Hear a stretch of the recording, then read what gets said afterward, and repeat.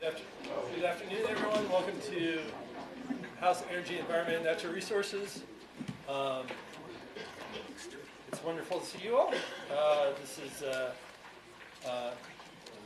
great turnout, a little bit unexpected, but great to see you all. We will generally follow the agenda. Do they have access to the agenda? I can print more. Yeah, it's on the outside, and it's online. So let me go over the agenda just for everyone's benefit. We have four bills and a memorial today. We will go in order as they appear.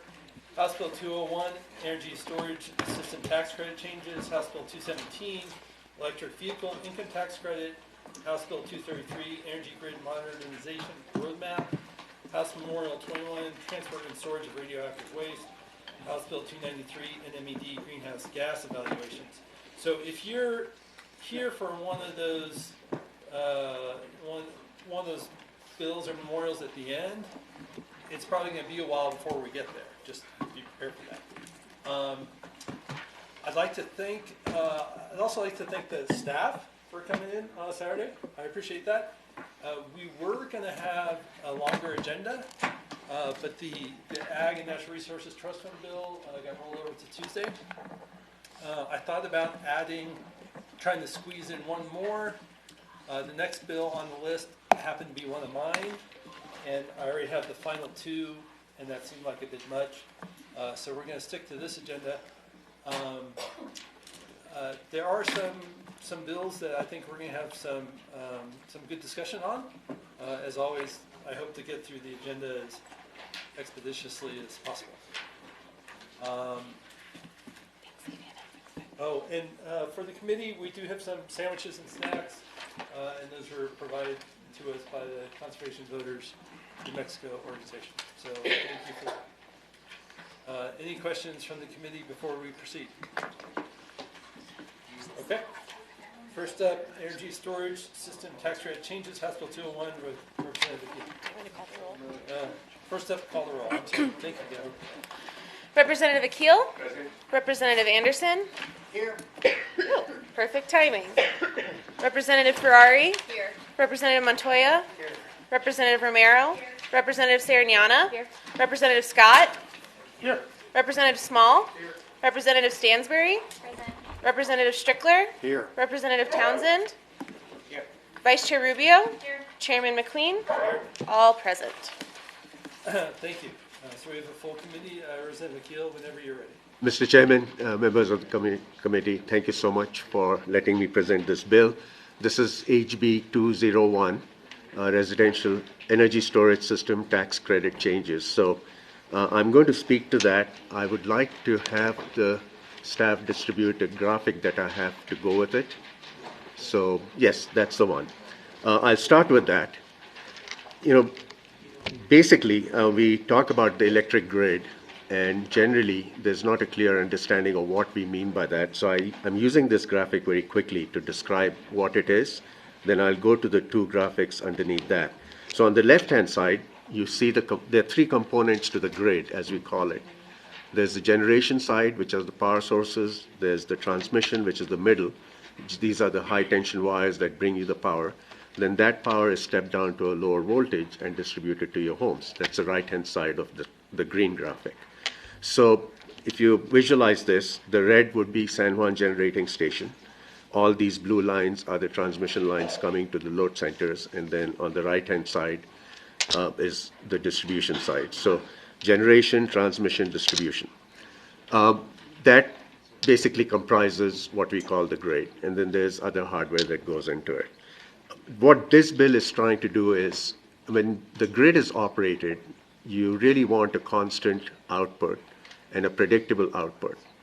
And it was designed to deliver power in a one-way fashion. So power flowed from the generation source down to the customers. But with the advent of renewables and customer generation sources, now you have customers that also generate their electricity. You have large wind farms that generate electricity. So this one-way constant power flow is now no longer holds true because there are other sources that are doing their own thing. So What that does is introduces a variability which has to be controlled so that you get a constant voltage when you plug in an appliance into your wall. And that is where energy storage comes in. Energy storage basically acts as a buffer. It's like a shock absorber in your car. So when you go over a bump, you smooth out the ride. Energy storage does exactly the same thing. When there's excess power on the grid, it absorbs it, stores it for a while, and when it's needed, it discharges it quickly. So that becomes an electrical shock absorber, just like a mechanical shock absorber in your car. So when you come down to the customer level, then the graphic below the main one on the left-hand side shows you a very simple graphic schematic of a home with solar system. You have the panels on the left, and there's a box which is called the inverter feeding the home. And from the meter, the electric meter to the right-hand side going to the pole, that all belongs to the electric utility. Everything on the left-hand side is the homeowner's responsibility. So when their solar panels are generating electricity, it may be less or more than what they need. And that is what causes the variability that I just described on the electric grid. So when you have thousands of homes doing this randomly, then you need to have a means of buffering that. That is what happens on the right-hand side. So it's the same graphic, but if you notice now, there's a battery bank underneath. So the batteries then absorb the extra power and they can discharge it when needed, or when there's less power, the batteries can discharge it too. That's what this bill aims to do. It aims to put energy storage behind the meter on the customer side so that you can take away this variability from the grid. The bill itself, typically what I've written it for is to allow a $5,000 credit for installing energy storage system, or a 40% of the total installed cost, whichever is lower. And this is only for 1 year. I'm asking for $500,000 for 2 years, which, if you notice the FIR, there's an error on that. I think it says 6 years. This program is only for 2 years, $500,000 each year, which allows me to expect about 100 systems to be installed per year. So in the 2-year period, we could expect 200 homes to have energy storage along with their solar system. Now, the other thing that the bill does is it targets rural co-ops because they're smaller. They serve a smaller universe of customers, whereas larger IOUs such as PNM, Excel, or El Paso Electric have 100,000 customers, so a dispersion of 100 systems will show no effect at all, which is why I'm writing this to target only rural co-ops in our state, which have smaller customer base. And if one co-op can capture a major portion of this credit and install most of the 100 systems, they will be able to see some beneficial effect on their grid. Aside from that, the size of the storage system is 5 to 10 kilowatts, and which for 2 hours, which gives me a max of about 20 kilowatt hours of energy storage capacity. Now, there was an error also in the FIR on page 3. The third bullet, I think they calculated it wrong and said 10 kilowatt hours instead of 20 kilowatt hours. And that's a significant difference. It will make a pretty big difference because you now reduce the capacity by half. So with that, I'm open for questions. Thank you, Representative. Before we go to the committee, we will go to the audience. We are essentially facing a fairly long day, so I asked if you would like to speak on this bill or any bill, be brief. I'll go in order. I'll do support, then I'll do opposition. I'll do one side or the other. If you just want to stand up and say your name and say a sentence or two about why you're here, that would be great. Just a show of hands, who wants to speak on this bill? Okay. So, and of course, I'll ask you not to be repetitive, so we'll start over here.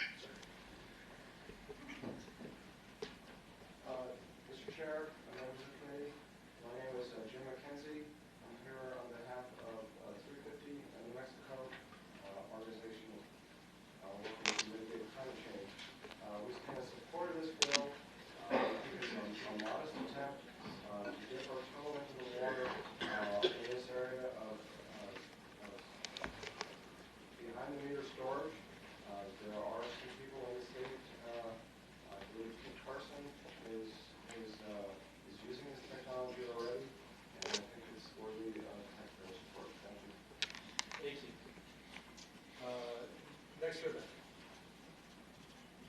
Good morning. I'm Gary Gunthorpe. I'm employed by PGC Solar, a company that is based in Taos. The grid situation that Representative Keel has described exists right now in Taos, and behind meter storage is a critical way of relieving some of the pressure that there is on the grid in Taos. I strongly recommend that you accept this bill. Thank you. On my left. Next survey. Good afternoon. My name is Michael Sperber McQueen. I'm a volunteer with Retake Our Democracy. We support this bill for the reasons that have already been laid out. Thank you. Yes, sir. My name is Galen Gisler. I'm from Los Alamos, retired from Los Alamos National Laboratory. In the upcoming transition from fossil fuels to renewable energy, resiliency of the grid is an all-important feature, and storage technologies are a very important part of that. 20 kilowatt hours is a very modest proposal, and I would like to see this eventually expanded to more than that. I have 60 kilowatt hours in my car, for example. But I strongly support this bill as a small step forward. Yes, sir. Chairman, committee members, Ward McCartney. We live in Squirrel Electric Co-op. We have solar panels on our house. This bill just follows what the co-ops in Vermont are already doing. They are subsidizing old power walls on the co-op members' homes to even out the flow of electricity. The co-ops there understand that this is a good investment for the co-op members. Thank you. Mr. Chair, committee, my name is Laura Riley. I'm here on behalf of Robert Romero. He's a registered lobbyist for Kit Carson. Robert sends his apologies. He has a death in the family and unable to be here. Kit Carson will be using 100% local solar power in the daytime by the spring of 2021. As a result of their success, they'll be no longer needing any daytime solar power. The residents of the co-op continue to add solar energy. Kit Carson doesn't have the need for the excess power during the day. Battery storage is now becoming a necessity, and the next step for harnessing the solar power within the co-op area will be for nighttime use. This bill will help support the installation of batteries, and Kit Carson stands in full support. Thank you. Thank you. Yes, sir. Mr. Chairman, members of the committee, Kevin Grolmo. I'm the CEO of the New Mexico Rural Electric Co-op Association. And this is a very interesting concept. I've been working with the sponsor on this.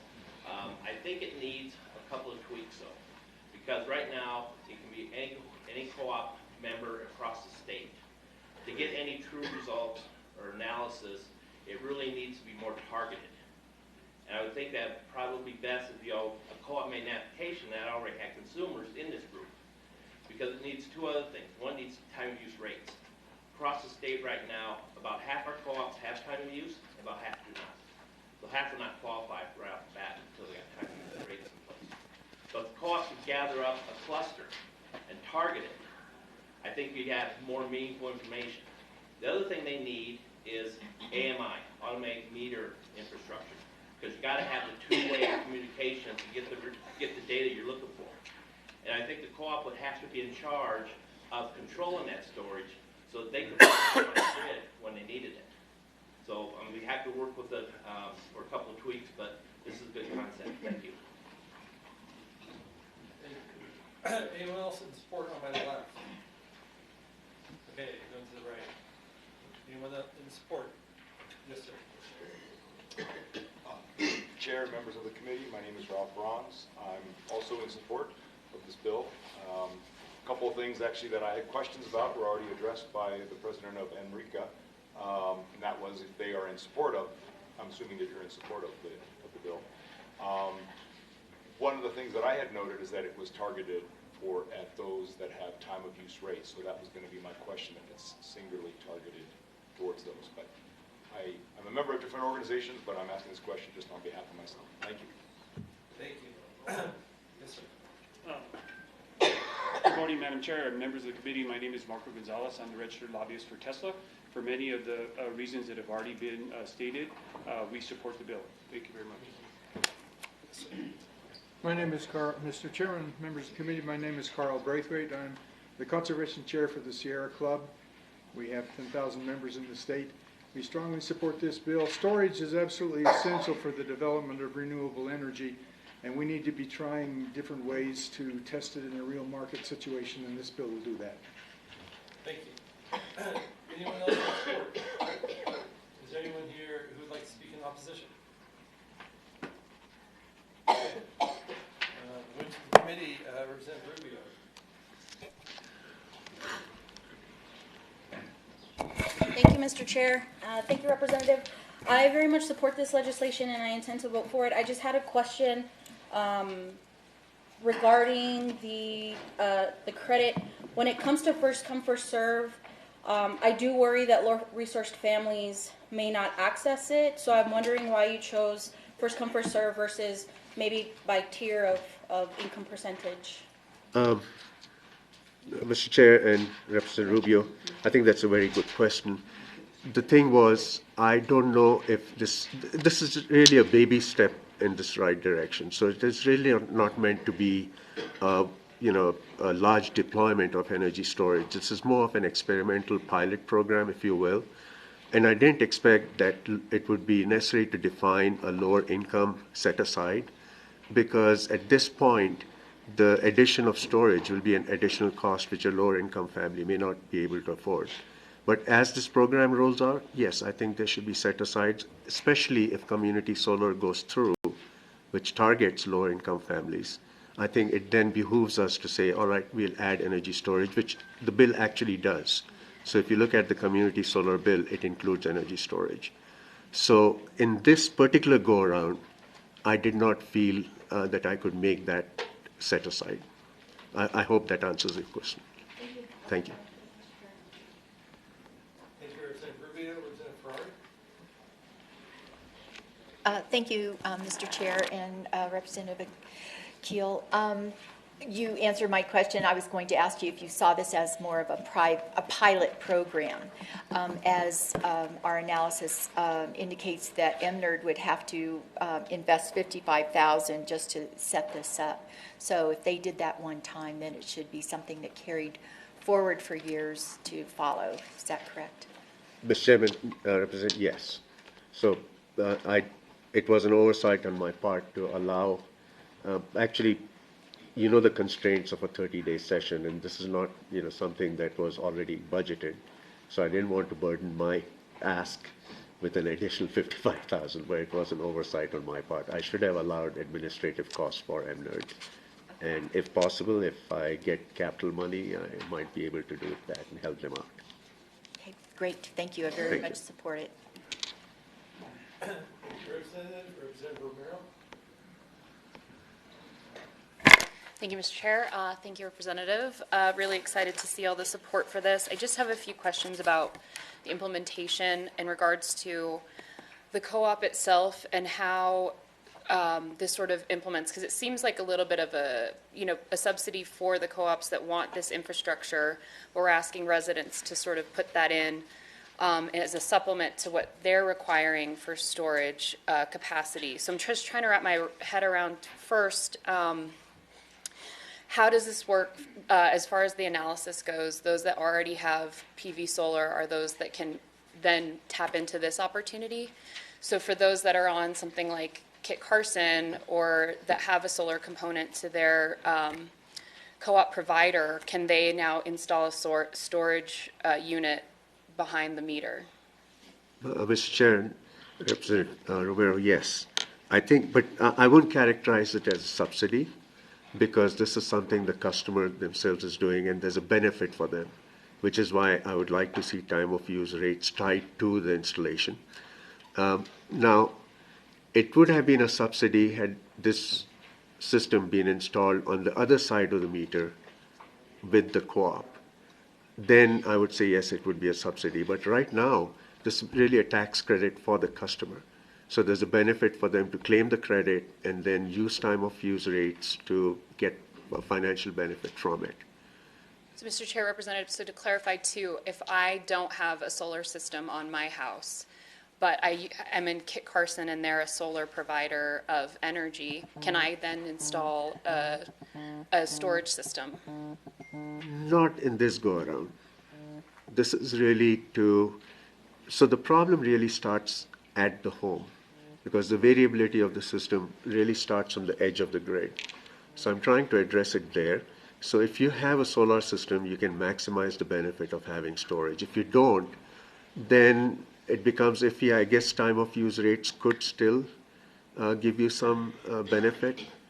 But if the battery storage system costs, say, between $8,000 to $10,000, I don't know if the recovery of that would be economically feasible in a short term.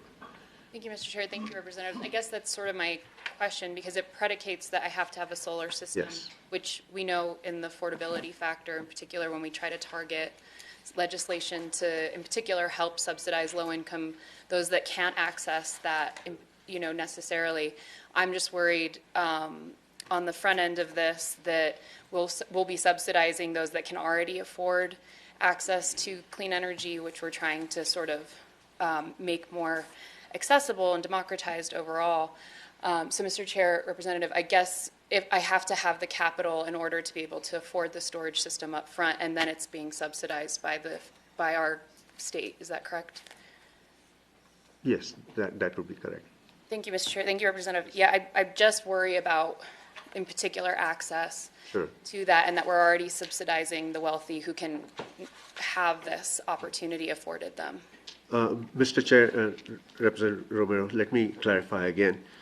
This is really a pilot program with only 100 homes. So it's a small program. And as I said earlier, if future rollouts, in fact, I would not even have the state subsidize anything in the future, because I fully expect that given time of use rates and given the fact that the cost of storage systems is coming down, it is very likely the state may not even have to do any more subsidies. I would expect that those who have solar systems, whether low income or not, should be able to do it on their own, which is why I kept a 2-year sunset. So this program will end after 2 years, and we'll see what the market forces do at that time. Thank you, Mr. Chair. Thank you, Representative. Yeah, I think I don't disagree that we need more storage capacity. The question that I have is, just access to the opportunity and ensuring that we are serving those that we're seeking to, and not necessarily unduly, providing funds for something that's going to be driven by market forces already. Just another question about the maximum capacity of the 20 kilowatt hours. Can you just describe a little bit about what does that, in sort of everyday terms, seem like in a use space? A typical home may have a load of 5 to 7 kilowatts. That's what we use as an average. So I'm sizing the system between 5 and 10 kilowatts of power with a 2-hour capacity, which means, let's say the sun sets, 6 o'clock in the evening. If the battery is fully charged, then it should be able to power the home for the next 2 hours, or a little more than that, just depending on how much the home is using at that time. So that is what it does is, to the grid, it looks like a negative load, because the home is powering itself from the energy it has captured in the batteries for the next 2-3 hours. Thank you, Mr. Chair. Thank you, Representative. I think that helps clarify for the 100 homes. That's about 200 hours worth of energy storage that we're looking at subsidizing for more or less up to $50,000 for. Is that right? No. Math on whether or not we're $5,000 per figure home. that out per storage unit. Okay. Thank you, Mr. Chair. Thank you, Representative. I appreciate it. Thank you, Representative Romero. Representative Strickland. Thank you, Mr. Chairman. Thank you, Representative. I looked at the bill real quick, and I didn't see a 2-year limitation. Can you point that to me? That's interesting. It should have a 2-year limitation.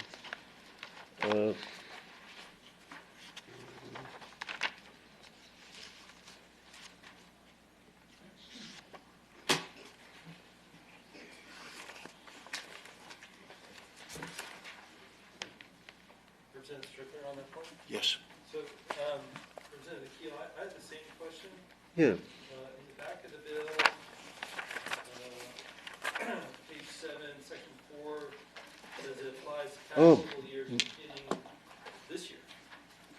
And then on page 1, it says for taxable years prior to January 1st, 2026. So that would seem to be a 5-year. Yeah, that is an error, Mr. Chairman. I apologize for that. My version of the bill and this version don't coincide. No, it's purely a 2-year, and I'll have that amended.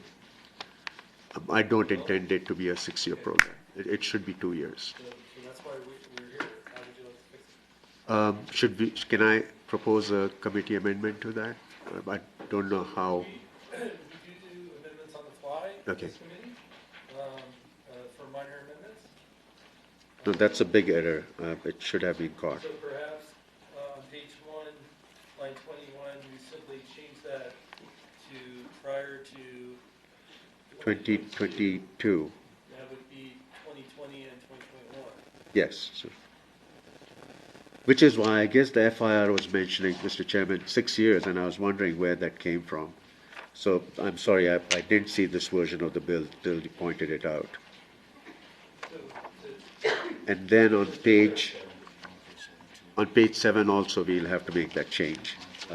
Line, yes, line 12. If I may, Representative, Yes. before we make that change, one question I was going to have was, we're beginning it this year, the bill won't actually be effective until January 1st. Do we want to begin it this year, or do we want to begin it next year?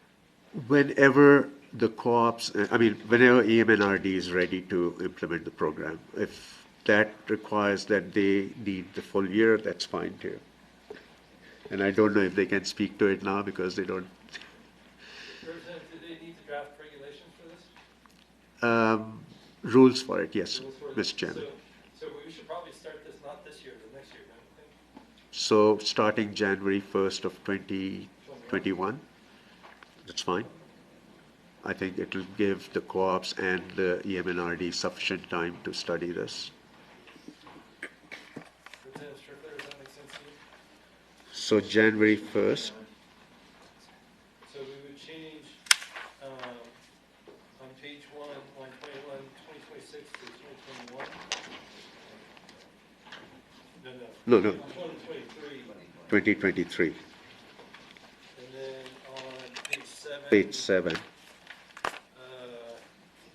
Line 12, that would be. 2024, January 1st.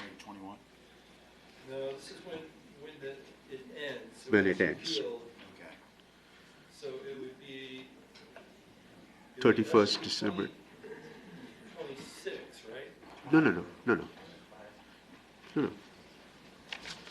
You started in 2021, goes through 2021, goes through 2022, and ends at the end of 2022. So technically, it will end on the 31st of December, 2022. Okay, wait, what was the number on line 12? What was the date? 2022. It should be December 31st or January 1st, 2023, if you will. That gives it a full 2 years to roll it out. Mr. Chair, Representative, so you're saying there, on that point, do you want to allow folks to access the tax credit? If they purchase within the 2 years, they can still access the tax credit until 2026? No. No, you just want 2 want years it of for 2 purchase years. and tax credit tax access. credit. Okay, just That's it. clarifying. Thank you, Mr. Chair. Yeah. There is no rollover of the credit either, Mr. Chairman. And then on line 14, the 2020 becomes 2021. 9/14. Yes. Is that correct? Beginning 2021. Yes, sir. Mr. Chairman, 2021 would be right. Mr. Chairman, I make a motion to amend the bill on page 1, line 21, change the date 2026 to 2023.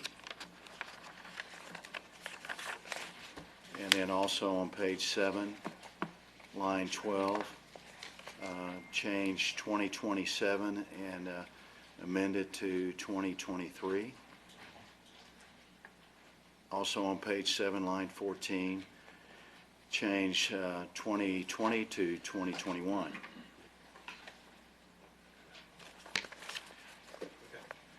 That's Is there a second? Is there a motion and a second? Is there any opposition to this vote? So let's show this motion as adopted unanimously. And Representative Strickler, you. Representative Keel, a couple more questions. How much do these storage facilities cost? And I'll give you an example so you can give me an example. My neighbor installed a 3.5 kilowatt hour system on his garage with a south face, and he installed it himself because he's an electrician, and he did it quite inexpensively.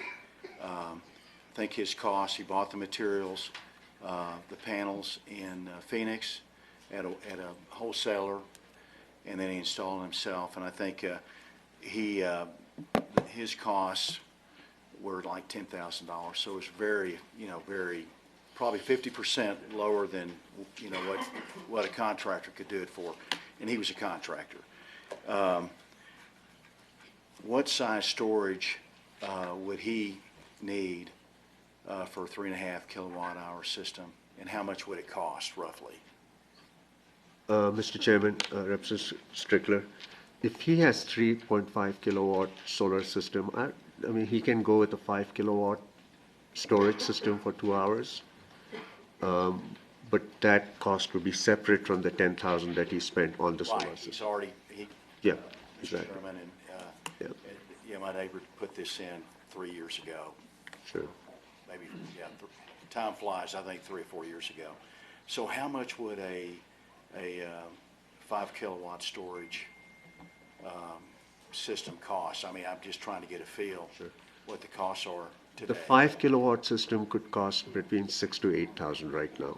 It's commercially marketed by 2 companies. Of course, one is Tesla, and the other one is a company called LG Chem. They both make a commercial battery storage unit that is, fully functional, very compact. You can install it in your garage. It's not very large. It's, literally about this wide, about that thick, That was my next question. So it doesn't take up a lot of space. It won't take up a lot of space. So it's about $6,000 roughly? I would, $6,000, especially if he's an electrician, he can install it himself, Mr. Chairman. Yes, the cost would be pretty Is that reasonable. about the average size? I don't know about the rural co-ops. Is that about the average size system? Usually, Mr. Chairman, Representative Strickler, I think 5 kilowatts would be about the minimum. Okay. So he's a little smaller. He's a little smaller home, but I would, anything larger than that would be better. And so he'd get a 40% tax credit on that particular unit. But the average 5 kilowatt system, would that be about a $10,000? With installation costs and all, About $10,000. So you get, okay. Because, Mr. Chairman, Representative Strickler, most of the inverters that control the solar systems now have an input for battery storage. So what that does is, when you buy a battery storage pack, it has its own electronics to convert the DC to AC. But if you buy purely the DC side, then you don't need that portion of the battery pack. So it would be basically like if you were to do it at home, which this bill does not allow him to do that, we'd rather go with commercial certified systems. It makes it easier for EM&RD to say, all right, this meets certain functional safety requirements. But basically, if he gathers a bunch of car batteries and wires them together, he can do the same thing. Thank you, Mr. Chairman, and thank you, Representative.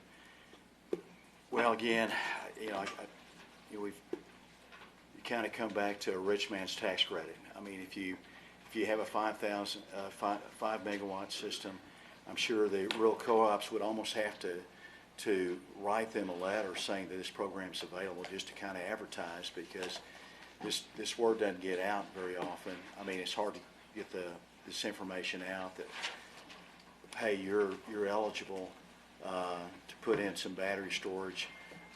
The average 5 kilowatt system is a $10,000 storage, and we've got a program for you.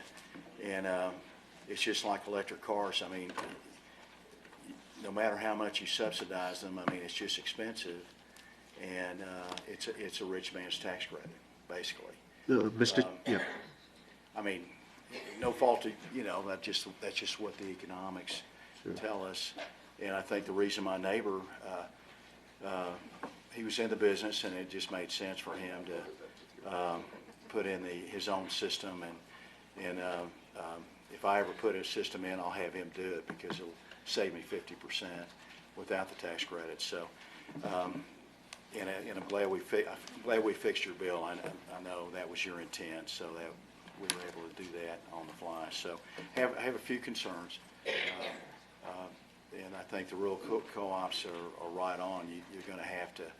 They know who's out there, and they'll have to do a little campaign little advertising campaign to get some interest in this pilot program. So, thank you very much, Mr. Chairman. Thank you, Representative. Mr. Chairman, thank you very much. Thank you, Representative. Representative Townsend? Yes, thank you, Mr. Chair. Representative Strickler got one of my questions, but second one. You talk about battery storage. Your bill does not limit storage to battery, does it? It does. Where? Mr. Chairman, Representative Townsend. Uh-huh. I think it specifically says.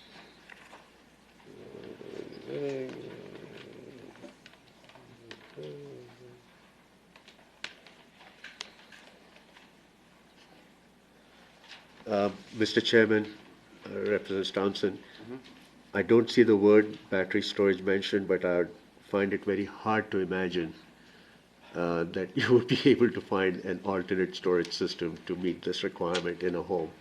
I agree with you, but I wanted to point that out. It does not. It does not, and I think it should. It should. What about level of efficiency, Mr. Chairman and Representative? Do you think a level of efficiency should be a requirement? Mr. Chairman, Representative Townsend, I would not go there because the efficiency changes with the state of charge of the battery and also the life of the battery. So the efficiency, if you calculate it overall, is pretty high. But if you're charging the battery when it is at a lower state of charge, the efficiency will be different versus if you're trying to charge it from, say, 90% to 100% state of charge, the efficiency will be different. So I would not go there, but these numbers are sort of industry accepted standards. So overall, when you combine the efficiency of the electronics and the actual battery pack, the DC voltage coming out of it, you should expect pretty high efficiency, about maybe 90% or so. And that also depends on the chemistry of the battery. If you go with lead acid, you're in the 70%. Lithium ion is somewhat different. If you have sodium sulfur, it will be different. So, Mr. Chairman, Representative, is this, in your opinion,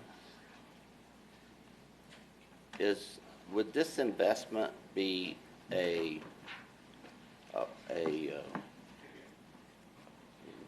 would it be classified as a wise investment for a homeowner today based on a payout? I mean, I know this is pilot, but you thought in 2 years it probably wouldn't need a subsidy to be a payout. Do you think it's a payout today? Do you think this project has a payout today that would cause a prudent investor to expend capital on? Mr. Chairman, Mr. Townsend, today, if there's no subsidy, it would not be prudent. It would not be? No. But we always think, Mr. Chairman, Mr. Townsend, let me qualify that, Representative Townsend. The prudency and really depends on what value you associate with this technology. It's not just the cost. What value does it deliver both to the customer as well as to the grid? So if you look at the customer, of course, they have time of use rate to capture whatever financial benefit they can capture. But on the utility side, they can defer either the upgrade of a substation, they can defer additional capacity that they need to purchase, energy that they need to purchase from their supplier. So when you roll in those kind of costs, then the value of that investment changes substantially. And that's why energy storage is one of those kind of difficult to quantify in this respect. It is not like a combustion turbine where the recovery and the cost and the value is very straightforward.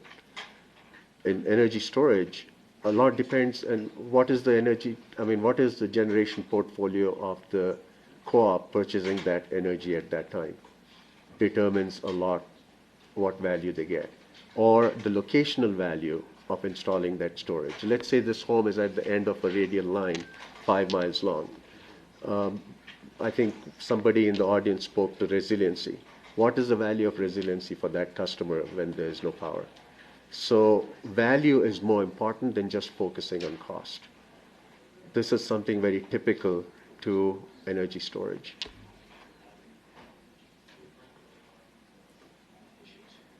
Mr. Chairman and Representative, I think you're right. I think it probably has no driving economics for any wise investor to put money into it today. I would you find an amendment that specified battery to be a friendly amendment? Mr. Chairman, Representative Townsend, yes, I would. That should have been stated originally in the bill, but I guess I was not looking at the trees in the forest. Yeah. Mr. Chairman, with that said, on line 11, with your permission, I would, on page 1,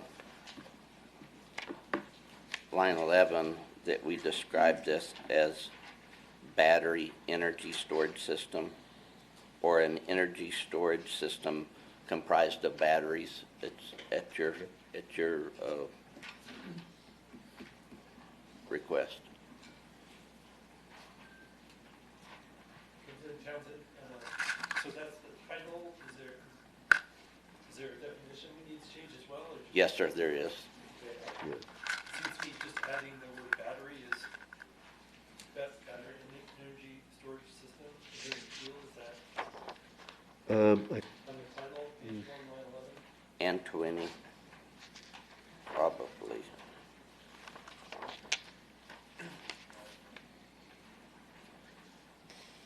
Mr. Chair, Representative Townsend, I think if we add battery to line 11 and to line 20, it should be sufficient. I would not try to define it more than that because it becomes more complicated. I think these terms are fairly well understood.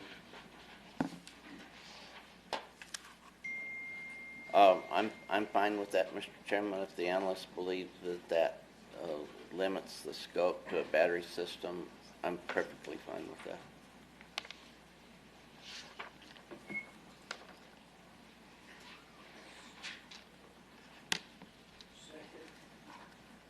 So,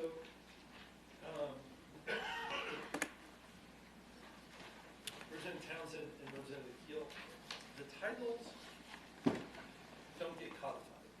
Mm-hmm. So if we amend those, they don't show up. Yeah. So perhaps we could add it in on page 5, we have a definition of energy storage system. On line 16 and 15, Mr. Chairman, is that what you're thinking about? Yeah. Sure. And we insert the word battery just before the energy storage system. Energy. Battery system. Yep. Would that be sufficient? Uh, So the suggestion is on page 5, line 16, as used in this section, energy storage system needs a insert battery system used to store electrical energy. Yeah, and delete mechanical, chemical, or thermal energy, Mr. Chairman. Because without the word battery, that energy storage system was just broadly encompassing all kinds of storage. So if we go with battery storage system, then we can eliminate mechanical, chemical, or thermal energy. So, Mr. Chairman, you, Representative Akil, you're saying we should strike or mechanical, chemical, or thermal energy. Yeah. Yeah, I agree.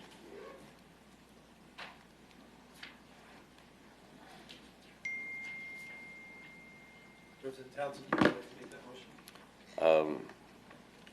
Yes. Mr. Chairman, I move the following amendments and modifications to House Bill 201. On page 1, line 11, inserting battery in the definition. On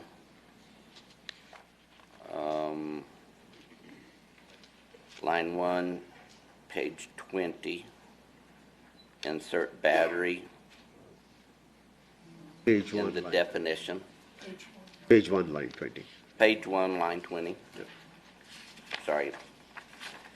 And then again, Mr. Chairman, on page 5, line 15, insert battery after the parentheses, just as definition, and on line 16, page 5, strike or mechanical,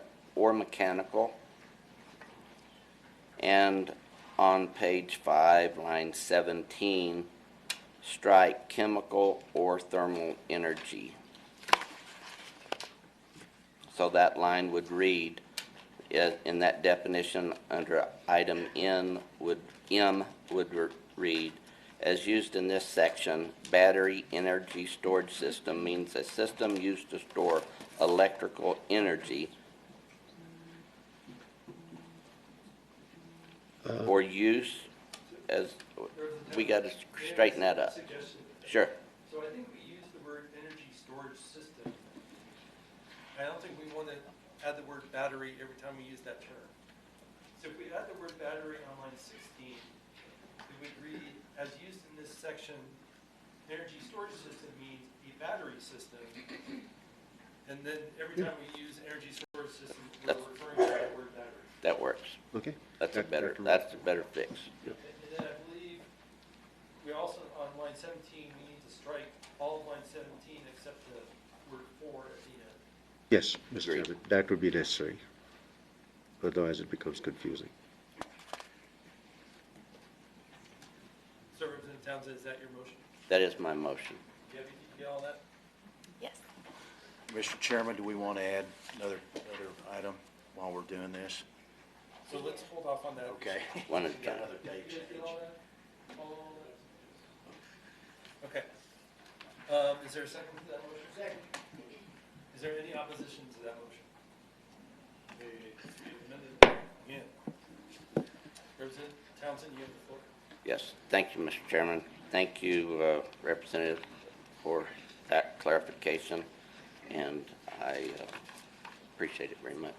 Thank you. Chairman, Representative Townsend, thank you so much for catching that. Committee, before we move on with the list, I'm going to recognize Representative Strickler because we need to go back to our First Amendment. Uh-oh. We missed the date. Did you? Thank you, Mr. Chairman and Representative. Mr. Chairman pointed out another date that we need to amend. This is on page 5, line 25. We need to change 2021 Yes. to 2022. 22. Mr. Chairman, Representative Strickler, yes, that's I make correct. a motion that we amend House Bill 201 to reaffirm page 5, line 25, delete 2021 and insert 2022. So this is a little floppy because we're amending it again. Can we, what I'd like to do is strike the First Amendment. Okay. And do all the dates in one amendment. Okay. I withdraw my motion.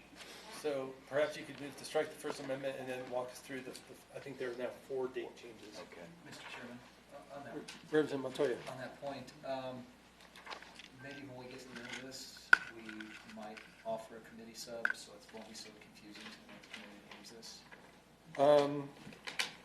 Let's consider that when we get to the end. Thank you, Mr. Chairman. Mr. Chairman, I'd like to strike, I'd like to amend my motion, change all these dates, and I'll replace my first motion with a new motion. Page, House Bill 201, page 1, line 21. We'll strike 2026 and insert 2023.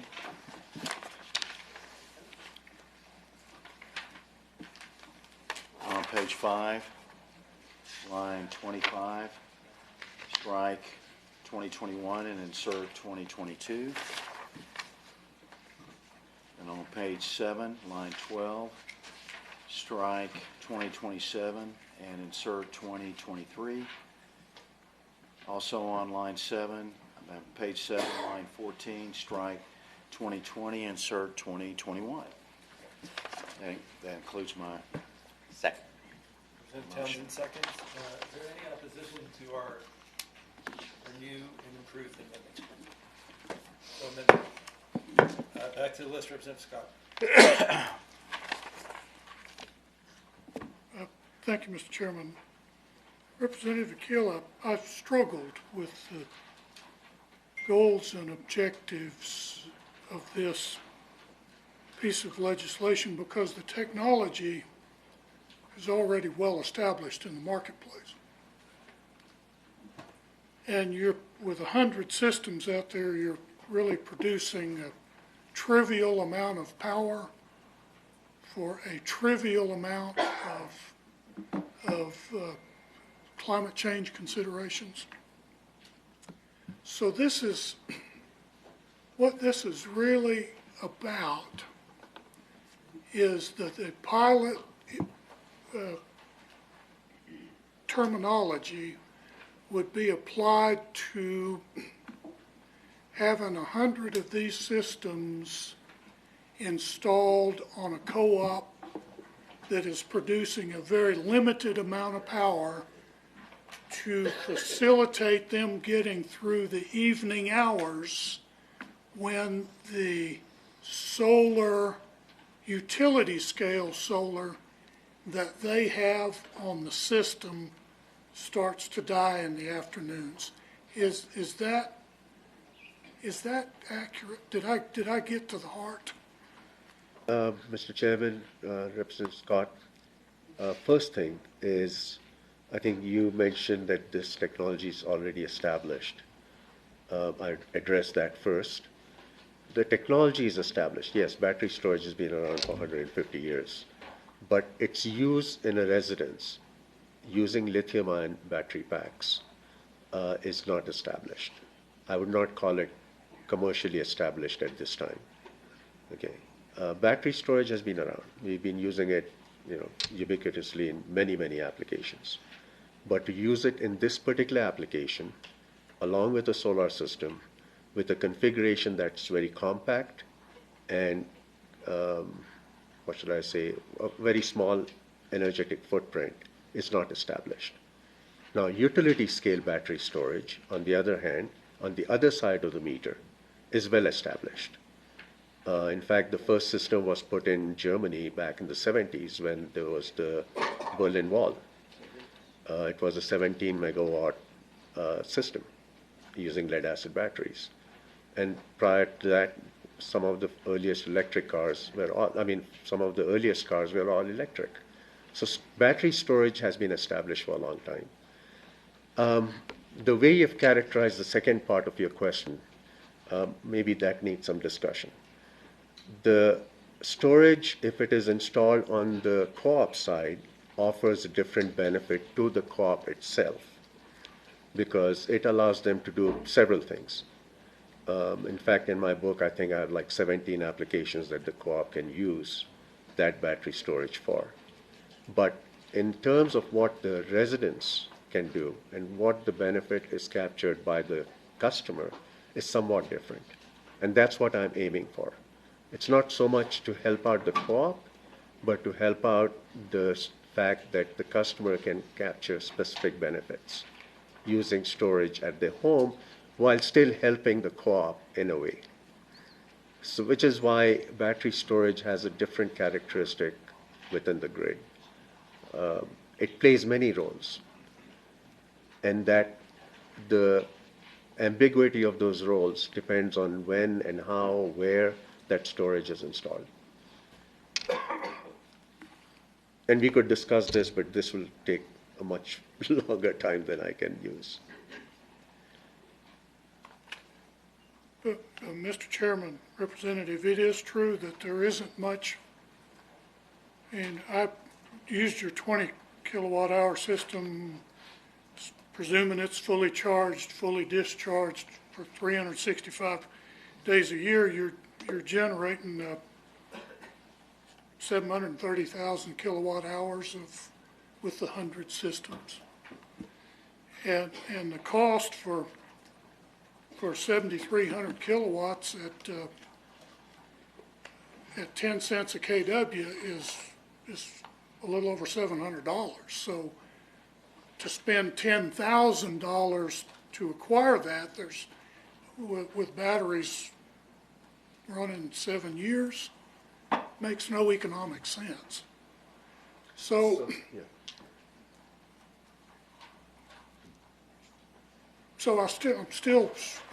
I'm still struggling with why we are doing this, what the objective, the ultimate objective is, and I just don't see it. Mr. Chairman, Representative Scott, the LG Chem system that I referred to offers a warranty of 27 megawatt hours during its lifetime. I haven't really calculated how many years that translates to, but 27 megawatt hours for a home is a lot of energy for a long time. Megawatt hours, not kilowatt hours. In terms of the translation that you're doing, I haven't done that calculation myself, but I can extend that argument to any other new technology, even solar systems. Today they are very inexpensive. There was a time when they were, much, much more expensive than that, but they're still being installed. And this is not unusual for any new technology. When a technology is making a breakthrough in the commercial market, there are always early adopters who will pay a higher price. And that goes for everything. You know that as well as I do. So yes, right now I haven't made the same calculation which you have, but if you just put those numbers together, it probably looks like why we're doing this. As Ms. Representative Townsend said, it's not a wise investment, but that's the unfortunate way every new technology has to enter the market. So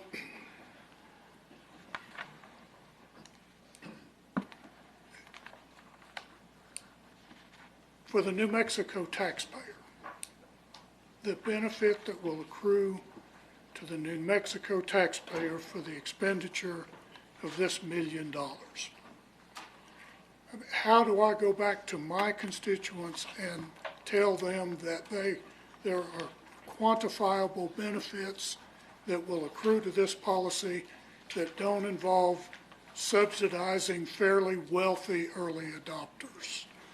It's more than that. Mr. Chair, Representative Scott, again, it comes back to the value. I wouldn't go just by the numbers. You could, in your district, conceivably have a home that is at the end of a radial line. When the power goes out, what do? Light candles. So what is the value at that point? So think about it like that too. It's not just the numbers that play into this. Okay, thank you, Mr. Chairman. That's all I had. Thank you, Representative Scott. Representative Anderson.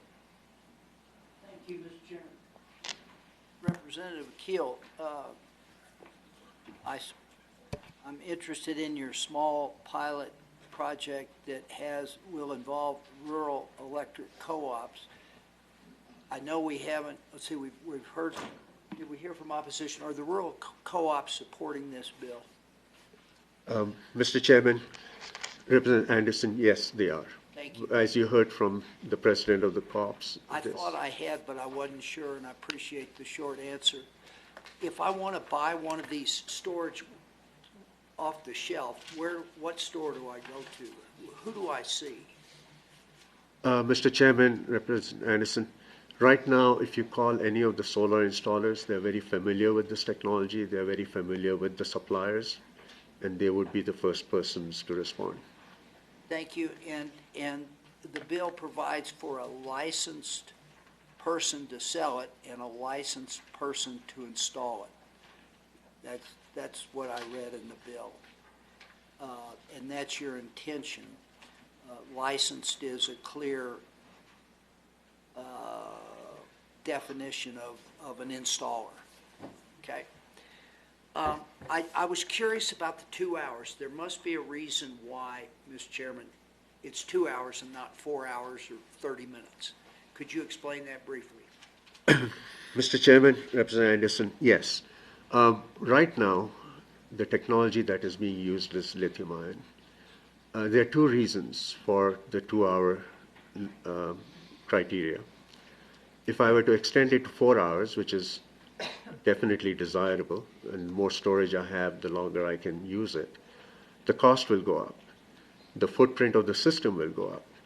And besides, lithium ion is somewhat marginal in providing long-term support. There are other battery technologies that can provide 6-8 hours of storage. Lithium ion is not ideally one of them. It can be made to do that, but I would not want to do it in a home. Thank you.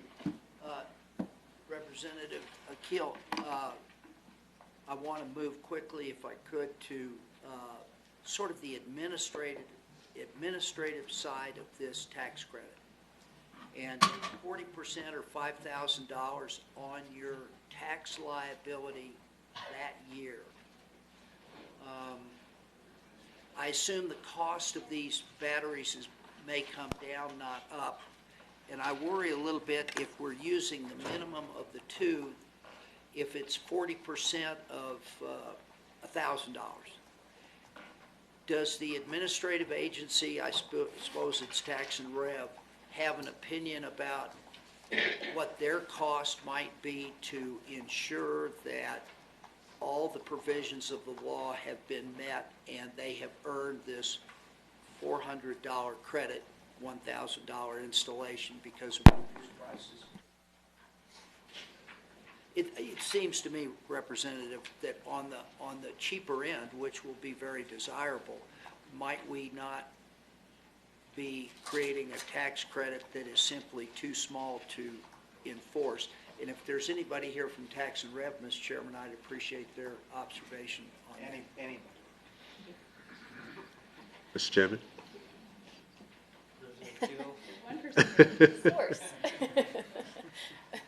Good afternoon, Mr. Chair and members of the committee. I'm not aware that we have any administrative concern with this, and we'll review that, especially given the amendments today, but I'm not aware of that. Thank you for that short answer, Secretary. For saving money. So for those of you who don't recognize her, that's the Secretary of I'm Taxation. sorry, I should have recognized. Mr. Chairman, if I could, Representative Akil, on the data generation component of the legislation, are you satisfied that the data generated from this pilot project will be a guide for larger projects going forward in applications? Mr. Chairman, Representatives, I do believe that, yes. Thank you. What part of this bill prohibits somebody from buying the batteries from a licensed seller, installing a licensed person putting them in, and then just using juice out of their line to store juice for the batteries? Is there anything that prohibits non-renewable electricity from charging the batteries as part of this tax credit. Mr. Chairman, Representative Anderson, actually that is not the intent, because by time of use, hopefully the energy that's being supplied at night by the co-op is not going to come from solar at least. It's nighttime.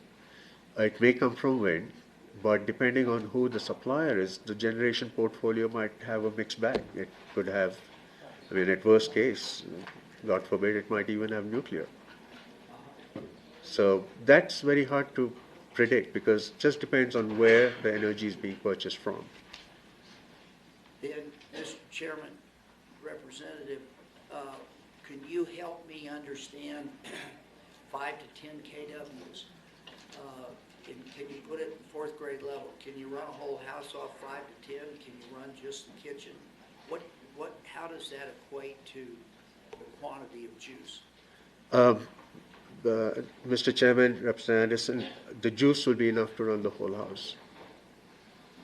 For a period of time of 2 hours? 2 hours, depending on the state of charge of the battery. And then does the bill contemplate, instead of using the juice to charge the house for 2 hours, Mr. Chairman, if we would use, you could sell the juice back in the lot? Mr. Chairman, Representative Anderson, in a future scenario, that would be the ideal case.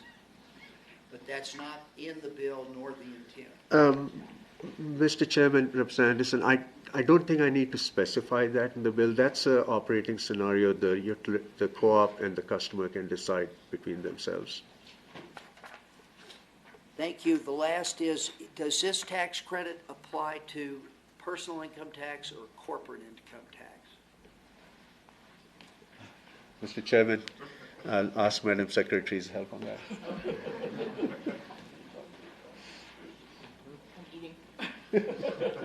This time, let me, Mr. Chairman, I'll properly introduce. I'm Stephanie Chardon-Clark. I'm the Secretary of Tax and Rev. And I actually don't have this language in front of me. I believe it's just a personal income tax credit. But you think so too? I think that's right. I agree. I think that's the only thing that makes sense. Thank you, Mr. Chairman. I Thank you, assume Madam it Secretary. was, but since New Mexico will soon be going negative on corporate income tax, I wanted to make sure that personal income tax would be sufficient to cover the credit. Thank you. Thank you. Representative Anderson, Representative Montoya. Thank you, Mr. Chairman, and Representative Keel. I'm understanding that the need for this is because you said grid reliability a couple of times. To what degree does this affect grid reliability or just personal reliability to an individual home? I'm not understanding that. I think you covered that, but I didn't quite understand it. So, Mr. Chairman, Representative Montoya, the reliability in a small rollout like this is more for the home. There will be some impact on the grid reliability because the home basically acts as a negative load when it's being run on the battery, because most of the utilities have to report reliability indices to the Regulatory Commission. They're called SIFI and SID, depending, and it's judged by how many outages you have, the frequency of the outage, and the duration of the outage. Those two are indices that are reported normally by the utilities. I know the IOUs do it. I don't know if the co-ops do it or not, but they're tracked because that is what affects customer confidence that there is power when you need it.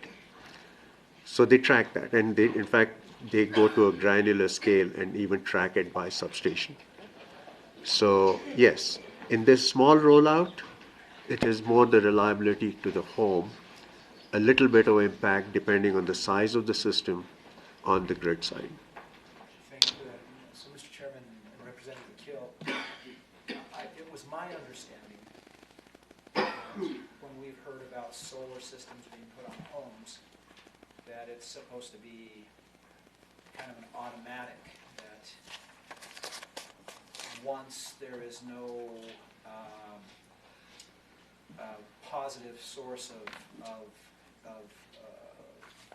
solar power being the source of power for that home, that once it stops flowing out, that whatever the co-op has or the utility, it reverses flow. So is there some sort of a gap, or what are we protecting ourselves from? I don't believe this has necessarily, it's not necessarily the same thing we're talking about when we're talking about just regular battery storage, which is for other reasons when we in previous conversations that we've had. But this specifically, as it's been described or as I've understood it, is to cover when it doesn't, when maybe there's a shortage or no power to the home. Could you please explain that to me? Mr. Chairman, Representative Montoya, when you have a generation source, the ones that we are typically used to have a rotating mass, and there's always a delay for that rotating mass to speed up, to catch up to the power that is needed.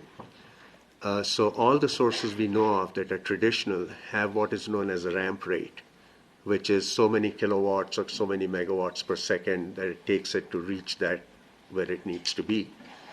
In battery storage, it is instantaneous. I can go from 0 to max power within fractions of a cycle, which is 1/60th of a second. Right? A battery storage does not have any mass, which means it responds immediately.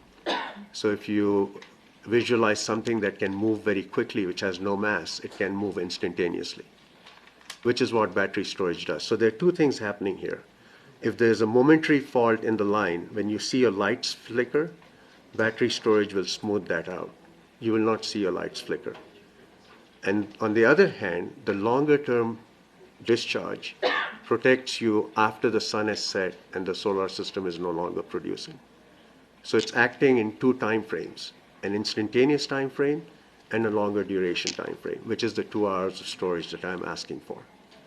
So does this, I think, Mr. Chairman, that Representative Anderson kind of swerved into that, why not 30, down to 30 or not up to 4 hours, not 30 minutes or 4 hours.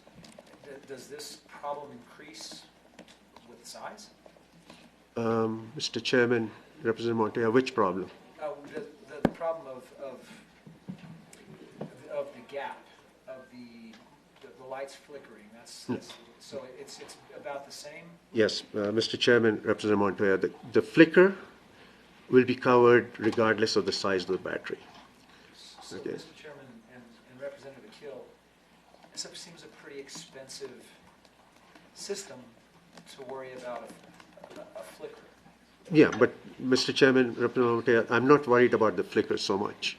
I'm really worried about what happens after the sun sets. Okay. That's the main use for this battery. So that they can, because most of the time, Mr. Chairman, Representative Montoya, I'm sorry to interrupt, but most of the time you don't see a flicker. Okay. That only happens during a thunderstorm when a lightning strikes a feeder or something, and there's a momentary break while the relays test what is going on. That's why you see a flicker sometimes. So, Mr. Chairman and Representative Akil, I guess I'm confused because I thought it was presented that this was for grid reliability, and that was my questions was about that.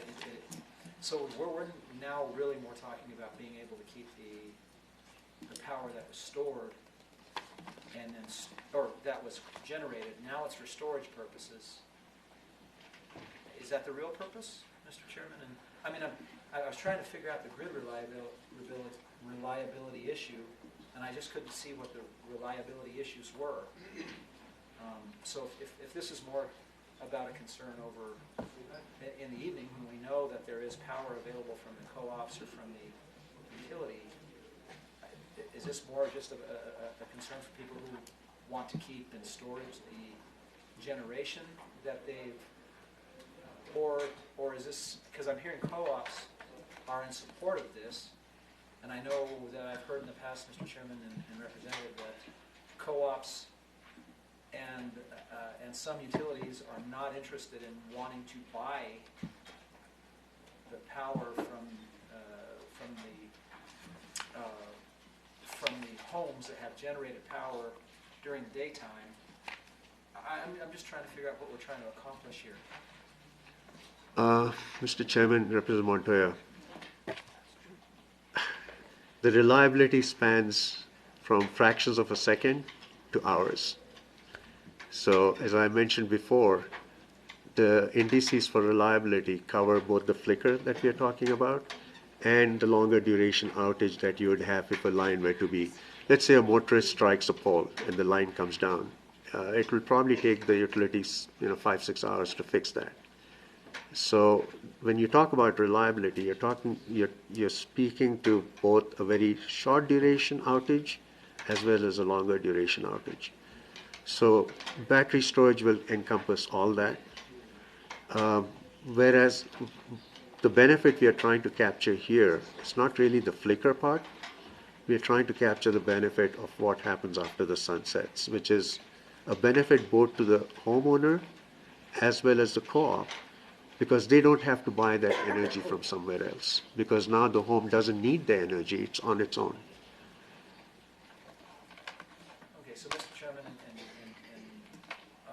Representative, I'm just having a hard time justifying $1 million to go to, as Representative Romero pointed out, a subsidy for the very wealthy who already have this, who already have solar systems in place, and then the homeowner that's right next to them that has regular power, if lightning were to strike and a pole were to come down, or a car accident were to take place, that the person right next to him who couldn't afford the system is without power, and the very wealthy, we've given them a subsidy so that they could have insurance for power.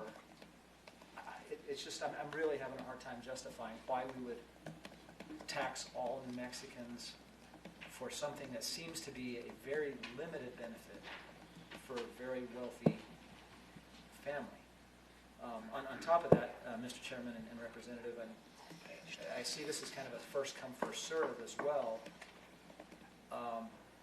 So folks who have already maybe received a subsidy both from the federal government and from the state of New Mexico for the installation of a solar system, or a solar panel system, and now they can also double down on something else for which seems to be a very minimal benefit on the backs of all New Mexicans.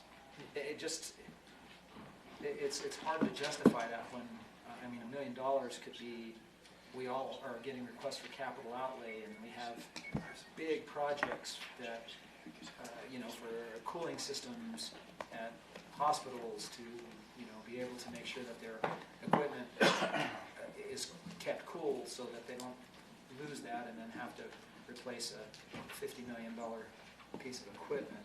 It just seems like a very, very, very minimal benefit to a very, very small percentage of very wealthy people.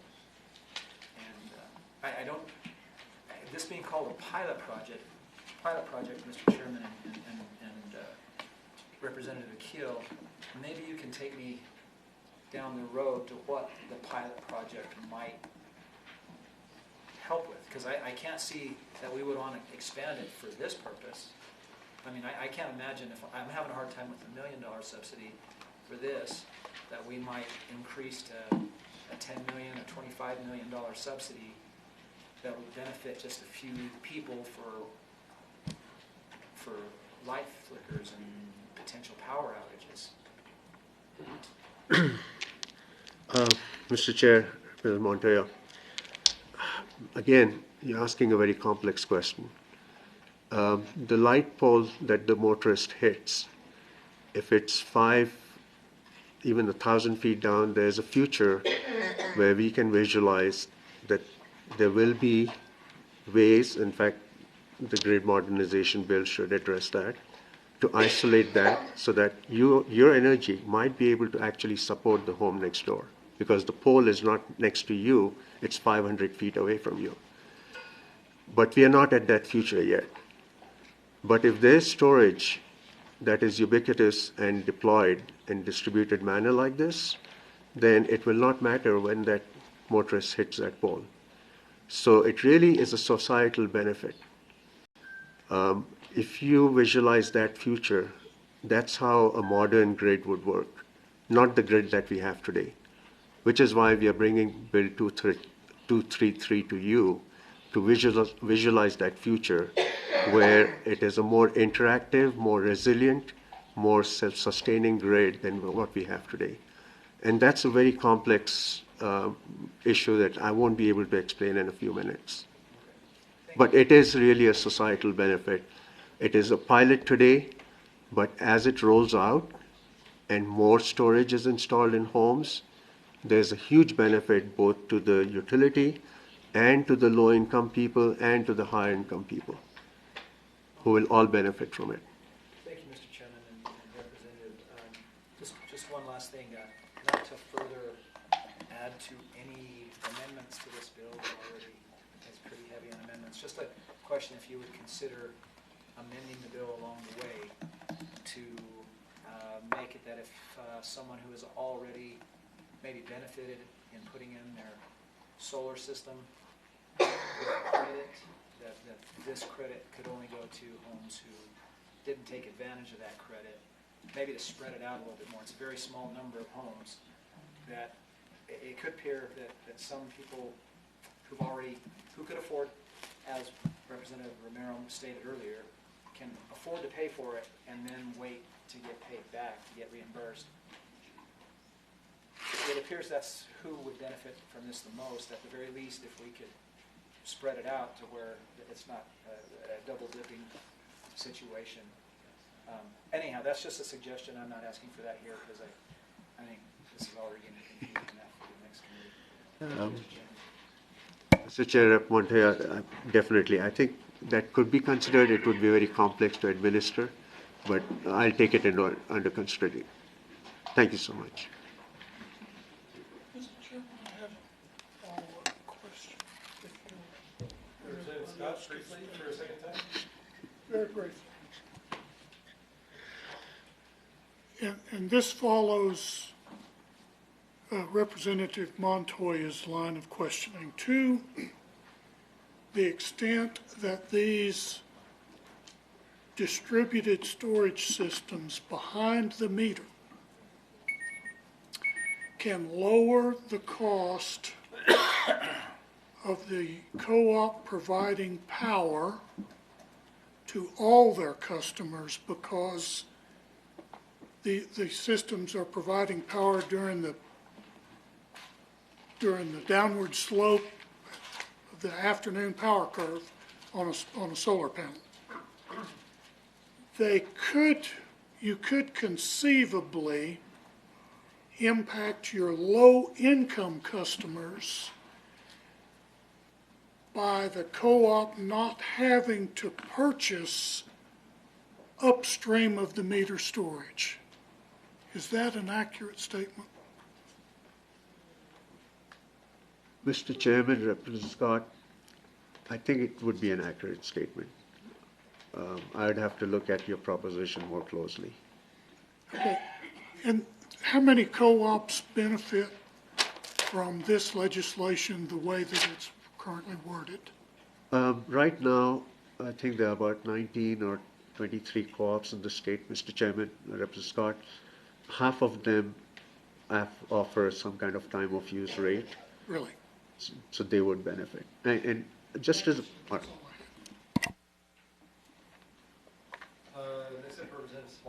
Thank you very much, Mr. Chairman. Just briefly, Mr. Chair, Representative, you chose, Mr. Chair, Representative, to cap this tax credit. Is that correct? Mr. Chairman, Representative Small, yes. Thank you, Mr. Chair, Representative. You also chose, and through the good work of the committee, to constrain the time when this tax credit will be available. Mr. Chairman, Representative Small, yes. Thank you, Mr. Chair. Thank you, Representative. And is the reason you've done both of those to foster continued innovation, experience, and adoption of this for a short period of time in order, Mr. Chair, Representative, to make this more widely available across the state of New Mexico to citizens of all incomes? Mr. Chairman, Rep. Swan, yes. Mr. Chair, Representative, thank you. I think there's been some very good points that have been noted. I think innovation, and especially, Mr. Chair, Representative, one last question. Are some of these storage technologies either have been developed or under development within here in New Mexico, either at our federal laboratories and other private sector spaces? Mr. Chairman, Rep. Swan, yes. Sandia National Labs, yeah, I can give a longer answer, but short answer is yes. Thank you, Mr. Chair. Thank you, Representative. Fostering and supporting that innovation for a constrained time at a constrained tax credit limit, while there have been very good points that have been raised, those convince me that this is a worthy thing for us to support. Thank you, Mr. Chairman. Thank you, Representative. Chairman Rep. Swan, thank you. Thank you, Representative Small. Representative Keel, I have a couple of questions. On page 2, line 15 and 16, design to provide 5 to 10 kilowatts of direct current. Is that the appropriate range? There was a question raised about whether 10 was too low. Mr. Chairman, I think the confusion was between kilowatts and kilowatt hours. So 5 to 10 kilowatts is the rating I would like on the battery system as defined in this bill. And the 2 hours gives me the 20 kilowatt hours if you use the full 10 kilowatts. Yeah. Thank you for that. On page 3, there's in section F on page 3, there's no queuing involved. So if you used up the tax credit in year 1, there would be a pause, and then people could do it in year 2. So you don't get to be at the front of the line in year 2 if you do it in year 1 at the end of the year. Is that correct? Mr. Chairman, that's correct. The queue breaks and you start all over again. And Representative Keel, does this just apply to new systems, or do you purchase a used system? Mr. Chairman, in terms of the battery or in terms of the solar system? In terms of what the tax credit was? Mr. Chairman, I won't differentiate between new and used. I doubt if you'll be able to find a used battery system. I didn't think that would be feasible today, so I'm hoping that whatever gets installed is a new system. So, Representative Keel, I guess a lot of these tax credits, I'm interested in that. I think it's going to come up in the next bill as well, whether you're eligible for tax credit on a used system. And the scenario, I try to think of ways you need to work with Game the system, yeah. So I buy a system, get a tax credit. My neighbor buys a system, he gets a tax credit. In year 1, in year 2, we swap. I buy his, he buys mine. So, and that's why it comes up. And I think the way to fix that, on page 2, on line 4, it says, more than one purchase and installation of an energy storage system per property per year. And Representative Keel, I would move that we strike per year. So it's just one tax credit per property. I see, Mr. Chairman.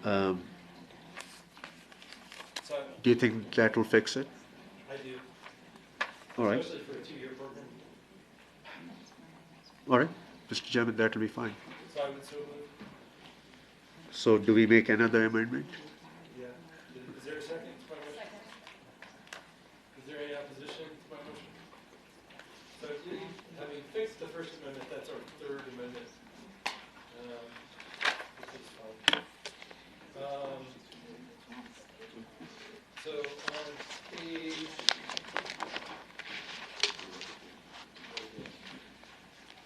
on page 2, line 4, strike per year and the column on the other side of per year.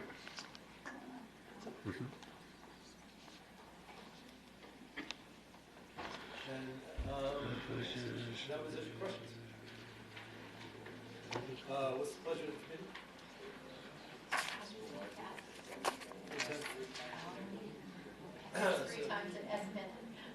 So Representative Furry moves to pass as amended. We do have 3 amendments. I think that's something we can put in the committee report. I don't think it's too complicated. Representative Sarignana seconds. You call the roll. Representative Akil, Yes.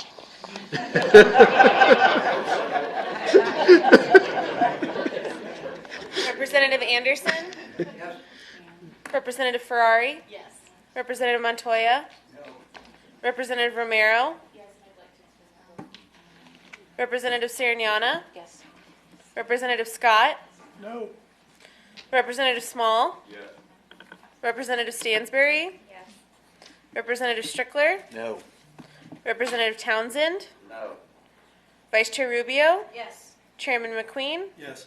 House Bill 201, as amended, does pass 9-4. Thank you. Thank you, Mr. Chairman. And, yeah, Representative Romero. Representative Rivera to explain her vote. So, thank you, Mr. Chair. I just wanted to, again, just state that, I'm glad that there's a 2-year sunset and that we can progressively look at how we subsidize and incentivize energy storage in the future. Because of the situation that we are in right now in trying to solve our global climate crisis, I think every option is on the table. However, as we go into the future, I just look to seeing some more options to get a democratized system where we can have folks access those opportunities. Thank you, Mr. Chair. Mr. Chairman. Thank you, Representative. Thank you, Mr. Chairman. I could have earned a PhD degree by now. Next up, we have House Bill 217, electric vehicle income tax credit. I'm gonna go get Trivia. So just right there. Congratulations. Yes, there's nobody from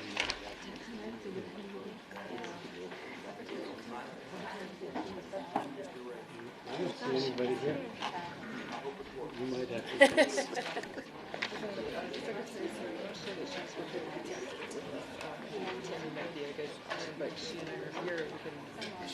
Okay. I can ask her to come.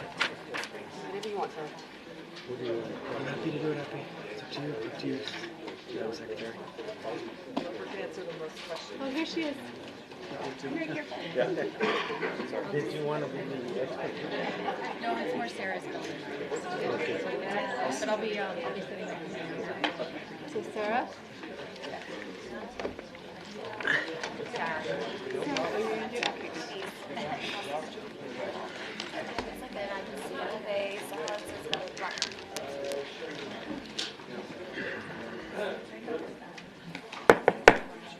Am I live? Can you hear me? Yeah, Representative Trio, you put the mic on the desk. I don't think you need to use that. Okay, I'll You can, I'm a real, take your seat. So we can get going. So I think Representative Trio, before you start, I'd like to remind the committee you have food and beverages. Well, we've got water. So there's some coffee in the room. If anyone would like an iced tea, I'm happy to share. I do intend to get through the agenda today. So let's keep at it. Representative Trio. well, thank you, Mr. Chairman and committee members. This will be a short bill. Not with this committee. We can get out of here quick.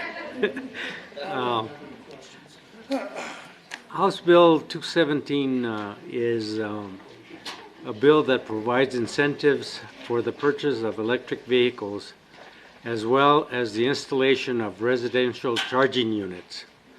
$2,500 credit, a 5,000 lower income New Mexicans credit, and also a 300 for at-home charging units. These tax credits are needed to foster the EV market in New Mexico and provide economic and environmental benefits to New Mexicans. This bill has an annual cap, a sunset, and includes annual reporting requirements.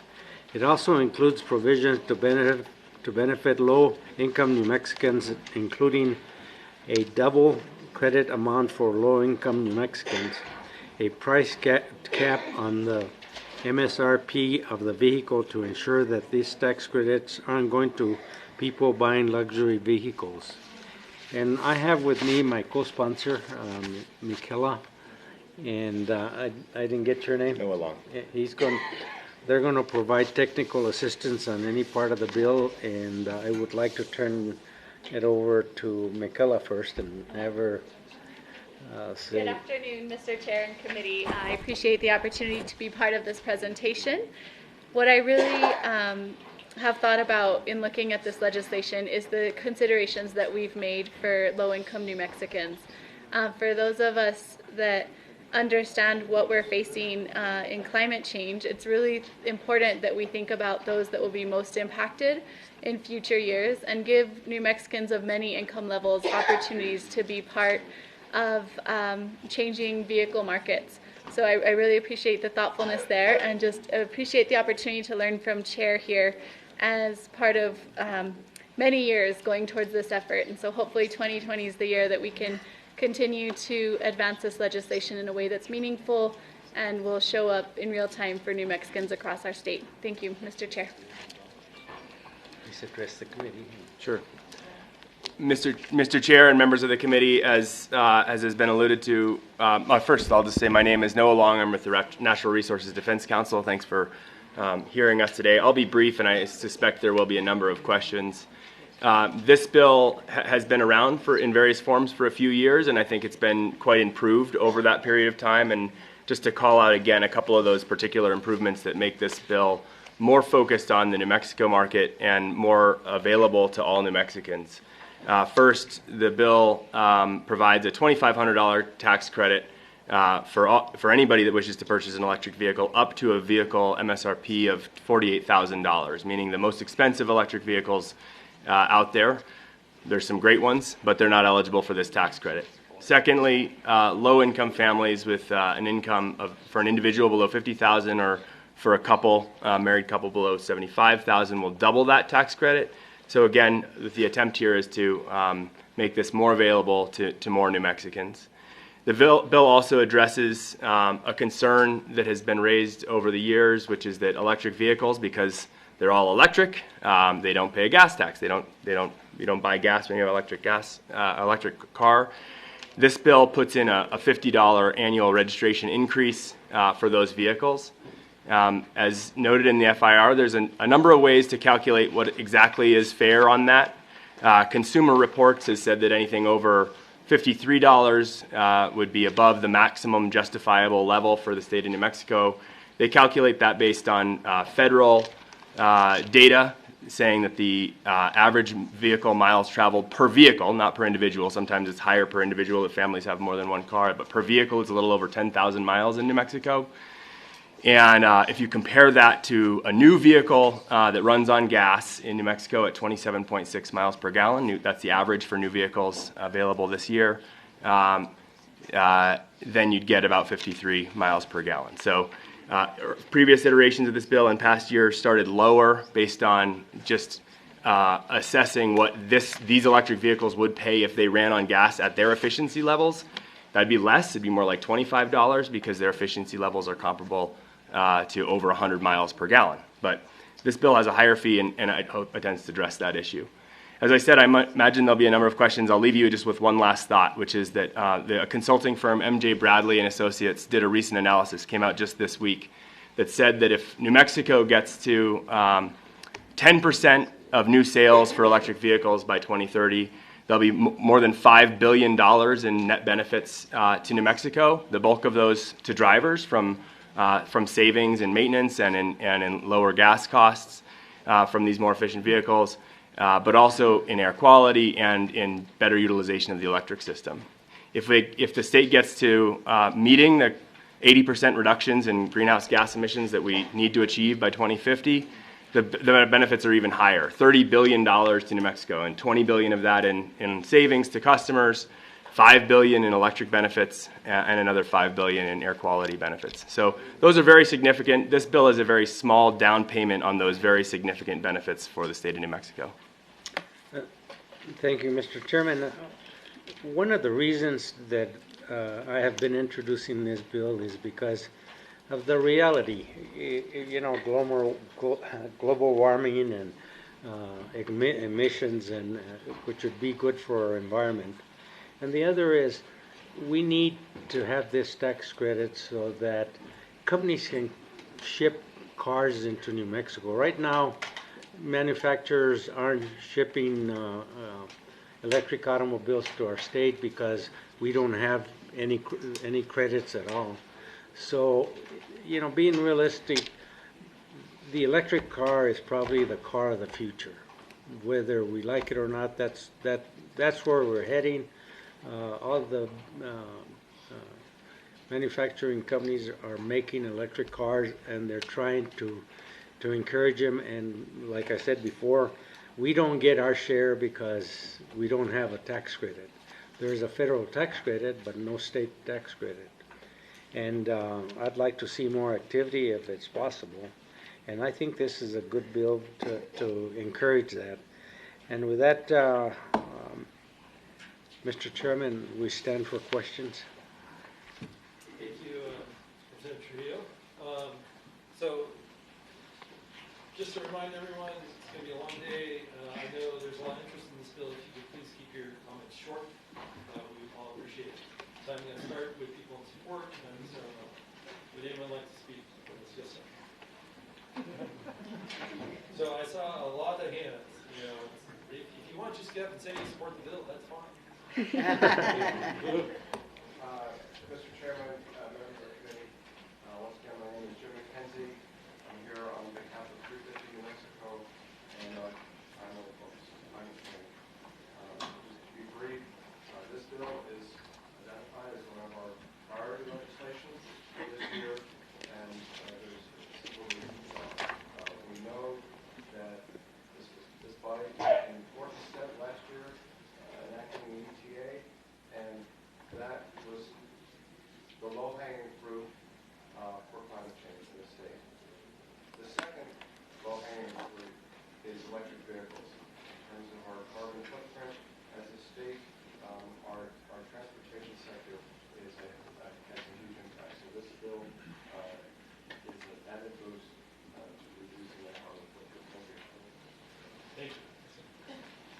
Mr. Chairman, members of the committee, I'm Tammy Keeple-Corn with Southwest Energy Efficiency Project, and we really support this bill because we think it's a way to kickstart the EV market for New Mexico. Very few cars are being sold in the state right now, and we're not getting the benefits to our citizens of clean air and reduced bills for gasoline and for maintenance on cars. We want to make sure that those get to us, so we think this is a really important step. Mr. Chairman, members of the committee, I'm Sarah Coppola-Probson, the Cabinet Secretary of Energy, Minerals, and Natural Resources. The Congressional administration supports this bill. It's good for the environment, it's good for the climate, it's good for consumers, and it's good for the economy. Thank you. Thank you. Good afternoon, members, Chairman. My name is Ona Porter. I'm with Prosperity Works, and I'd like to make comments on two sides of the ledger here. One is very personal. I have a granddaughter that I'm raising who has cerebral palsy. She makes $11 an hour rebuilding computers at Adelante. She is now a driver, and she wanted an electric car. For all the reasons we know, but the passion she has about climate change. Little kid saved $13,000 and bought a new Nissan Leaf with $8,000 rebate from Nissan. So she's in the market now, and I want you to know that because she certainly is a low-income individual. The other reason that I support this is on behalf of all low-income people in New Mexico. Prosperity Works, that is the area in which we work, and one we have great passion about. We just completed a survey, in-home survey, of 50 customers, homeowners, where we were doing actually energy efficiency and affordability and sustainability work. And in that work, one of the questions we asked was about their interest in participating in the new energy economies. 100% of people want to do that. We fully support this bill. Thank you. Chairman of the committee, John Robinson with Environment New Mexico. We think this bill is a great way for more folks to access the benefits of electric cars. We support it for all reasons part of the state. Thank you. Is that what you said? As a member of the solar industry and as an owner of an electric vehicle, you state your name, please? Jerry Gunsmore. Thank you. Yes, sir. I'm Ken Hughes with the Coalition of Sustainable Communities, which is Santa Fe, California, Pearson. According to this bill, I had to lease a car for 3 years at 40 days. And 3 years maintenance cost is $47 to rotate the tires.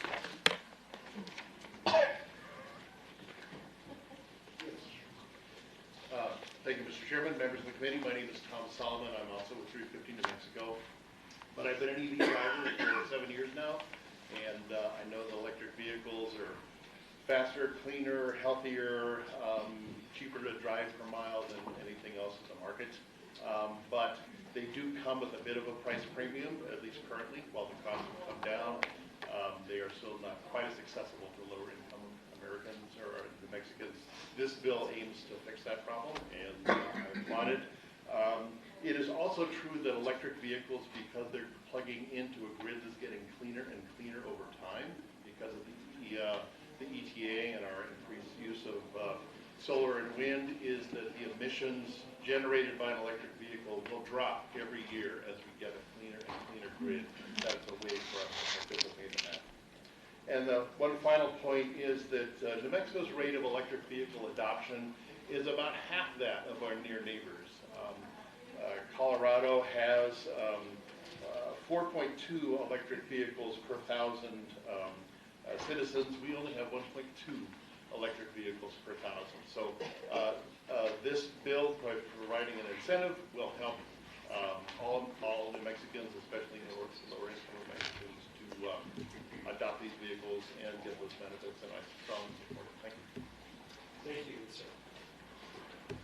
Mr. Chairman, members of the committee, Michael Spurlock McQueen with We Take Our Democracy. I will be brief. We support this bill too. Thank you. Next door. My name is Galen Gisler. I'm at Los Alamos, retired from the lab.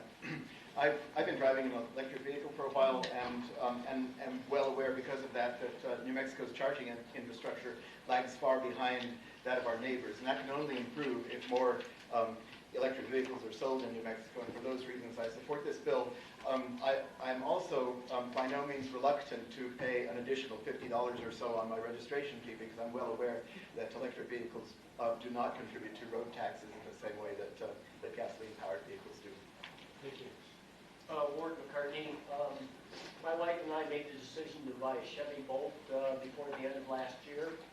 We therefore got the $7,500 rebate at that time. It brought the cost of the car down to $26,000. It's not a Tesla, but we really love the car. I would recommend all of you test drive an electric vehicle. I like this bill in that it provides more money for people that don't have the income level to support an electric vehicle. But the savings on gas and on maintenance makes them very cost effective. And climate change is out there now. Thank you. Yes, sir.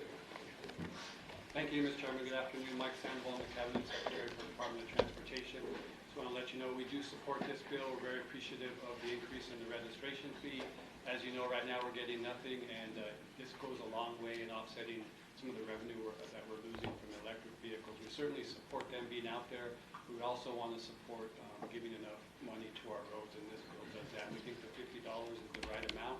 We think it's reasonable, and we're very supportive, and thank the sponsor for bringing this forward. Thank you. On this side, next door back. Yes, Gina Kronka with the Nature Conservancy. We support this bill for all the reasons that have been stated previously. I'll just emphasize that for us in particular, the additional tax credit for low-income individuals is extremely important. Thank you. Thank you. Yes, sir. George Weston, timing is everything. I bought my Leaf a year and a half ago, so I won't be able to achieve this. But we also need to work on getting a Tesla dealership in New Mexico. Beyond the scope of this bill. Yes, sir. Eric Austin with Francis Energy. We support the bill. Everything mentioned before. Thank you. Thank you. Yes, sir. Mr. Chairman, members of the committee, Kevin Gronwald with Electric Co-ops. We come at this from a little different angle. We see this as a way to sell more kilowatt hours and allow it off peak. And the more kilowatt hours we can sell off peak to these car owners, the more money they're going to save as consumers and as our members. and hopefully we get to penetration to a level where we can lower the rates for everybody. Thank you. There you go. Thank you. Yes, sir. Thank you. Mr. Chairman, Brian Condit, New Mexico Building Trades, an IBEW lifelong member. We fully support this bill, and we'd be happy to build the additional infrastructure to make this happen. Thank you. Yes, sir. There you go. Mr. Chairman, members of the committee, David Hottavio, registered lobbyist for the city of Albuquerque. And the city of Albuquerque strongly supports this bill as an important measure to make affordable EVs to our citizens, which will of course contribute to a clean city, but also a clean state. Anyone else in support on my left? Okay, going to the right.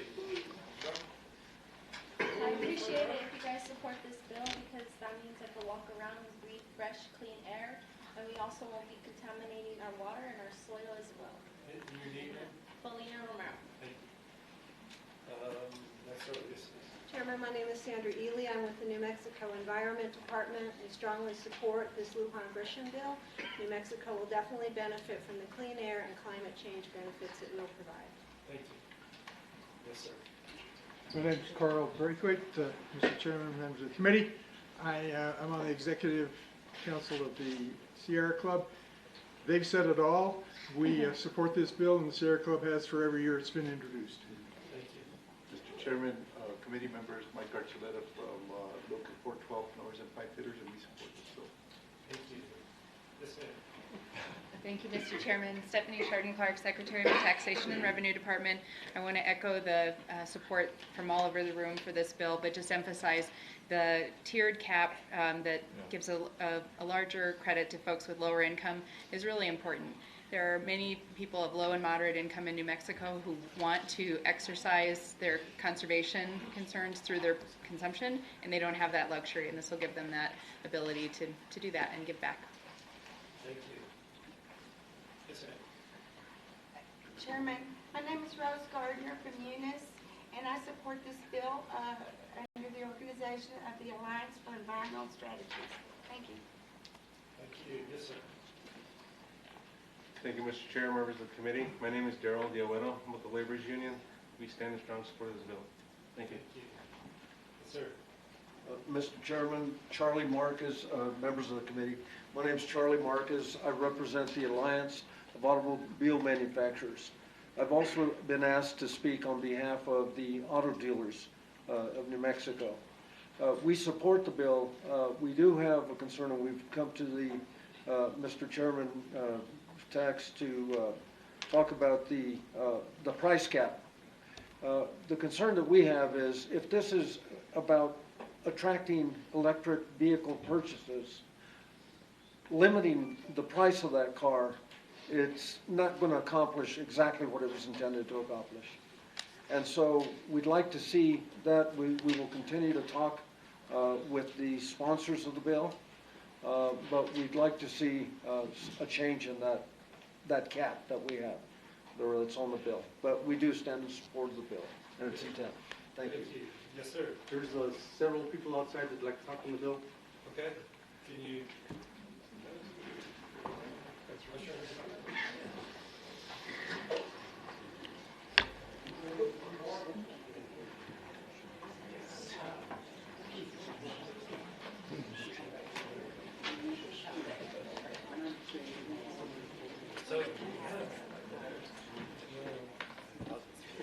So, we're taking comments in support of the bill. Please give a brief. Mr. Chairman, members of the committee, Randy Trainer representing the New Mexico Automotive Dealers Association, and we support this bill. Thank you. Mr. Chair, members of the committee, no additional comment. I'm Jacob Vigil of New Mexico Voices for Children, but we stand in support of the bill. Thank you. Thank you, Mr. Chairman. Ben Shelton with Conservation Builders New Mexico, and we support the bill.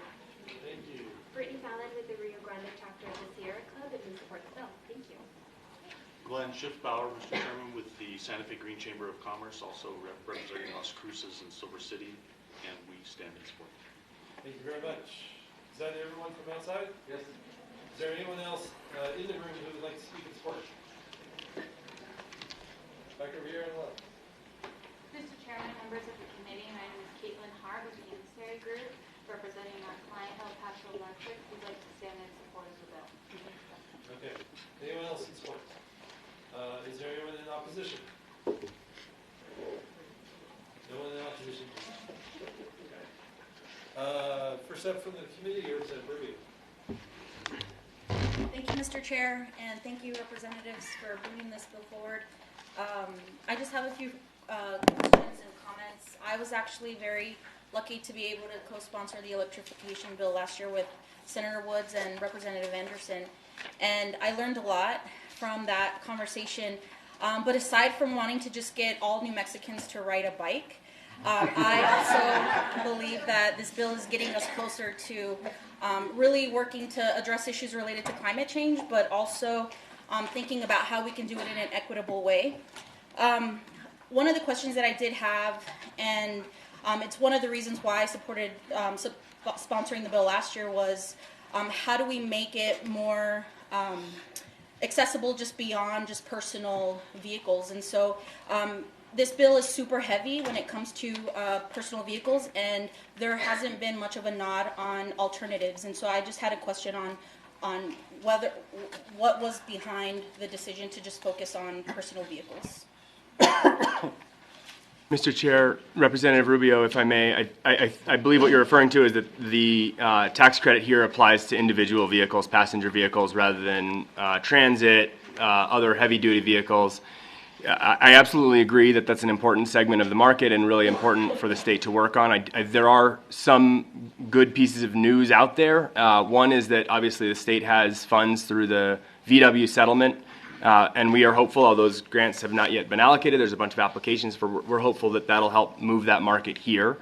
The tax credit levels that would be needed for those vehicles would be very different. The segments of the market are very different. They tend to be much more expensive. They're purchased often by public entities, and so the bill structure would have to be quite different. I agree it's something the state should tackle. I think it would probably make this bill quite a complicated and different animal, so I think it's something we should look to together in the future.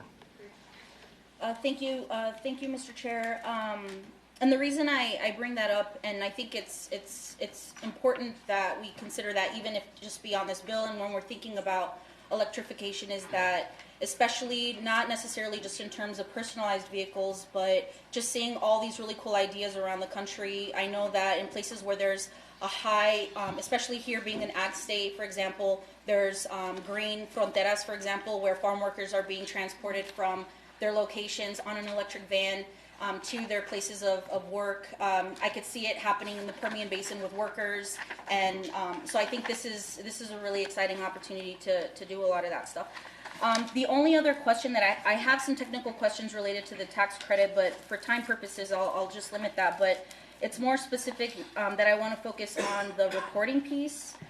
I know on page 5, lines 3 to 11, there's the section around the reporting. But I wanted to ask if it's possible to not only look at the costs, but also who's using the tax credit, so that it can be adjusted if it's not being utilized by low-income or middle-class families. I don't know if that's possible, or if there's been any conversations around maybe doing that in this bill or in the future. Yeah, Mr. Chair, Madam Rubio, it's an interesting concept. It's not a conversation that I'm yet aware has happened with the Department of Taxation and Revenue or the Energy Department. So I think if it's okay with the representative, that's a discussion that we could certainly have and look to future amendment to make sure that reporting would be doable and not violate any confidentiality of individual taxpayers. But it seems like an important concept to make sure that the bill is in fact solving the problem we're intending to solve going forward. Representative Rubio, would you like to hear from the Secretary? Sure. Do I need the microphone? Yeah, for the webcast? There you go. Thank you, Mr. Chairman and Representative Rubio.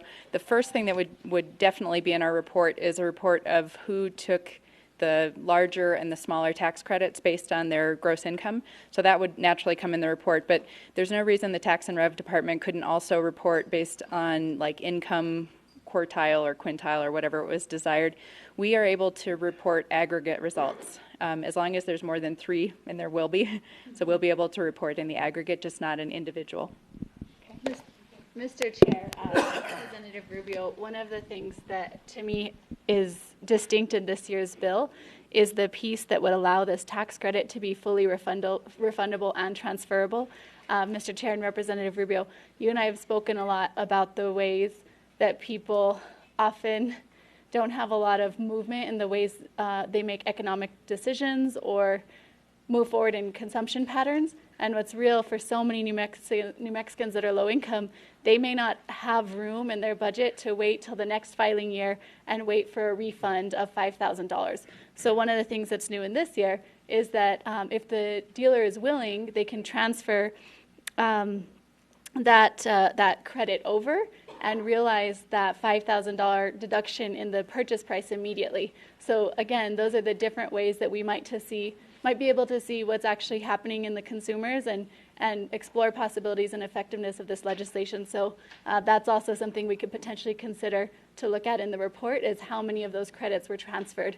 Because again, that speaks to the real-time circumstances of families that want to make this investment but don't have room in their budget to wait till a filing year. Thank you, Mr. Chair and Representative.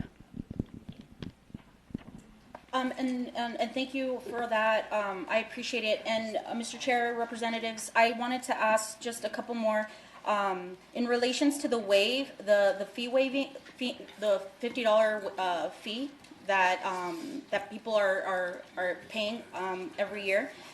Is there a way to, or has there been any considerations to maybe, depending on the threshold of income levels, so for example, low-income families, maybe that they have that $50 waived would be something that I would recommend, because I think that might have some more incentives for lower-income families to be able to really access the electric vehicle. I know for some of us $50 may not seem like a lot, but I know that it is for many families in New Mexico.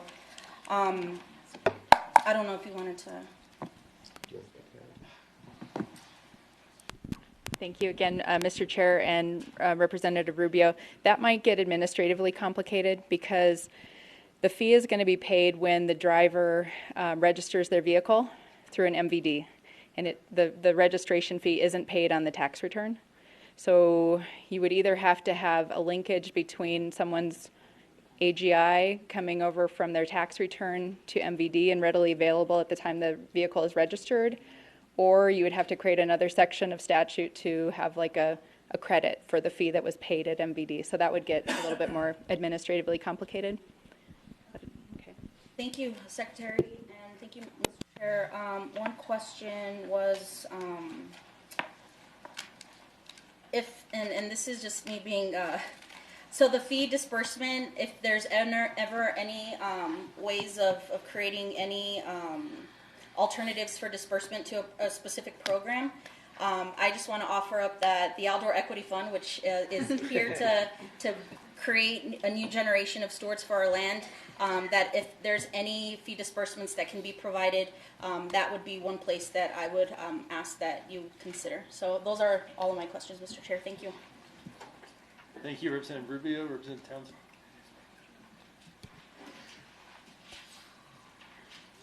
Yes, thank you, Mr. Chairman. Real briefly, Representative, why does such a good idea need a subsidy? Because of what I said initially, Mr. Chairman and Representative Townsend, manufacturers are not sending cars over here because we don't have it. We don't have any subsidy. So the flow of automobiles, electric automobiles, is they're trying to manufacture them as fast as they can, but there's not enough to deliver them everywhere. And that's one of the purposes of me introducing this bill. Representative Townsend, if we don't get this, it's not going to encourage people to buy electric cars. Well, Mr. Chairman and Representative, shouldn't the mere economics of a purchase be the driver for a person to make a investment? Mr. Chair and Leader Townsend, the economics of poverty are significant in New Mexico. And I'm invested in this bill because I know of so many families across the state that want their consumption to be aligned with their values. I appreciate, as do you, Leader Townsend and Mr. Chair, that in our state, we do have about half of our budget coming from oil and gas, and I've been working to be a responsible and responsive partner to the industry to make sure that we're upholding public health and environmental wellness along the way. But I also know of families across my district and across the state that want to do their part as responsible consumers in this moment we're facing. I also know that people living in poverty are inherently conservationists. They don't have a dollar to waste on a trip that they can't afford. They are reusing and recycling from beginning to end of their days. They're washing clothes and drying clothes on outdoor lines like we do in southern New Mexico. And for some of those, if they ever have room in their budget to purchase a new vehicle, to me, this is a question of equity. I don't think this bill is about convincing people that electric vehicles are the way to go, but it's giving lower-income New Mexicans an opportunity to actually join this marketplace. Well, Mr. Chairman and Representative, thank you for that. Can you tell me the $50 fee, that registration fee, was that calculated on the chairman's 30-cent gasoline tax increase or without it? Mr. Chair and Representative Townsend, that would be currently without it. So, Mr. Chairman and Representative, what would it need to be if that bill passes? Mr. Chairman and Representative, I haven't done that math. I think I can speak for having extensive conversations with the folks who've introduced this bill and a similar version of the bill on the Senate side, and there is a real commitment to making the fee lead to parity, so that folks who are using the roads for the electric vehicles are paying a similar amount who are paying with in gasoline vehicles. So if the gas tax goes up, there should be a discussion about setting the fee in a way that would make it fair nonetheless. So, Mr. Chairman and Representative, are you saying that it should immediately be adjusted to an equitable fashion? Mr. Chairman and Representative Townsend, for the purpose of simplicity, the bill doesn't include an automatic adjustment on gas taxes, so that this fee would have to be amended in future years, or in this year if the gas tax is amended. Certainly, that's something that the legislature could consider in future years. On that point? Please. Thank you, Mr. Chair. Thank you very much, Leader Townsend. Mr. Chair, Chairman, Representative, Mr. Long, is a proposed gas tax increase part of the legislation that you all are bringing? Mr. Chairman, Representative Small, no, it's not. And just last question, Mr. Chair, Representatives, and Mr. Long, is any potential change to the gas tax, is any part of this legislation contingent upon that? Mr. Chair and Representative Small, no, it's not. Okay, thank you very much. I was just curious. Thank you, Mr. Chairman. Thank you, Mr. Chairman. Thank you, Representative Small. It isn't, but that was, your testimony was that your calculations were that was an equitable stance at 26.7 or 27.6 miles a gallon, correct? Mr. Chair and Representative Townsend, that's correct, based on current gas taxes. Yes. Thank you very much. So, do you believe that the only reason that there is not a higher demand for any particular vehicle, be it electric or gas, is only because of the amount of subsidies that the taxpayers of New Mexico provide? Mr. Chair or Madam Vice Chair, since the chair is not in the room, and Representative Townsend, that's a very complicated question, and the opportunities for access to these vehicles certainly play a role. The marketing of any particular vehicle, which is dependent on a state as well as federal policy, also plays a role, and price parity plays a role. So this bill really attempts to address the last of those, in that there's an expectation that electric vehicles on a just simple purchase price will reach parity by the mid to late 2020s. And the expectation is that this tax credit will phase out on a similar timeline, such that when there is price parity, the tax credit will no longer be available. But in the meantime, this tax credit is available to help folks to access the meaningful long-term savings, the environmental benefits that we've been talking about, and the air quality benefits. So, Madam Chairwoman and Representative, your bill limits the exemption currently at $48,000. Is that correct? Madam Chair and Representative Townsend, that's correct. The maximum vehicle value, or MSRP, eligible for this tax credit is $48,000 in the bill. So, Madam Chair and Representative, does that, in effect, block out certain people from buying a better vehicle than someone with a higher income? I mean, does it limit that lower income person from buying a higher income vehicle? Madam Chair and Representative Townsend, certainly anybody can still buy any vehicle they want. The idea is that if somebody can afford a $70,000 or $80,000 car, then this tax credit is probably not as well serving the state in those instances. Well, Mr. Chair Leader, just to add, I've joked that now that Range Rover has made an electric model, I'd love to have it someday. That is nowhere in my budget and not going to be a possibility for me. But point taken that if there was a New Mexican that could afford that, then our state policy isn't part of adding credit to that consumption decision, but really pointed in a more focused way to New Mexicans that could have some significant added value to a policy like this. Mr. Chairman and representatives, I appreciate your comments, and I understand what you're trying to do. But I don't think New Mexicans should be picking winners and losers in the market of new car manufacturers when they come to New Mexico.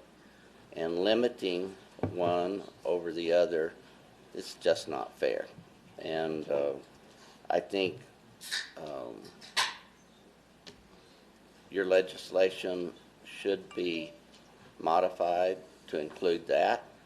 It should be included to be modified that the tax on those vehicles is comparable to the average vehicle MPG, not the most recent MPG. And certainly it should be adjusted if the unfortunate occurs and the gas tax is raised. So with that said, Mr. Chairman, I appreciate it. Thank you both very much. Thank you, Mr. Chairman. Thank you, Representative Chairman.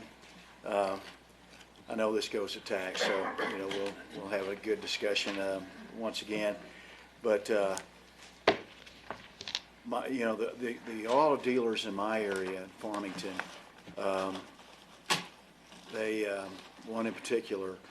And the big drawback of these cars, they cost too much, and so you're really limited. The high income earners, have a shot at this. I have a large family, as you know, Representative, and I have one family member that owns a Tesla, and I really look up to them. And he lives in he and my cousin live in Palo Alto, and he's a senior vice president for Apple, so he's got a lot deeper pockets than I have, and it's they have to plot out their routes for the electric fueling stations, if you will, and they've got that down to a science. So, but one of my main dealers is it just costs too dang much right now. And I understand you target this to low income, and the low income folks in my area, man, I don't know if this is going to get them over the top. I mean, honestly, And I'll give you an example. I have an administrative assistant. She and her husband were heavy smokers, and they gave up smoking to buy a car. And she happens to be a darn good mechanic. And her father's a mechanic, and it's amazing. Her Subaru had about 300,000 miles on it, and it kept on running. And because she knew how to keep it running. But to her credit and her husband's credit, they gave up this terrible smoking habit since we've doubled the tax, tripled the tax. Their monthly expenditure was $600 a month. Isn't that ridiculous? That's a lot of money. Well, they got smart really fast, and they bought a used car, and this wasn't on their radar. I mean, they bought a used car, clean as a whistle, and they got a heck of a deal on it. They paid $2,000 for it, and had about, I don't know, it was a low mileage car, about 150,000. And I understand what you're trying to do, and I think these vehicles in 10 years will come down to where they can compete with a conventional vehicle. And so I'm just not sure this will accomplish the goals that you have set out. And another problem that we have in New Mexico is we're such a big state. We have so many roads. The mileage has improved, Mr. Chairman and Representative, dramatically. But I mean, the range from 200 miles to 300 miles. I mean, the range is really improved by a lot, and that's going to help these vehicles be more competitive because of the good driving range. But it's going to be focused around the major cities. I would imagine Santa Fe, Albuquerque, and Las Cruces. Where you have a lot of people. Half our population lives in those areas. But it's my understanding those areas just don't have a lot of electric cars. Can you give me some of those statistics? I mean, I've heard this bill before, but there's not very many cars in those 3 metro areas. Mr. Chairman, Representative Strickler, I don't have the specific numbers for each metro area. There's only about 2,500 electric vehicles registered in New Mexico today. So, I don't know exactly how they're spread, but yes, it is a small number.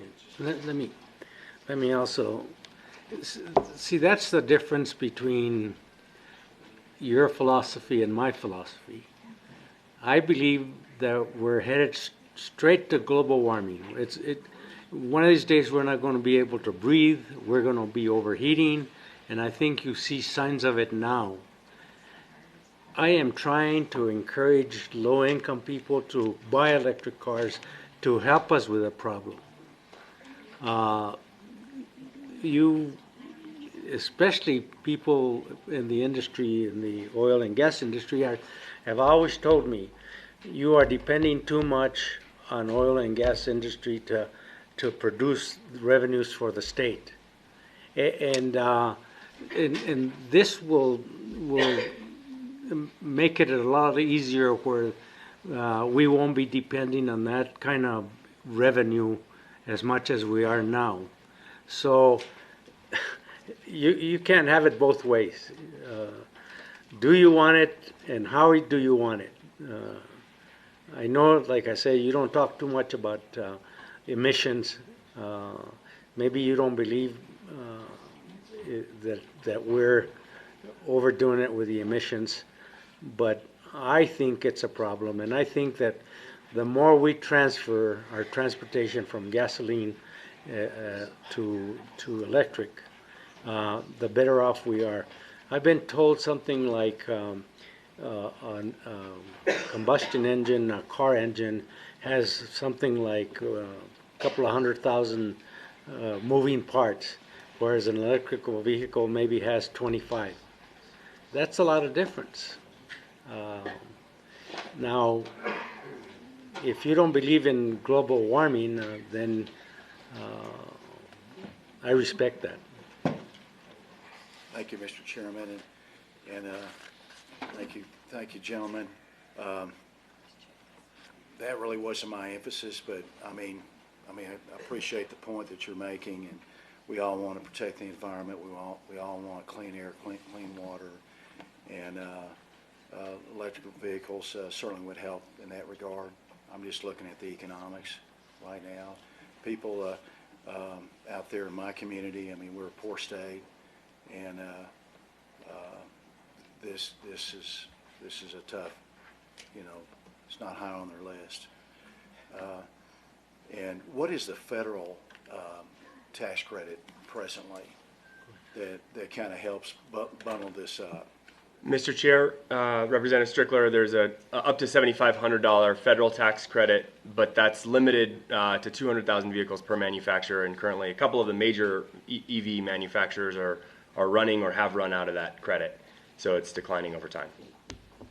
When does it phase out? Do you know? Well, there was a bill to extend at the end of last year, but it's a number of vehicles per manufacturer, so it'll run until those manufacturers hit that number. And Mr. Chairman and gentlemen, is that's maxed out now? For two of the major manufacturers, Tesla and GM are either have hit it or very close to hitting it. Tesla, I believe, has hit it, and GM is about to. The other manufacturers are further away, and I don't have the specific numbers, but some of them have a fair amount of room still. So without that federal tax credit, I mean, this would really, I mean, you'd really have issues. Mr. Chair, for affordability. Sorry, Mr. Chair and Representative Strickler, I mean, the good news is that almost every manufacturer now has electric vehicles either on the market or coming on the market, and some of them are much lower cost. Nissan is a good example. I think somebody raised it. The new Nissan Leafs are, depending on the model, in the $20,000 range. So this tax credit is meaningful in that regard. Certainly with the federal tax credit, it's even more meaningful, and that'll be available for at least a little while longer.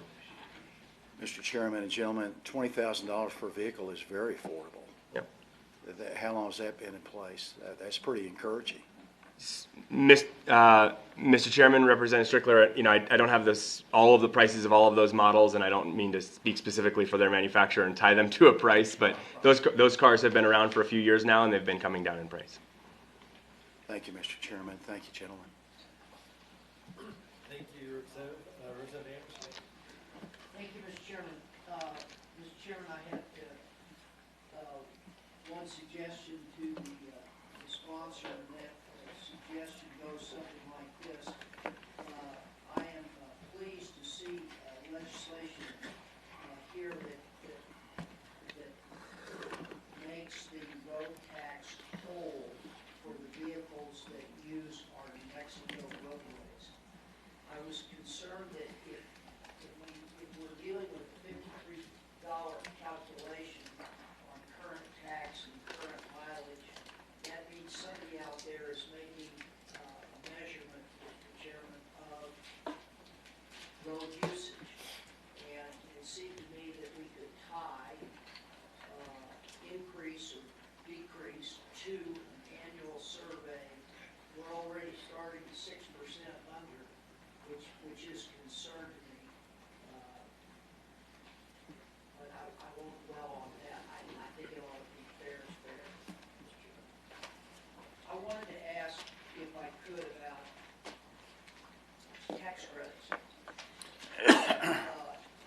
How many New Mexico tax credits are refundable? I have no idea. I don't know that off the top of my head. We have. Everyone's looking at me. Mr. Chairman and Representative Anderson, I don't know. I could get back to you on how many of our credits are refundable. We have 37 tax credits, and the majority of them are not refundable, but let me find that out. But if you could you tell me how many are transferable? Okay. Yeah, I can research both of those. Is that a common part of our tax code? It just kind of depends on which type of programs we're looking at. Some are and some aren't. But Is it common in the personal income tax? it can be. Yes. Thank you.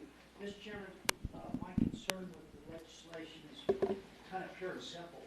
We currently have a refundable tax credit on the corporate side, which is way more than we can afford. And I'm worried that when we open up a transferable and refundable, I meant to ask you, Representative Trujillo, Does the taxpayer have to be in New Mexico? Yes. And can you show me where in the bill it says that? Mr. Chair and Representative Anderson, it's only for folks that pay New Mexico income taxes. So if you're not a New Mexican, presumably you wouldn't be paying New Mexico income taxes. Yeah, and the vehicle has to be registered in the state. Would the Secretary, if I could, Mr. Chairman, real quick, would you confirm that for me? I couldn't see that it had to be in New Mexico. Well, I'd like a minute to look through that. I think that's covered in here, but I'll need a minute to look at the language, Mr. Chairman and Representative Anderson, because it's refundable. We do want to be careful about that. You have to file a return, but you don't have to have a liability. So let me take a look at that for a minute, and I'll get back with you. Refundable doesn't mean you have to be in New Page 5. Mexico. Transferable means you don't have to be in New Mexico either. Thank you very much. Okay. Madam Secretary, if you have any answers on those, I'll follow up. let us know. In the meantime, we're going to move on. Representative Anderson, you were done, is that correct? Yeah, I think so. Representative Scott?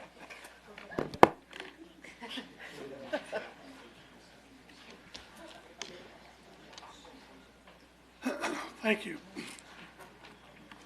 Mr. Chairman, Representatives, and Mr. Long, we're about to vote on spending $10 million a year of taxpayer money to buy 4,000 vehicles.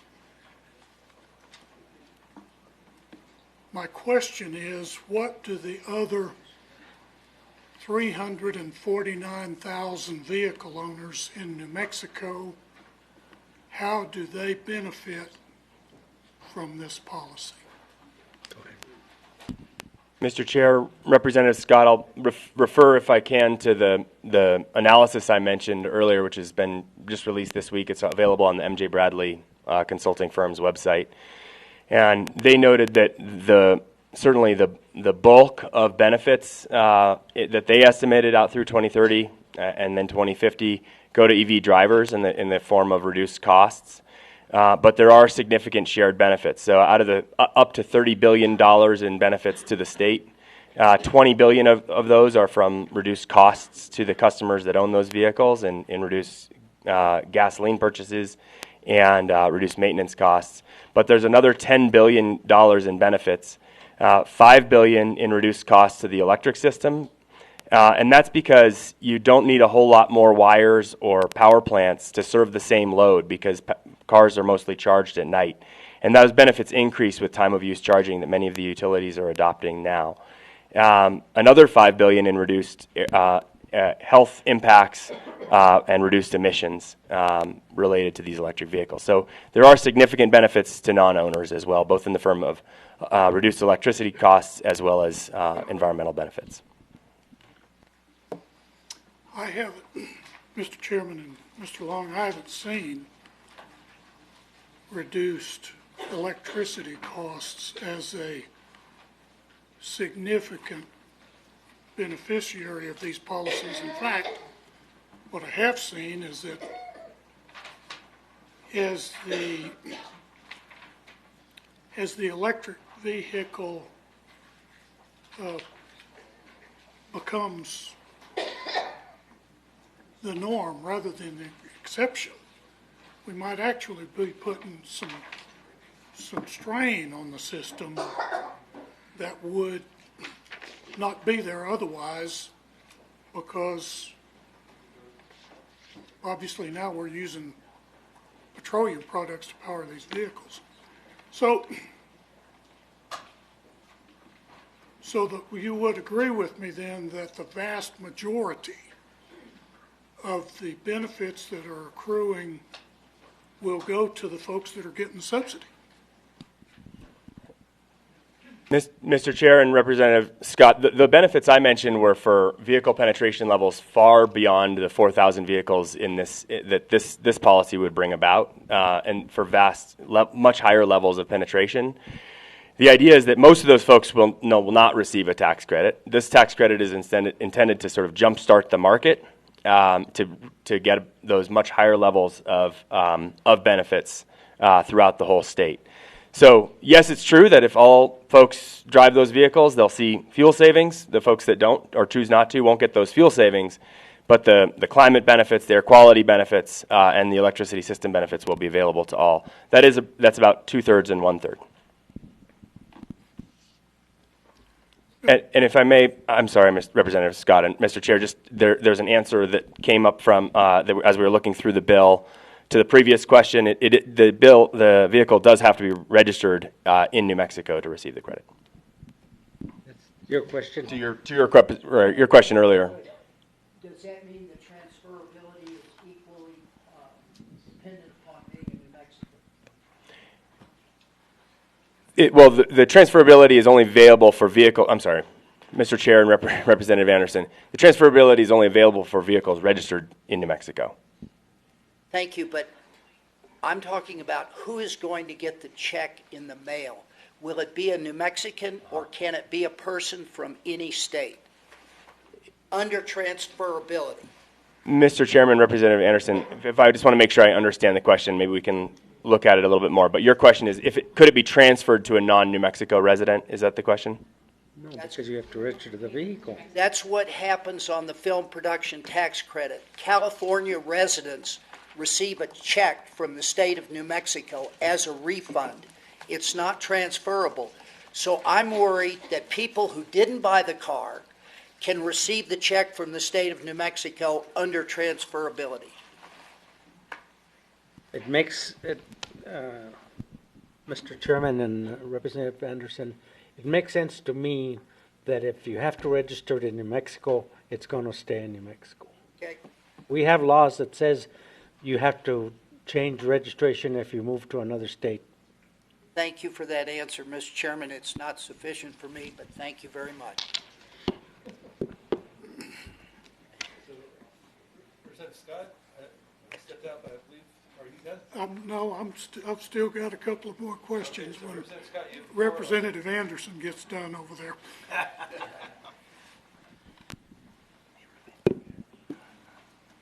So, Mr. Chairman, Mr. Long, and representatives, I can't see much of any benefit accruing to the vast majority of New Mexico automobile owners. And I would like to explore the representations of climate friendliness some more. It is my understanding, and I've done a lot of research. I'm noted for carrying a calculator. The life cycle of one of these vehicles over a 20-year period, a BEV, battery electric vehicle, would, according to the research that I've been able to put together, it's a little up and down, but would come into the neighborhood of about 123,000 pounds of CO2 equivalent. Is that a ballpark number that y'all can agree with? Mr. Chairman, Representative Scott, I'm not familiar with that number, and I'm not sure. Are you referring to the lifetime impacts from the manufacturing of the vehicle? That was a 20-year total CO2 impacts as a consequence of the manufacture and operation of that vehicle. Mr. Chairman, Representative Scott, I don't have that number at my fingertips. I'm happy to look into it. My organization has done a fair amount of research into comparisons between, I think this is where you're headed, between battery electric vehicles and gasoline vehicles. Now, obviously, both have significant emissions associated with manufacturing, but the vast majority of the emissions from either vehicle is, the potential is from the driving of that vehicle, the energy consumed in driving the vehicle. So battery electric vehicles have very significant reduction as compared to gasoline vehicles over the life cycle of the vehicle. Mr. Chairman, Mr. Long, you're correct, because the internal combustion engine over that same 20-year period will generate 152,000 pounds of CO2 equivalent. And the deal is, it takes more energy to build a battery electric vehicle because of the rare earth minerals that go into those batteries. So there is a period of time in the studies that I've seen, 3 years perhaps, where the energy consumption of the EV is actually not as favorable as the energy consumed because strictly the construction costs. Now, over a period of time, with the reduction in the emissions as a consequence of the lower emissions battery vehicle charged by electricity as compared to the internal combustion engine vehicle, that spread widens to about, what's the difference between 152 and 123? About 20-something thousand pounds of CO2. So for 4,000 vehicles, we're looking at 2,600 metric tons of CO2 per year. That's the difference. If all 4,000 of those vehicles are placed on the road against 4,000 vehicles running internal combustion engines, we're looking at 2,600 metric tons of CO2 per year. That's the reduction. Do you know what the emissions, total CO2 emissions in the state are, Mr. Chairman and Mr. Long? Mr. Chairman, Representative Scott, I don't have that number at my fingertips, but I'm happy to look it up for you. Okay. 48.7 million metric tons is the number. So this 2,600 as a ratio of 49 million metric tons is not even a rounding error. So what we need as a body, the math, indicates that the environmental consequences of this $10 million a year mean nothing. And that is my concern, because there's 349,000 other drivers out there that will derive no benefit from this policy.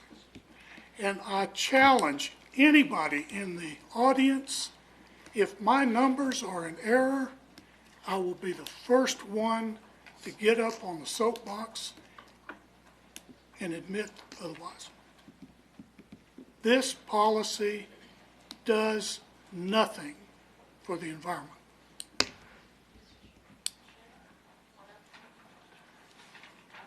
Representative Scott, I heard you calculate the emissions reduction in your calculation, so by definition, you're already admitting to that reduction because of the subsidy potential. So what I think the aim is of this legislation is to do everything we possibly can to try to take different steps to be able to reduce carbon emissions, and based on your calculation, there is that admittance of reduction. So I don't think it's necessarily fair to calculate it as a nothing sort of statement. I think there's some value in any reduction that we're trying to achieve at this point.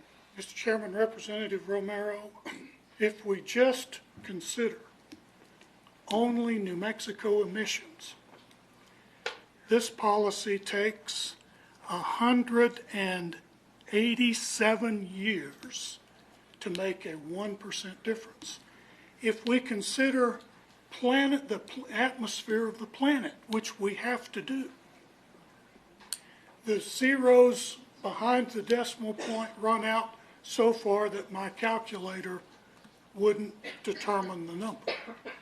It's not even a rounding error. Now, New Mexico in isolation, we are too small, we are too poor, and we are too sparsely populated to ever make a difference. that problem has to be solved on a planet-wide scale. And we're not making any measurable contribution to that here. Thank you, Mr. Chairman. Thank you, Representative Scott. Representative Ferrari. Thank you. Thank you, Mr. Chair. And I was noticing that our analysts pointed out that if 32,000 New Mexicans can benefit from this low-income tax credit and to participate and buy electric vehicle, then they will be replacing 32,000 gas-burning cars. And those vehicles will cut 90,000 tons of tailpipe pollution. And I don't think that's something to, consider not important to our environment. And I have a hybrid that I wish was a plug-in hybrid, and I hope someday to have an electric vehicle. And I also received information from a constituent who says that her daughter in Denver is on her third Nissan Leaf, and because of the credits she's gotten from Colorado as well as federal tax credits, and her son, who's a teacher here in Santa Fe with 2 kids, would really like to get his first Leaf. So I think it's important that we do this for New Mexico, get things started, get more charging stations to make it available, as well as how the cars are developing with more distance capability, that this is something we need to do for our climate. So thank you. Thank you for bringing this forward. Thank you, Representative Ferrari. Representative Montoya. Thank you, Mr. Chairman and Mr. Chairman. So this tax credit has been, we've been discussing all day that it's for low income folks. Are we, because I'm seeing now a head of household was $75,000 filing. Are we now, are we determining that to be low income, Mr. Chairman? Mr. Chairman, Representative Montoya, there's 2 lines in the bill. Neither is an exact science, but both are intended to benefit low and moderate income families. $50,000 for an individual filing and $75,000 for a joint filing by a couple. So thank you for that, Mr. Chairman. Panel. So, Mr. Long, my son and his wife both work, bringing in about 60,000, 65,000. It's not far off of that number. And I guarantee you the cars they're looking at are in the $20,000 range. And the Leaf almost seems to be the only vehicle that is attainable. How many? You mentioned the Leaf is in the 20,000 range. Is that you mean 20,000, or are you talking 20, 25, 20? Where are we at on the rest of those vehicles? Mr. Chairman, Representative Montoya, I don't have the specific pricing for all of those models, and I'm sure it'll vary. I know if you buy a car at the end of the month, you often get a better deal. But yes, that is a fair representation for the range. I think and it also depends on the trim of a number of these vehicles. And there are other vehicles that are in that similar range. This credit also applies to plug-in hybrid vehicles. So the Bolt and Volt are also in that 20,000 plus range. There's others as well that are coming in that range. So there's a VW, there's a Fiat that's also in that range. But I don't have specific pricing for each individual model for you today. So thank you, Mr. Chairman and Mr. Chairman panel. I'm seeing that it goes up to a $48,000 vehicle, and quite frankly, I can't justify buying a $48,000 vehicle. think the most expensive car ever is $35,000. And I thought, okay, that's a lot. But it just seems to me that the numbers are not jiving for what we're talking about here. And I know a person's up to 75,000. We don't consider them anywhere else in the tax code or anywhere else to be low income. So it just seems we're talking. I'm not getting the direct connection on that. But Mr. Chairman and Chairman Trujillo and panel, I'm looking at the $11 million. Is that already represented in House Bill 2, or is this going to have to figure out a way to either increase House Bill 2 or remove that? Well, I think it's going to go to House Appropriations after this. Tax and then House Appropriations. No, just tax. No, just tax. Okay. Mr. Chairman and Representative Montoya, I can tell you that in working with exemptions and tax credits, as you know, in tax, that we always check with House Appropriations to give us a figure as to how much money we can use. And then us, as a committee, decide which are going to be prioritized. So we're still there. We need to follow the process. I haven't discussed it with Chairwoman Lundstrom, but I'm pretty sure that my co-chair of tax has, Javier Martinez, has done it. So Mr. Chairman, panel, I'm saying that you could qualify. Can you qualify for both of these tax credits simultaneously in the purchase or lease of a car and for a charging unit? The same individual could. Yes, that's correct. Yeah. And the purpose of the bill, and correct me if I'm wrong, we're trying to encourage people to put charging stations in, if they need them, in their garage or close by. That's it. Okay. And one last thing, question directed for Mr. Long. You mentioned earlier that you see that maybe 5-10 years out, the need for this might not be there. Am I accurately representing your? Mr. Chair, Representative Montoya, that's certainly my hope.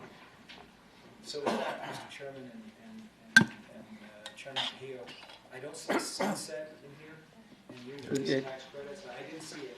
Maybe You know it's there. It's there. Yeah, we can. Here, I can. Sorry, I can pull it up on my copy too. Mr. Chair. Oh, okay. And Representative Montoya, it's at the bottom of page 2, section C, lines 21 through 25. It explains that it would begin for each taxable year, January 1st, 2020, and prior to January 1st, 2020. Thank you, Mr. Chairman. I was scouring through this trying to find that, and I missed it on page 2. Thank you, Mr. Chairman. That's fine. Thank you, Representative Montoya.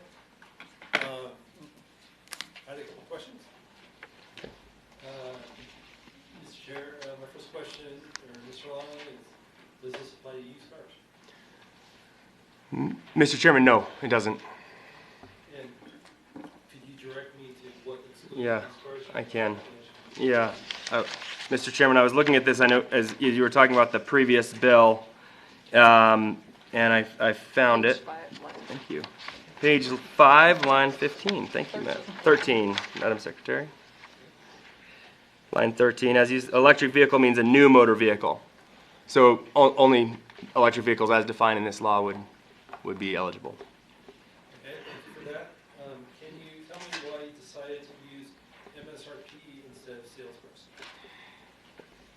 Mr. Chairman, yes, I can, because as I mentioned or I alluded to earlier, the specific sales price can depend on a whole variety of factors, specific trim, which floor mats you decide to go with, what stereo system you decide to go with, and the tracking of all of that and specific price, in addition to just negotiation, which happens a lot on car lots. And so tracking of that could be difficult, and it could lead to some level of gaming, whereas MSRP is flat and published and even across all vehicle models. But wouldn't you have a bill of sale?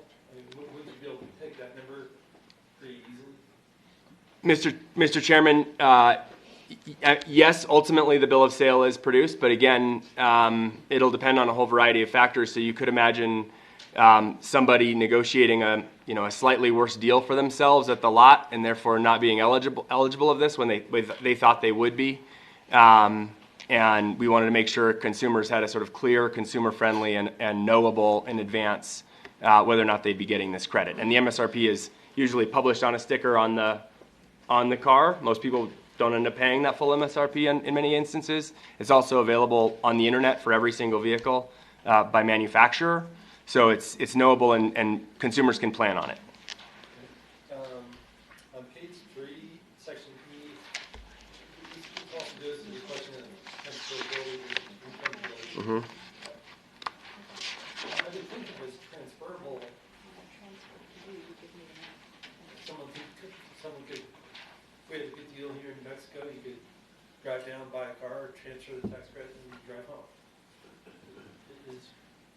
But we're thinking that that's not the case? Is that Mr. Chairman, yeah. Mr. Chairman, so you're answering the same question. Does the vehicle have to be registered in the state to get the tax credit? And the answer, I believe, is yes, and we can find the specific citation for you. And Mr. Chair, Representative Anderson, just to further address that, what is real is that in today's market, often folks are borrowing or finding lenders online or in different places, and potentially the way that this is designed is that credit could be transferred, but the impact of that would still go into the hands of New Mexicans, so that no matter what that dealer or lender was that received the credit and used that in the year, the $5,000 would come immediately back into the hand of the person who is registering that vehicle in New Mexico. Mr. Chair. I would like to see the reference. Mr. Chair, we'll work on that. Thank you. Representative Montoya?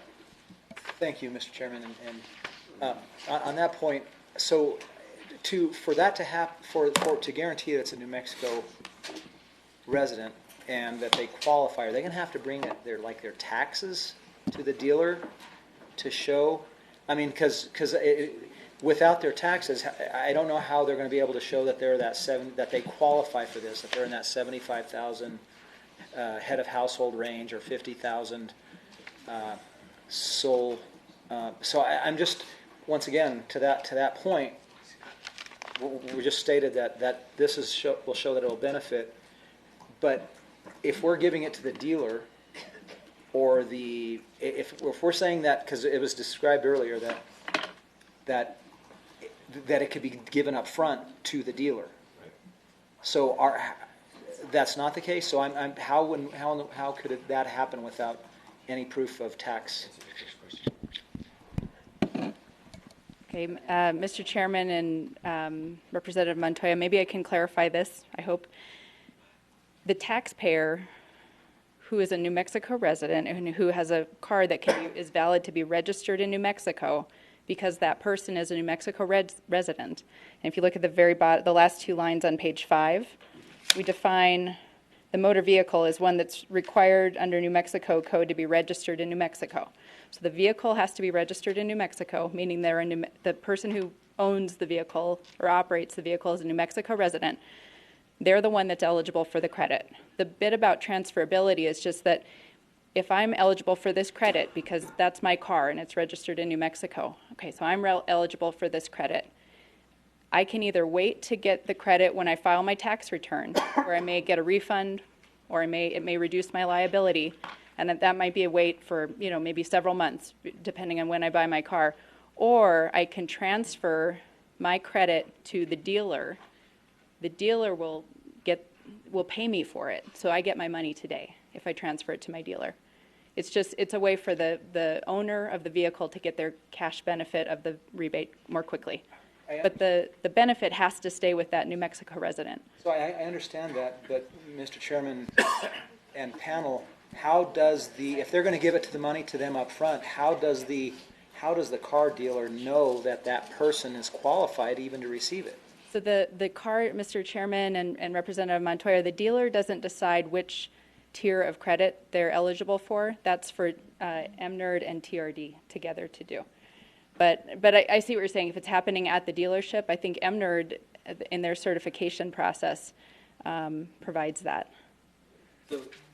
And it could be that when we say that the transfer can make it happen immediately, it may be that paperwork gets filed within about a week or two, but that's much shorter than.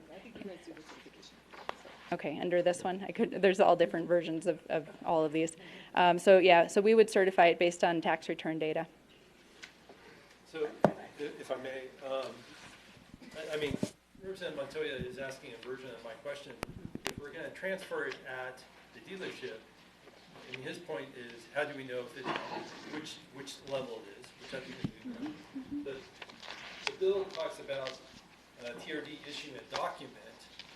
Clearly, that's not going to happen at the point of sale, or at least on the day of sale, because there needs to be some paperwork filed with TRD to get that document or certificate, whatever it is, from TRD. Right. We don't really know what that turnaround time is going to look like. And I guess I can imagine a dealership coming up with a contract that says, when you get it, you'll sign it over. I mean, it's not. It's complicated to do it that way. It is. But. Okay. Mr. Chairman, Representative Montoya, there's certainly some paperwork. I mean, I've bought a car recently. I went through the process with my mom, and I'll tell you, buying a car and all the paperwork you're signing up for is, I was there with her partly because she wanted a lawyer there to do it. It's complicated, and we don't deny that there'll be some complications here, and certainly getting the tax credit level right and that certification process right, it's going to be a new thing, and I'm hopeful that these agencies will be able to figure out a way to make that as smooth as possible.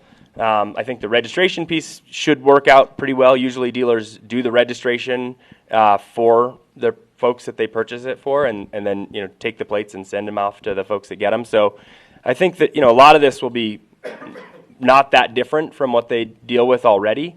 Certainly figuring out the income level is an additional level of complication that'll require some thinking through to make sure that folks are getting as much of that credit as quickly as possible. But given the benefits of providing an adjusted credit to lower and moderate income families, I think some of those, working through those complications are worth it. Thank you. I noticed that one of the requirements was that the vehicle had a range of at least 15 miles, which seemed remarkably low. Mr. Chairman, that's for the plug-in hybrids, which often have a relatively small battery-only range.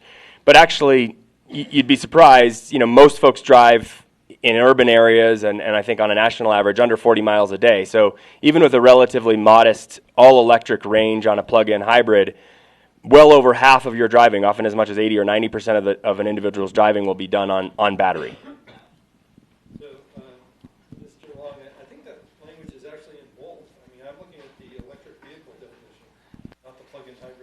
So they're defined, Mr. Chairman, they're defined together there, and that's the battery capacity has to at least have that. Certainly an all-electric vehicle, if it only had a 15-mile range, wouldn't sell even with this tax credit. That's really intended to encompass the plug-in hybrids. Okay, and my last question is, there was some concern expressed, and it was in one of the bill analyses, and I've lost it, so I can't tell you which one. But about the language, it's capable of being recharged from an external source of electricity. Did anyone raise that with you?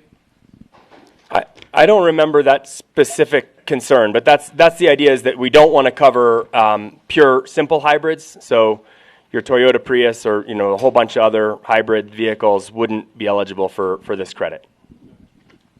Thank What's the pleasure of the committee? Do we know where Representative Stansbury is? She should be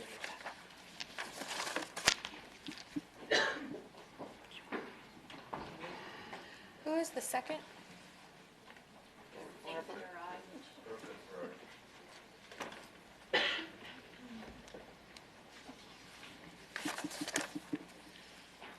Okay, will you call the roll? Representative Akil? Yes. Representative Anderson? No. Representative Ferrari? Yes. Representative Montoya? No. Representative Romero? Yes. Representative Sarignana? Yes. Representative Scott? No. Representative Small? Yes. Representative Stansbury? Yes. Representative Strickler? No. Representative Townsend? No. Vice Chair Rubio? Yes. Chairman McQueen? Yes. House Bill 217 do pass 8-5. Thank you. Thank you very much, committee members. Appreciate the discussion. I think those are your copies. Thanks for your help. Yeah, thank you. They got into a weed bed. They did get into this. Nice job. Hang in there. Thank you. Thank you. Good to see you. Thank you. Appreciate you. Yeah. But now you're at Scott's is correct in the sense that there's too many people on the slope, there's nothing if every 2 million people are 12 to priority, we get nowhere. So we did all that calculation. Mr. Chairman, I have a large number of technical backup. Could I ask them to come sit in the front row if possible? Just in case there's any technical questions. Probably 5. Yeah. All right. Could we get if possible, could we get Mr. Tree and D'Antonio, Mr. Trujillo, Mr. Groenwald, Mr. Lucero, Mr. Long, and the secretary is already right here to move up to the front?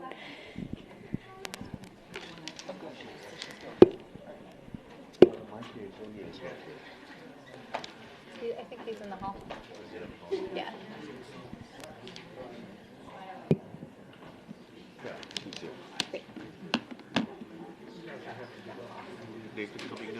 No, I think he's going to stay up there.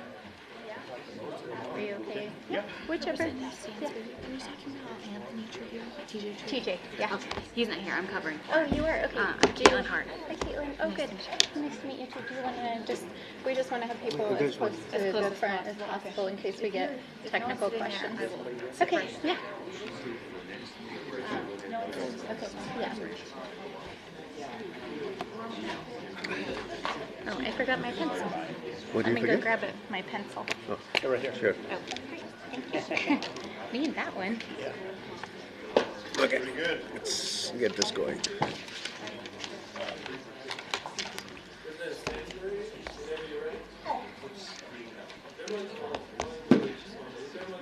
Grab a seat in the back. No. He's outside. Okay. Or is he in the room? Oh. Okay. Kevin. Oh, there you are. Hi, friend. I haven't seen you yet today. Kevin. Okay.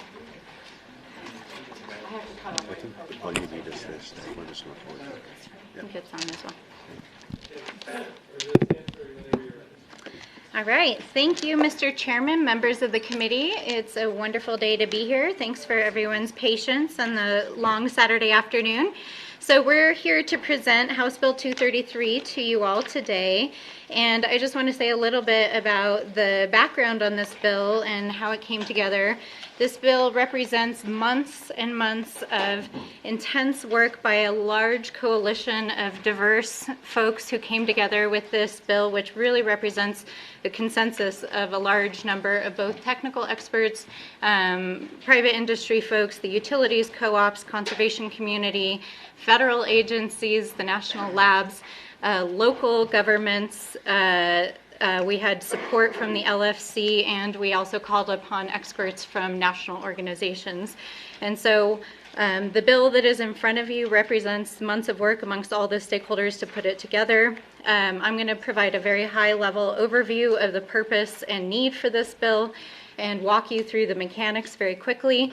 And then I'm going to turn it over to our two primary sponsors on the committee, but I'll also note that we have several other co-sponsors on the committee. So myself, Representative Akil, Representative Small, Representative Anderson is a co-sponsor, Representative Sariñana, and Representative Romero are all on this bill.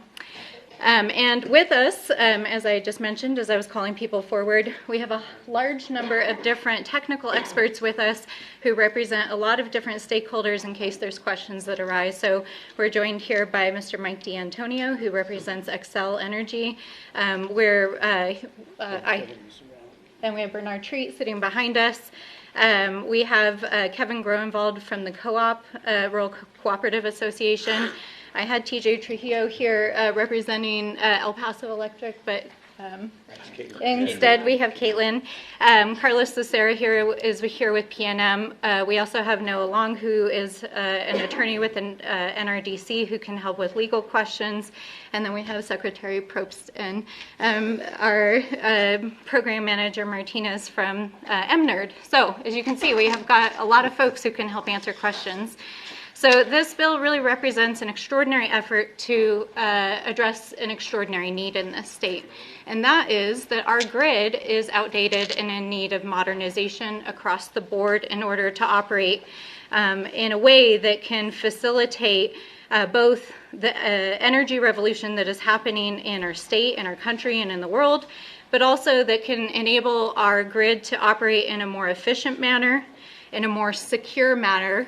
This is especially important because New Mexico includes many national security installations which are on our grid. And so it's a really critical issue for national security.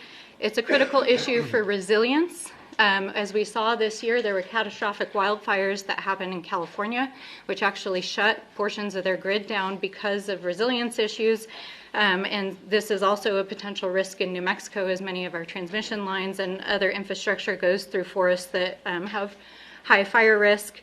We want to make sure we have a reliable grid, especially as Representative Akil was presenting with storage issues this morning, as we bring on a more diversified energy portfolio that's scattered across the landscape and distributed and being generated by different sources. We need to make sure that there's appropriate controls on the grid so that our electric service providers, whether those are co-ops or utilities or independents or munis, can actually operate the grid in an effective manner. So all of these things are in the umbrella of grid modernization. So the mechanics of the bill. This bill does not try to solve every problem for the grid. This bill is really trying to bring together a roadmap, a plan for the grid to help us understand how we can manage the grid as a whole with all the stakeholders at the table. The second part of the bill creates a grant program for the purpose of providing innovation, funds for innovation for communities, in particular tribes, our educational institutions, our communities, to actually experiment with different ways of innovating their portions of the grid in cooperation with their electric service providers. But very importantly, this is a state cost share program to leverage federal dollars. There are a lot of federal dollars already in existence out there. I had the opportunity while working on this bill to actually fly to DC for another purpose, and I met with some of the folks at the Department of Energy who work on cybersecurity and energy issues and grid issues, and there's a lot of federal money for us to leverage if we have some state programs that can actually do that. And there is high interest at the federal level because of the national security importance of our grid, not just for New Mexico, but literally for the world. So it's a really critical issue. So this grant program will not only support innovation and moving things ahead here in New Mexico, but have this opportunity to bring more money into this state. One question that may arise for you as you read the bill is that the bill does establish a fund but does not appropriate dollars into that fund. And there's several reasons for that. We didn't want to try to move the appropriations process through this vehicle. But we also believe that in creating the mechanics of a fund, that fund can also receive outside money besides just state dollars. So I'm committed to putting some of my capital outlay in that fund if there are no other dollars that are appropriated through the process this session, if we're able to create this financial mechanism. And we've also heard from industry, especially from the renewables industry, that they may be interested in also contributing to help support innovation at the local level. And then finally, the final tool in the toolbox of this bill is that it amends the Public Utilities Act to provide a clear definition, process, and timeline in order for our IOUs, our public utilities, to actually put cases before the PRC and with a clear definition of how what grid modernization is and why it's in the public interest. So all of these are sort of pieces of the puzzle to put together a comprehensive framework for the grid. Like I said, it doesn't solve all problems, and a lot of questions keep getting asked about, well, what about this and what about that? And I'm sure as those come up today, we can help explain why some of those things may or may not be in this bill. So with that, that's our high level, and I want to provide the opportunity for Representatives Akil and Representative Small. Is he here? Oh yeah, he is here. to say a brief word or two, and then we'd like to have our expert, Mr. D'Antonio, also say something. At your pleasure. Mr. Chair, members of the committee, I just, the way Representative Stansbury described it, there's very little to add. She's always such an eloquent speaker on this issue. A few things I will add is, at the federal level, the interest that she mentioned is very high because the Department of Energy actually has a major program which is called the Grid Modernization Lab Consortium, GMLC, in which both Sandia Labs, Los Alamos are involved, as well as 12 other national labs. So this need to modernize not just local, statewide grids, but the national picture is very important. And there are a lot of technologies that play into it, which is why, as Rep. Stansbury said, there's not a one-size-fits-all solution to this. We have 3 IOU, investor-owned utilities in the state, a number of co-ops. Each one will have a different vision of what grid modernization is, which is why we are not being prescriptive. We are leaving it up to the task force to determine what individual needs are. That being said, I just want to walk you back to the graphic I showed you this morning. You don't have to pull it out, but the important point there is there was a time when the grid was made where all components of the grid that are outlined in that graphic were owned by one entity, which was either PNM or any other electric utility. That's no longer true. Today we have other players who have joined the grid in their own way. You have homeowners that have solar systems, you have wind farms that are also part of this grid now, and this ability to control the grid does not remain in one person's hand, which makes it very difficult.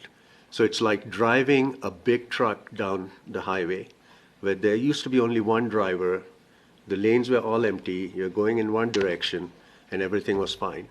But now you have many drivers sitting, all trying to control the wheel.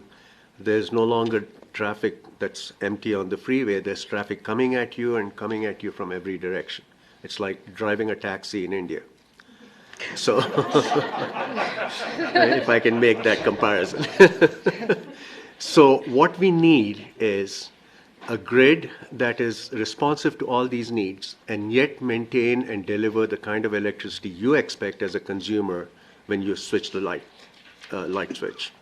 So, and that becomes a very complicated problem. It's not just a matter of adding hardware to the grid, but adding software and all these other components so that the grid can be operated in the manner we expect it to operate and still accommodate all these different actors. So that is what grid modernization is. And there are technologies now that do this. Battery storage that we talked about is only a very small component of that. There are other technologies that are needed. We haven't paid attention to this for a long time. Grid, I wouldn't say it's outdated entirely. We might get some flack for that. It is dated, not quite outdated. So what we are seeking to do with this bill is to provide the avenue for each one of these players to find a role in this grid and still operate it within the limits that we need to operate it in. With that, I think I'll keep quiet unless you want to hear more about it, which I don't think you want to. Thank you, Mr. Chair. Representative Small, do you feel the need to add anything? Thank you, Mr. Chairman. I would just briefly say, Mr. Chairman, on these key questions about an energy grid that connects us all, I am extremely grateful to the private, public, and nonprofit sectors that represent all corners of New Mexico who have helped shape, steer, and now support this legislation. Thank you, Mr. Chair. Mr. Chair, members of the committee, Mike D'Antonio with XL Energy. I want to thank the sponsor and the sponsors for bringing this forward. It's a really important piece of legislation. I think to Representative Akil's point is that the grid is not modern here in New Mexico. Other places it's becoming more modern. And we serve XL Energy, our parent company, serves Public Service Colorado, is part of Public Service Colorado. They have an advanced grid initiative in Colorado that combines communications, advanced metering, and also various technologies, equipment at substations, et cetera, that collectively provide an advanced grid opportunity for improving reliability and resilience to those customers, and also giving them customer choices for doing things like time of day rates to manage their energy uses and so on. So it's high time, and I'm real excited about this bill. The other utilities, PNM and El Paso and the rural electric co-ops have also been part of this discussion, and we'll just leave it at that. We're enthused about the legislation. Thank you. Thank you, Mr. Chairman. I'll just say, oftentimes people like to sit at this desk and say, if we do this, it'll put New Mexico at the front of the pack. What I'll say is New Mexico is playing catch up right now. Over 30 states have already taken action to modernize their grid. And this bill and pieces in it really borrowed from what other states such as Texas, Colorado, Minnesota, Virginia, and Washington have already done. And so we really need this legislation to advance our grid. And with that, I turn it back. Thank you, Representative Sandsberg. Just by a show of hands, who would like to speak on this bill? Okay, so that's quite a few. Again, I'd like to encourage you to keep it brief. So we'll start in support on my left. Mr. Chair and members of the committee, Sarah Cottrell-Pratt, Secretary of Energy, Minerals, and Natural Resources. We really appreciate the sponsors bringing this bill forward. We look forward to implementing it when it comes our way, hopefully. Thank you. Good afternoon, Mr. Chairman, members of the committee. Rhonda Mitchell with Tri-State Generation and Transmission Association.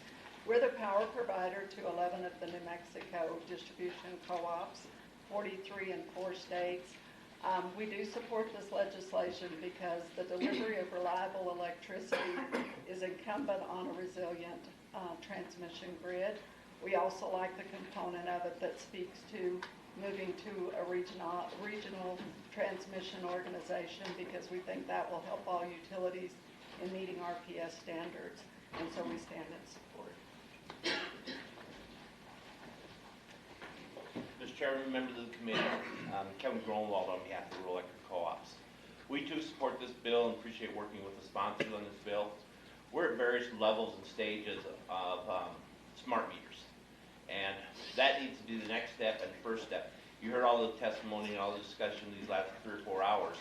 Well, we need that two-way communication. We're going to have active devices on our system like storage and electric vehicles, those things that need to be controlled. There has to be that two-way communication. And this needs to get started now, sooner rather than later. We also are going to be part of the RPS standards of 40 to 50%. And we're going to need that organized market to get there. Mr. Chair, members of the committee, my name is Brian Harris. I work with PRC Commissioners Fishman and Hall. They've asked me to come here and let you know that they would like to stand in support of this bill as well.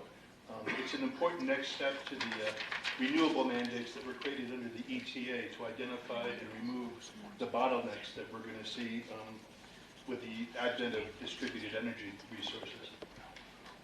Thank you. Support that, sir? Mr. Chairman, members of the committee, TJ Trujillo, registered lobbyist on behalf of El Paso Electric. For purposes of brevity, because I saw several hands up, I'll just say that El Paso Electric supports this bill, and I'm available to support on any kind of technical questions. Thank you. In support on my left, yes, sir. Good afternoon, Michael Spurberg McQueen, volunteer with Retake Our Democracy. We think this is a wise investment to deal with a pressing problem. Sir? Mr. Chairman, members of the committee, my name is Tom Solomon with 350 New Mexico. Stand in strong support of this bill. Again, I think it is also a strong complement to the Energy Transition Act that was just passed.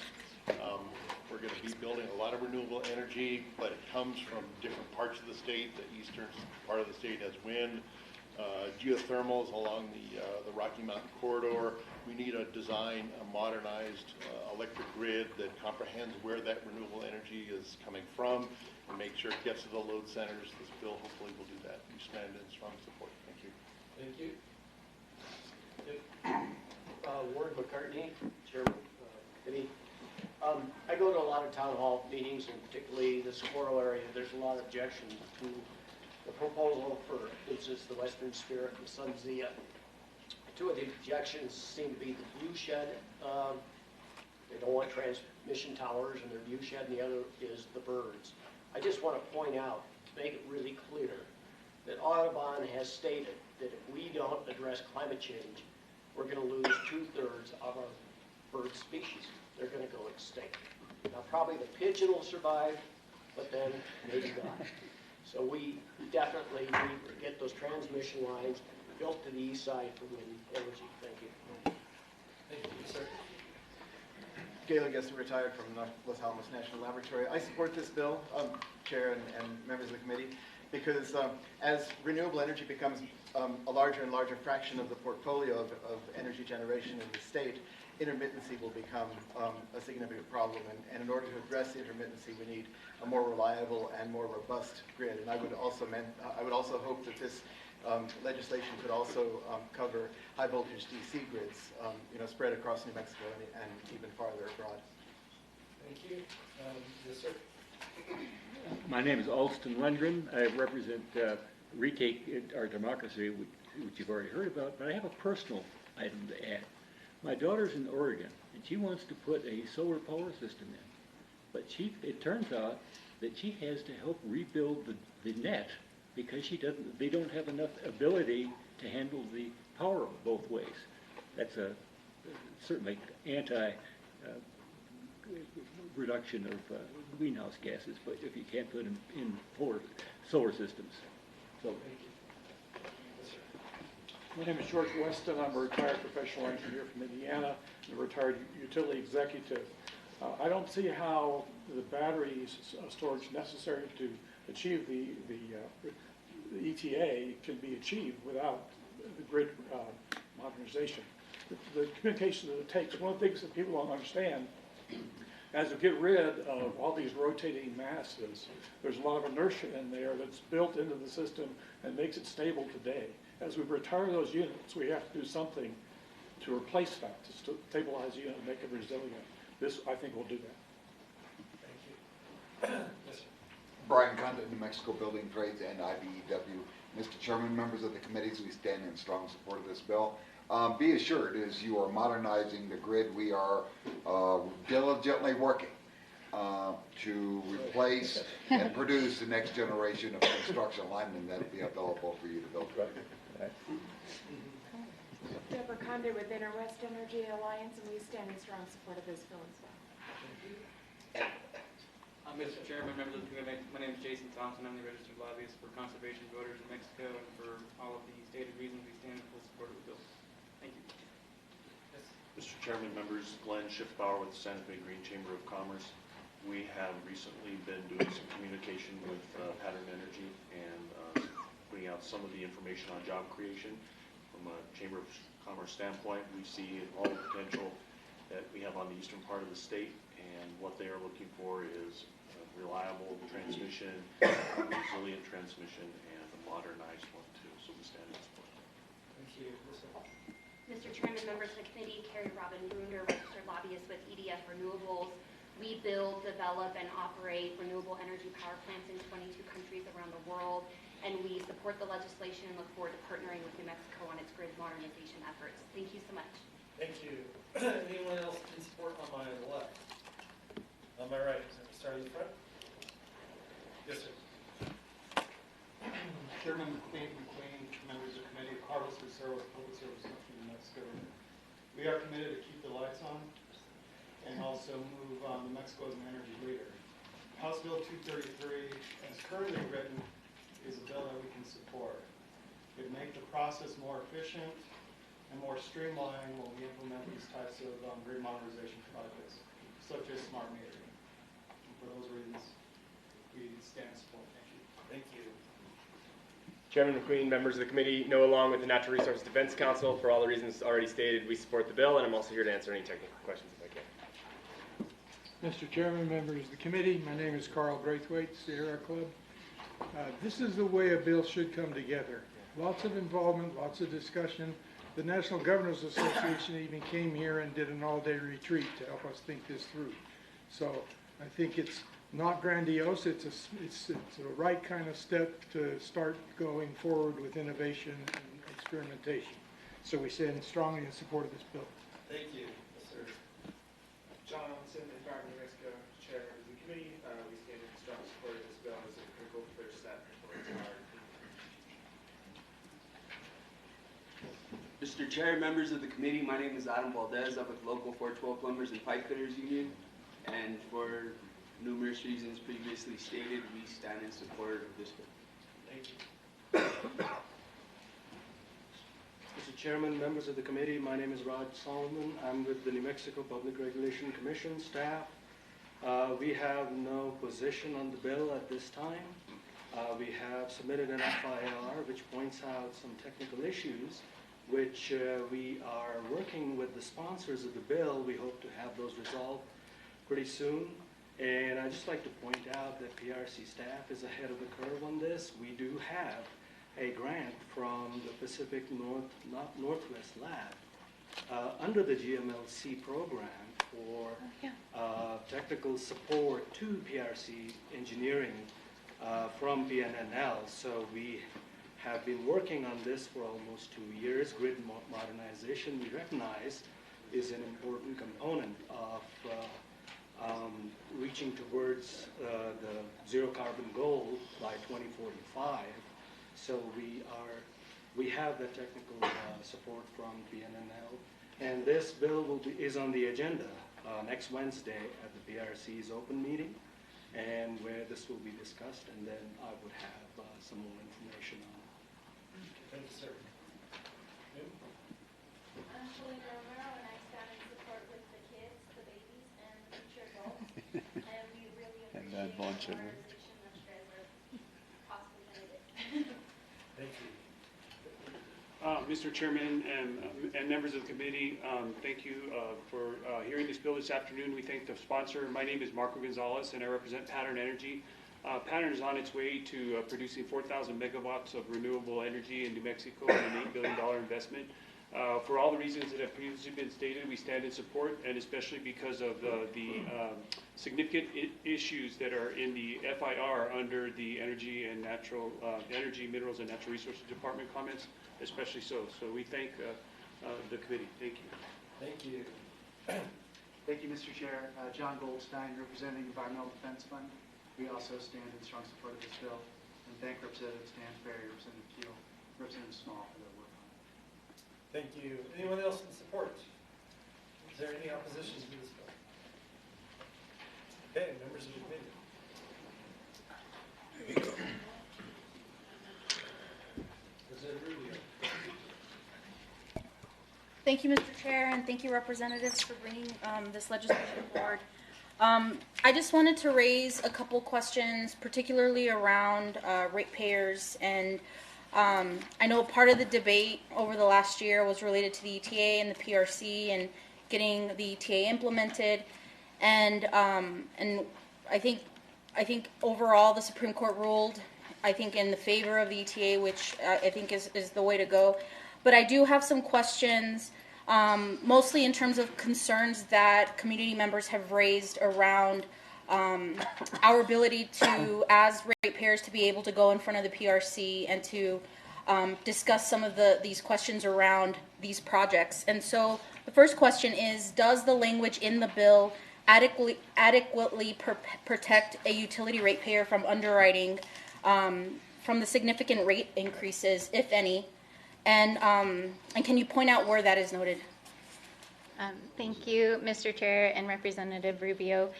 So the Section 3 of the bill, and specifically Section 3C, is probably the language that is being pointed to.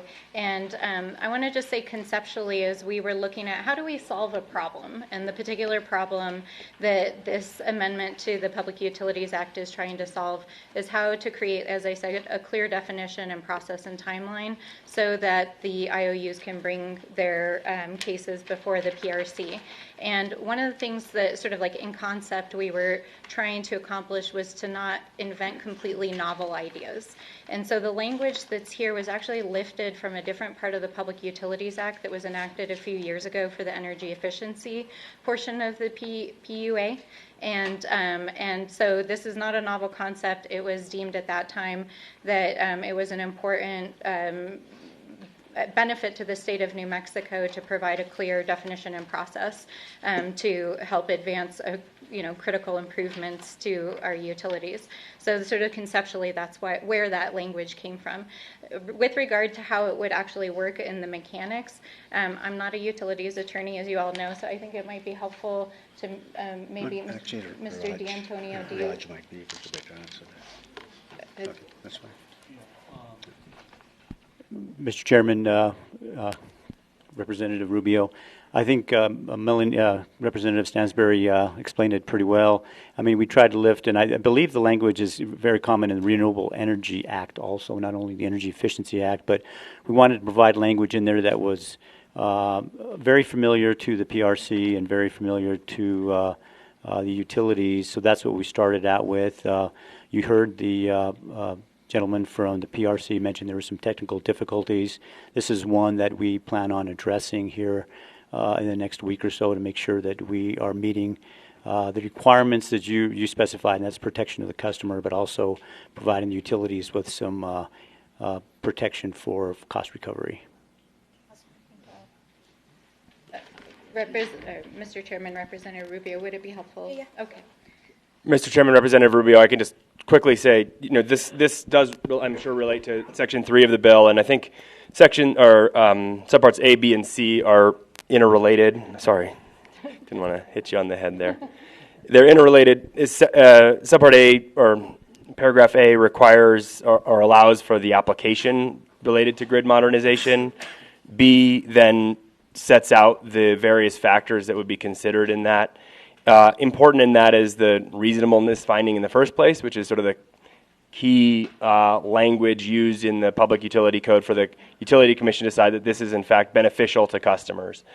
Once that application is approved, after that process is completed, then paragraph C kicks in, which is where the utility is eligible for cost recovery and that those costs are presumed to be reasonable. But that's after the application process has been completed. They've been fully vetted through a regular stakeholder process where interveners, including PRC staff and others, would intervene with their comments, and the commission will ultimately decide that it is reasonable, helps customers, and meets the qualifications under paragraph B.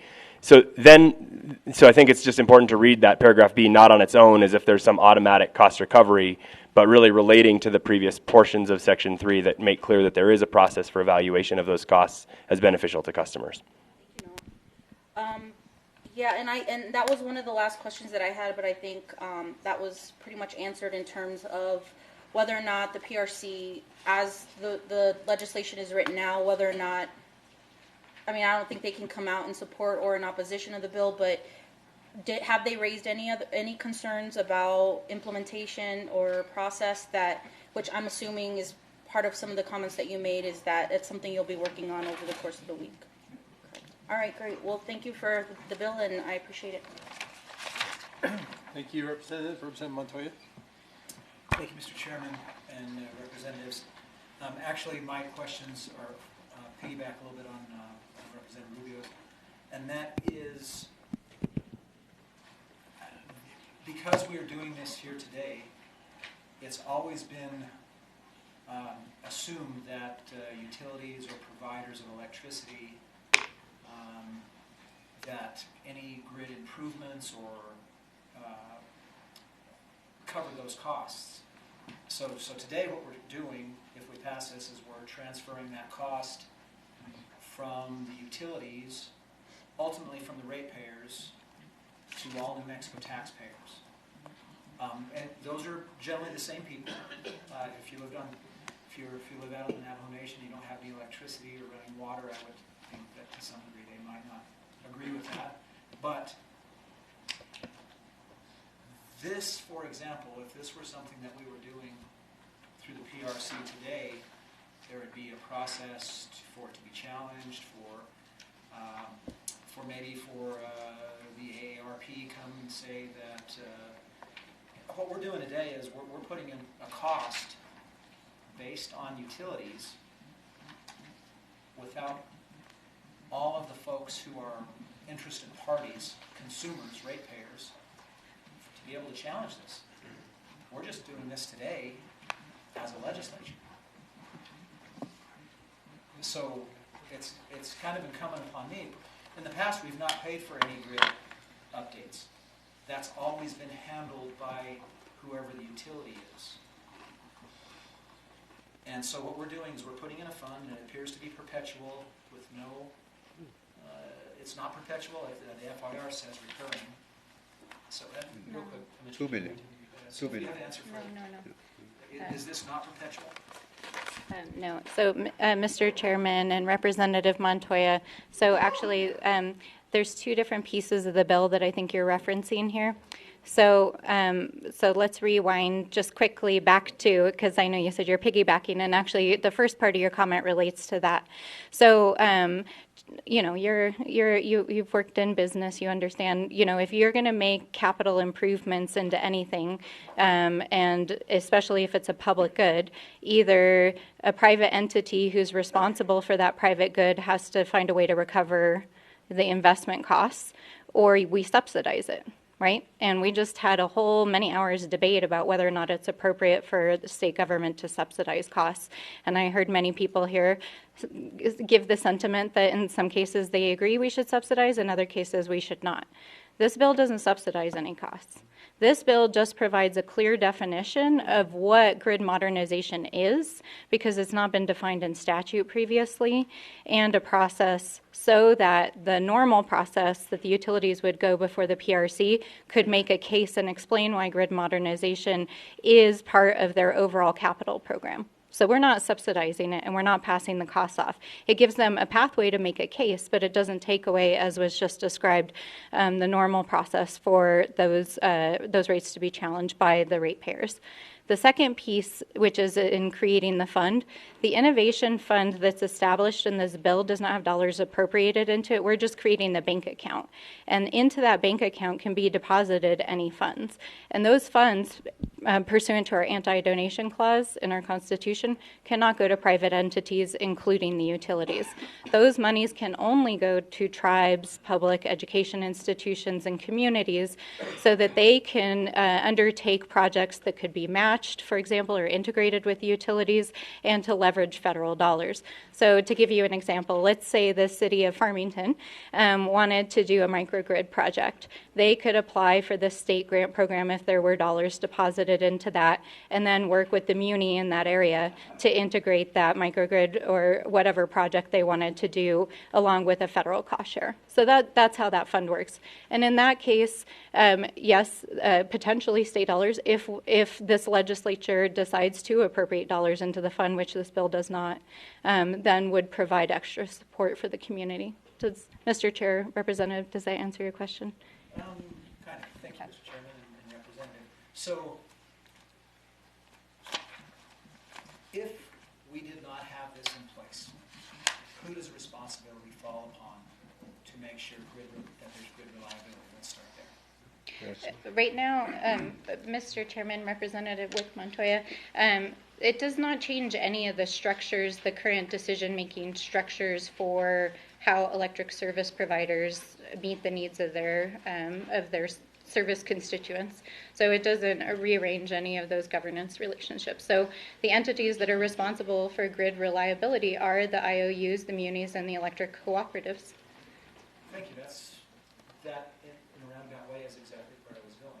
Okay. So us interjecting here is we are changing a little bit of how this has been done in the past. As Representative Keel mentioned, maybe it's all dated. But to some degree, what we're doing is taking this responsibility away from other responsibilities. Not at all. Responsibility of this cost. Not at all. Not at all. Not at all. So if we were not paying for this, who would be, because if the grid needs to be modernized because of all the changes that are taking place, who would be paying? Let's just start there. Who would be paying? It does not take away or change any responsibilities, governance, anything. All it does is create a clear definition in statute so that utilities can pursue the opportunity to improve the infrastructure of the grid. And it is so the way that utilities and electric cooperatives and munis and all of our electric service providers operate, just like any entity, whether they're public or private, is that they have to raise capital by any number of means in order to make investments. But the only thing that this does is actually provide a clear definition and framework so that they can seek to go through the PRC process to do exactly that. So we're not changing any of the rearrangement of any governance or financing mechanisms or anything like that. So, Mr. Chairman and Representative, so if we're going to put a framework together, why is the cost recurring? I'm not sure what you're referring to, Mr. Chairman. And The FIR, which says that there is a cost, it's $540,000 a year, and it will be recurring going forward. Oh, okay. Why is there not Oh, I see. a cost for Yeah, the FIR has. So I think that probably, Mr. Chairman and Representative Montoya, the recurring costs that are appearing in this table are related to comments that came back from our agencies requiring administration of these programs. And so in the case of the PRC specifically, the way that they operate is that they have hearings, and so they require staff time to put those hearings together to review the applications. And what we see in the FIR is that the PRC is saying, hey, if you pass this bill, we're going to have more rate cases coming to us, and so it'll require us to have additional staff. So the reason why I think we're seeing this recurring cost has to do with administrative costs. Now, regardless of whether we pass this bill, because we have to modernize the grid, there's going to be more cases in front of the PRC. So it's a sort of like this increase in impacts recurring costs to their budget's going to happen no matter what, because there's going to be more applications to modernize the grid regardless. So, I mean, it is an impact in the sense that we're seeing it on this page, but it's an impact of our grid transforming, period. Thank you. That was the answer I was hoping, that I was looking for. So, currently, I know that there's a Supreme Court case that took place just a couple of days ago. I know that there's also a current restructuring bill before the legislature. I'm not sure if the court case makes that bill necessarily moot or not, if it may go forward or not. But I know that the PRC has been before us looking for staff increases for several years, which I think we've either not had the money or we've ignored completely. But I think even what we're doing here today is not was stated earlier, that the PRC is not taking a position one way or the other. So this is not their request specifically. So I'm hoping that we can figure that out before this session is over. Mr. Chairman, Representative Montoya, may I respond very quickly to that? Yes.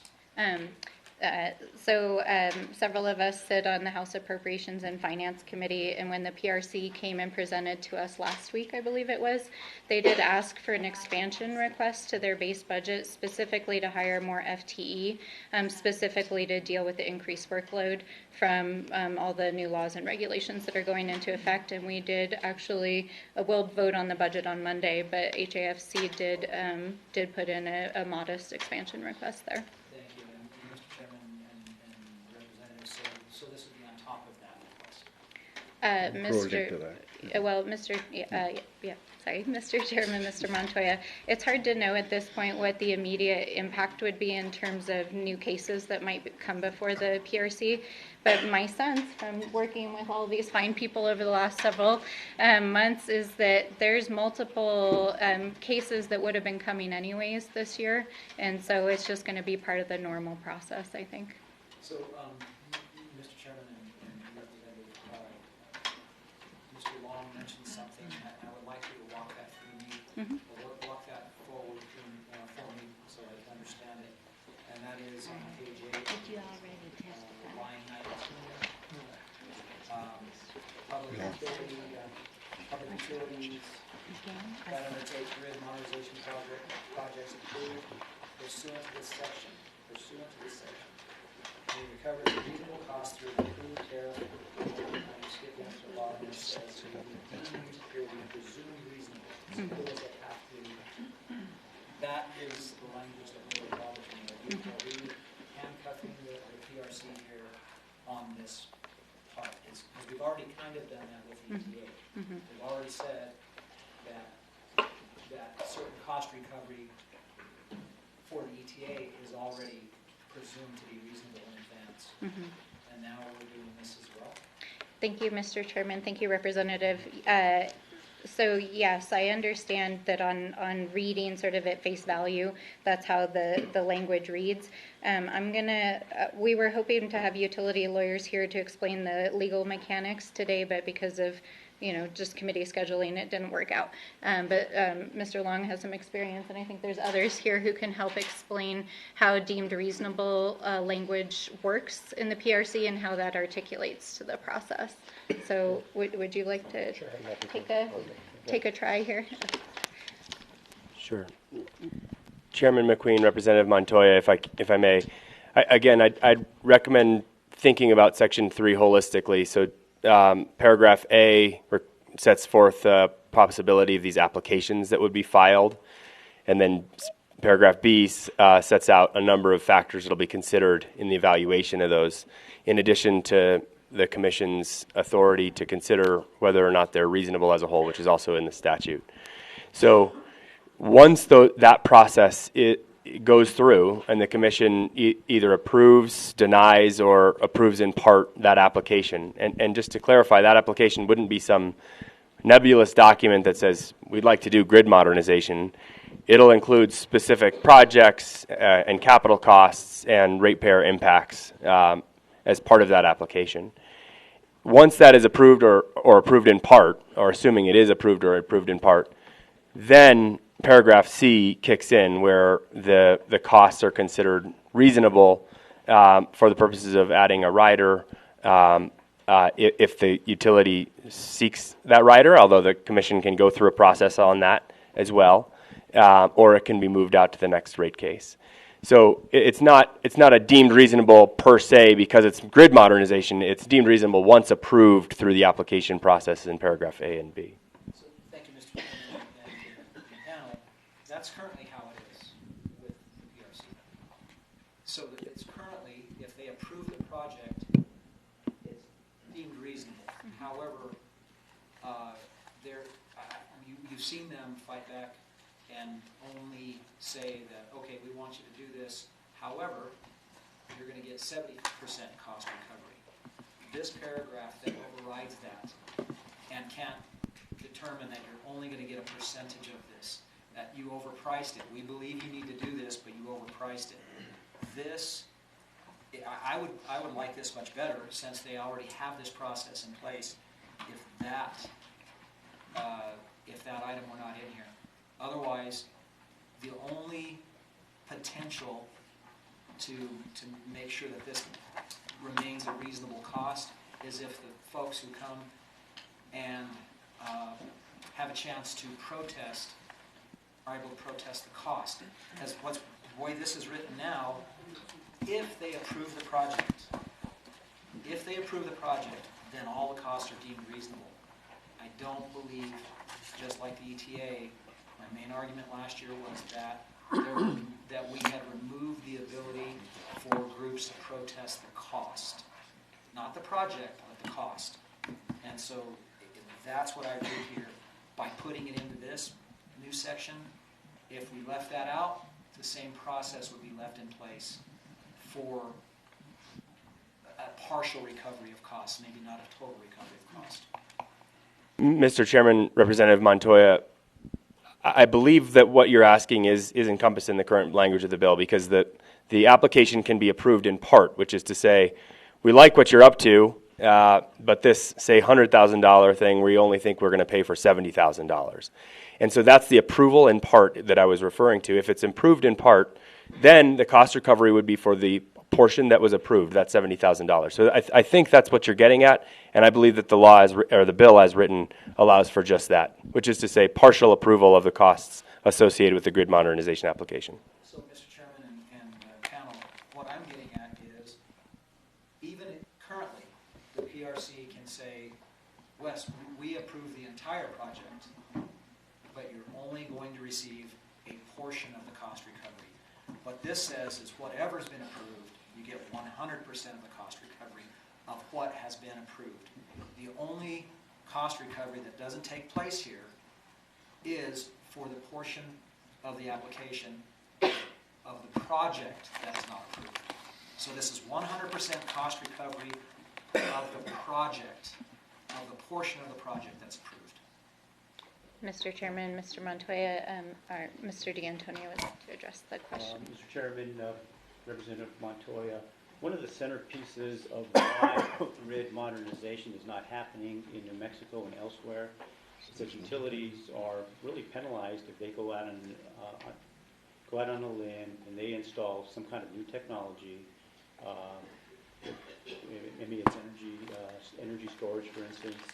And we go out there and we do that, and then the commission comes back and says, hey, we're not going to give you cost recovery because this particular technology didn't work, or this particular application didn't work. And I think that's where you get this catch-22.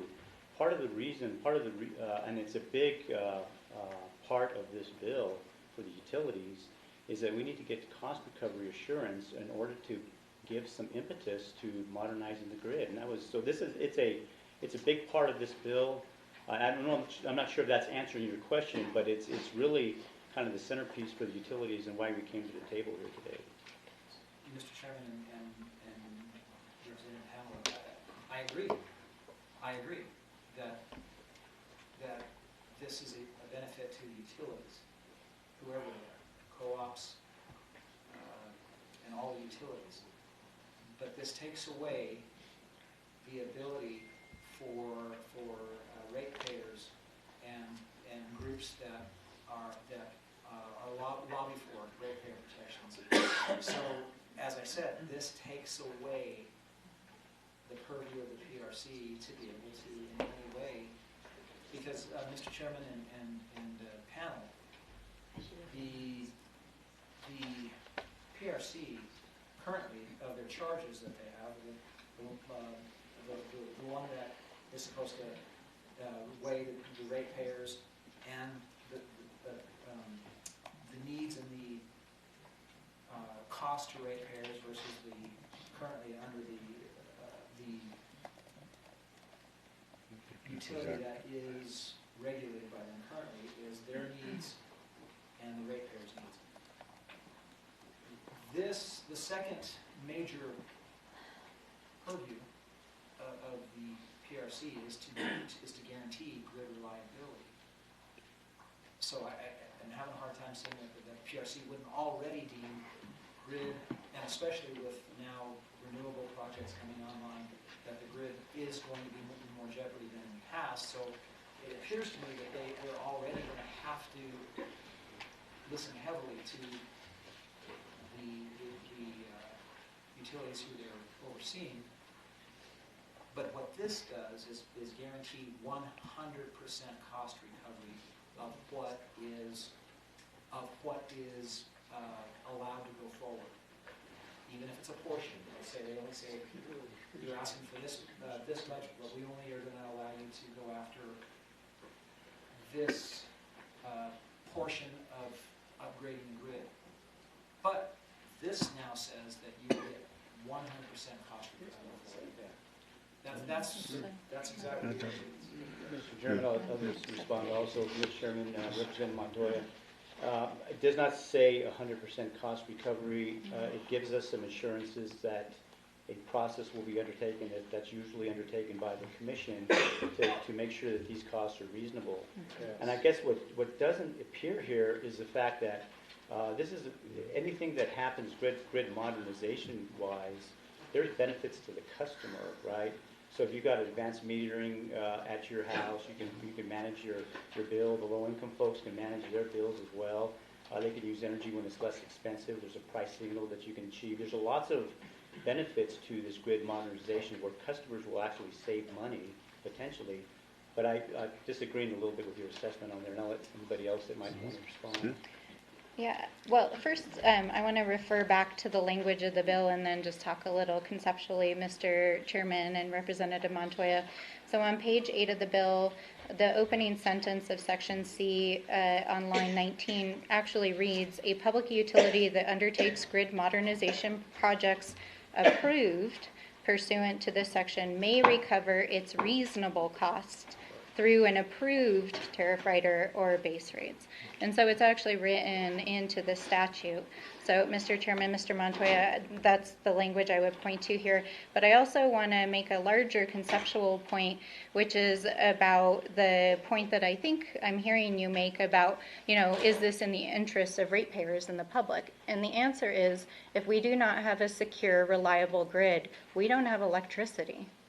So what we saw, for example, in California this year, due to grid reliability and resilience issues, they literally had to shut the grid off because of the catastrophic wildfires that were happening there. And that was in part due to the fact that portions of the grid were not modernized, not only because they were literally in the line of fire. And that cost the California economy billions of dollars and left households for days without electricity. People had to go stay in hotels, especially low-income people. It had catastrophic impacts on communities. So we need to modernize the grid, period, and we've got to find a way to do it. So, Mr. Chairman and Representative, you read and stopped on line 21. But if you read down to line 24, because you said that recover its reasonable costs, but it says down here, modernization projects are presumed to be reasonable. Minus that language, I would agree with all of your assessment. But with line 24 there, it's a guaranteed 100% of approved projects. So I don't want to belabor the point. That language right there is what I believe guarantees that. So anyhow, I know there's others on the committee who want to ask questions. Thank you, Representative Strickland. Thank you, Mr. Chairman. Thank you, Representative. The FIR, and I just want to go over this real quick, and this is the estimated cost to the PRC to run this program. And so you mentioned, Representative Stansberry, that you're on appropriations and the PRC has asked for a budget increase to take care of, this project and others. Is it sufficient? As far as you know, is the budget increase sufficient to cover this and the ETA and other things that come your way? I mean, how big an increase are they requesting? So, Mr. Chairman, Representative Strickler, for anyone who sat through very long appropriations hearings, one of the conflicts that you often hear is that our own LFC, both committee and staff, often recommend that the PRC and other agencies that have significant vacancies actually look at their own vacancies to staff needs. And so the PRC made a significant request to the Finance Committee for new work, asking for large budgetary increases.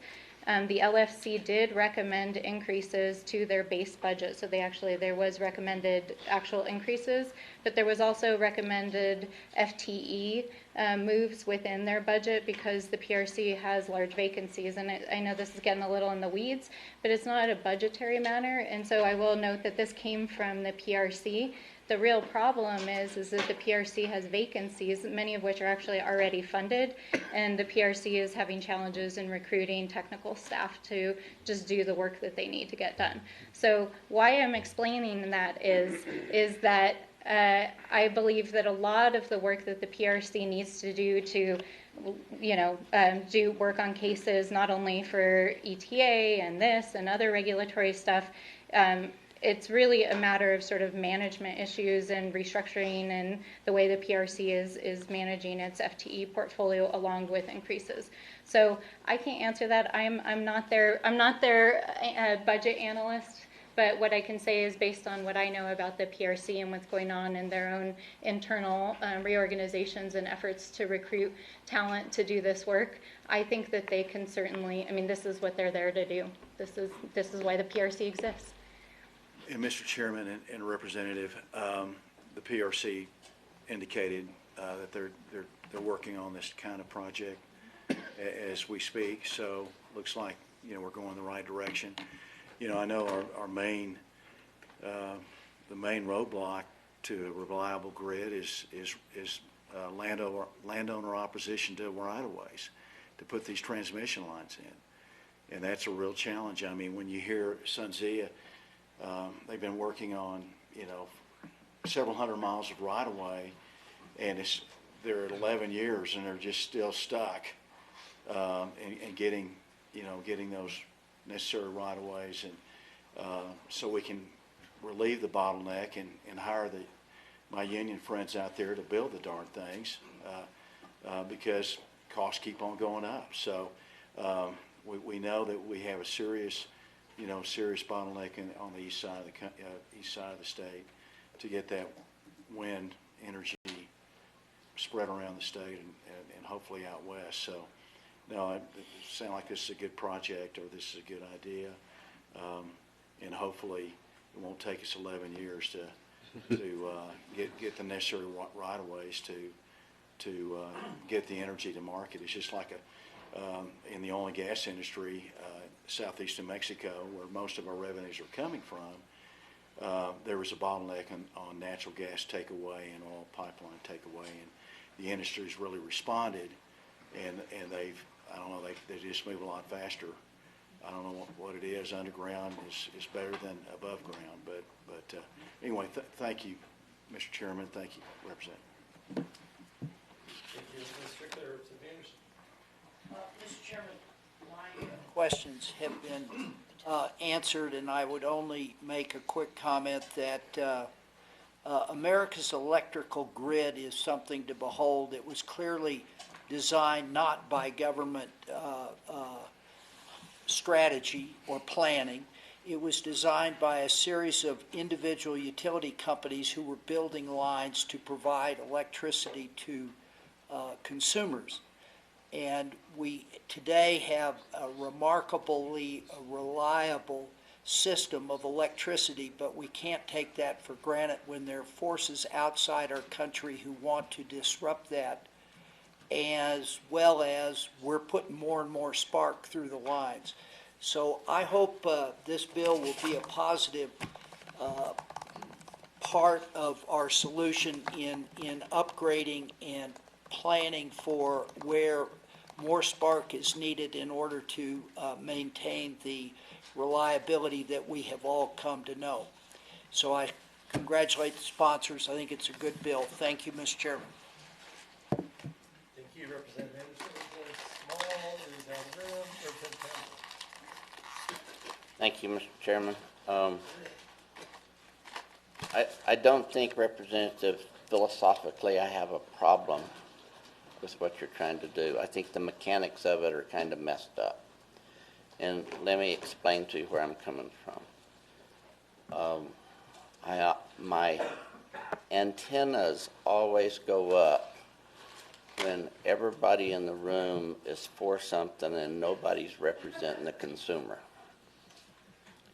And I would like to ask you, are there grid modernizations that you believe will be proposed that will save the consumer any money?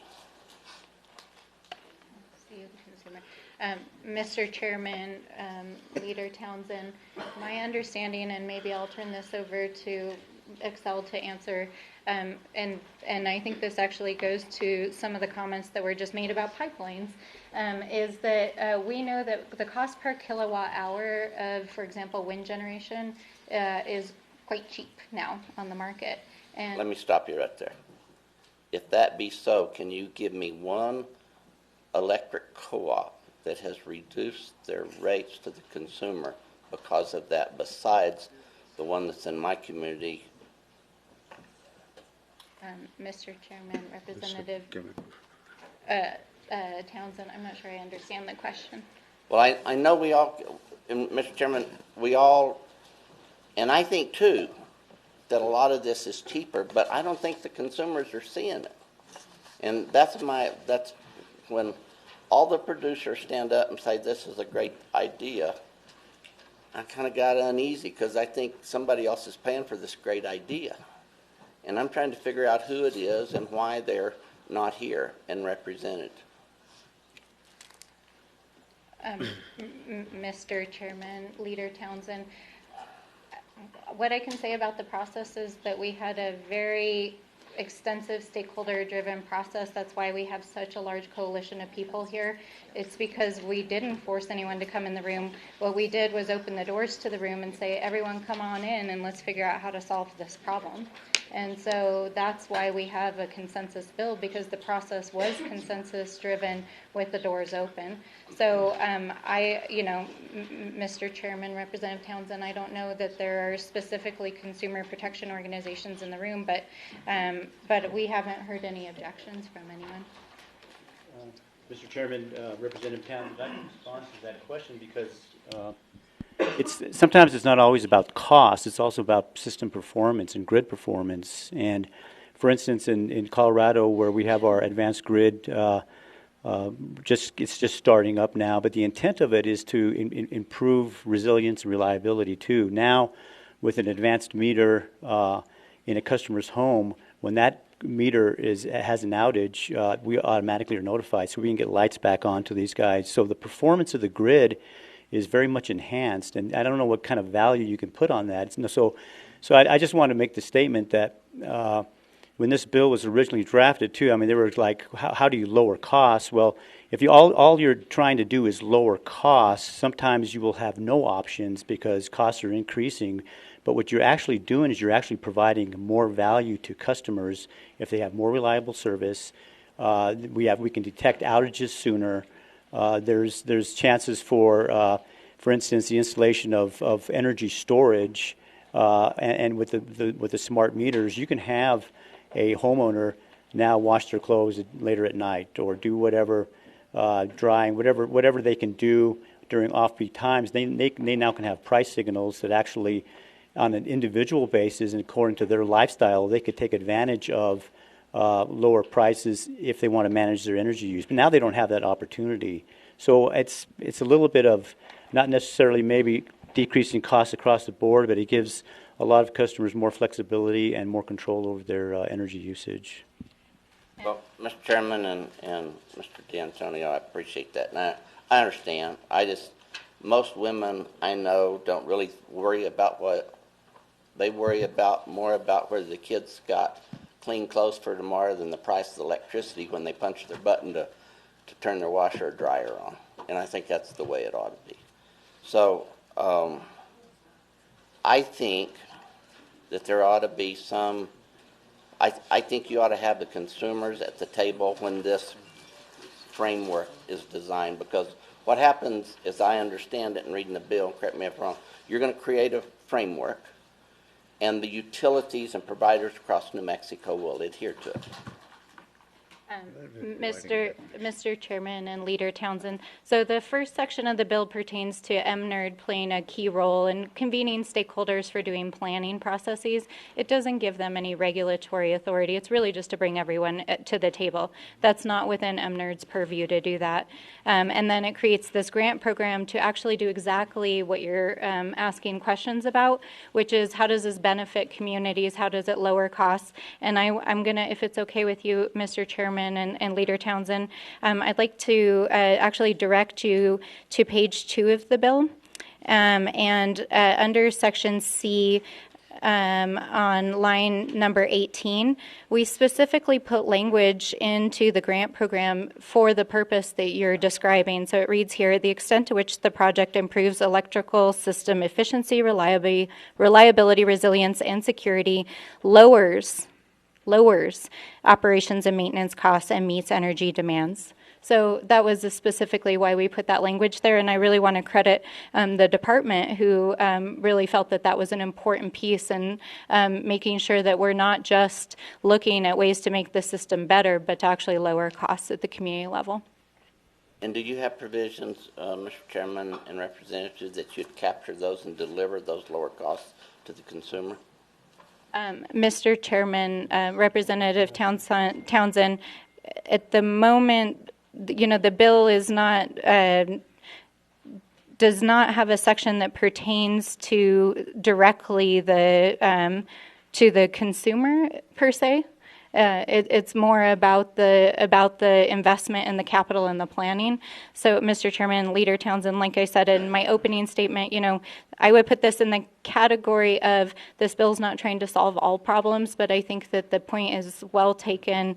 And as we potentially work with the utilities and the PRC and others on some of the technical language, maybe we can somehow capture this. Mr. Chairman and Representative, that was my point, is that while the framework is being designed, you should make sure that you have competent people that will represent the ratepayers in New Mexico on an equitable basis. Thank you.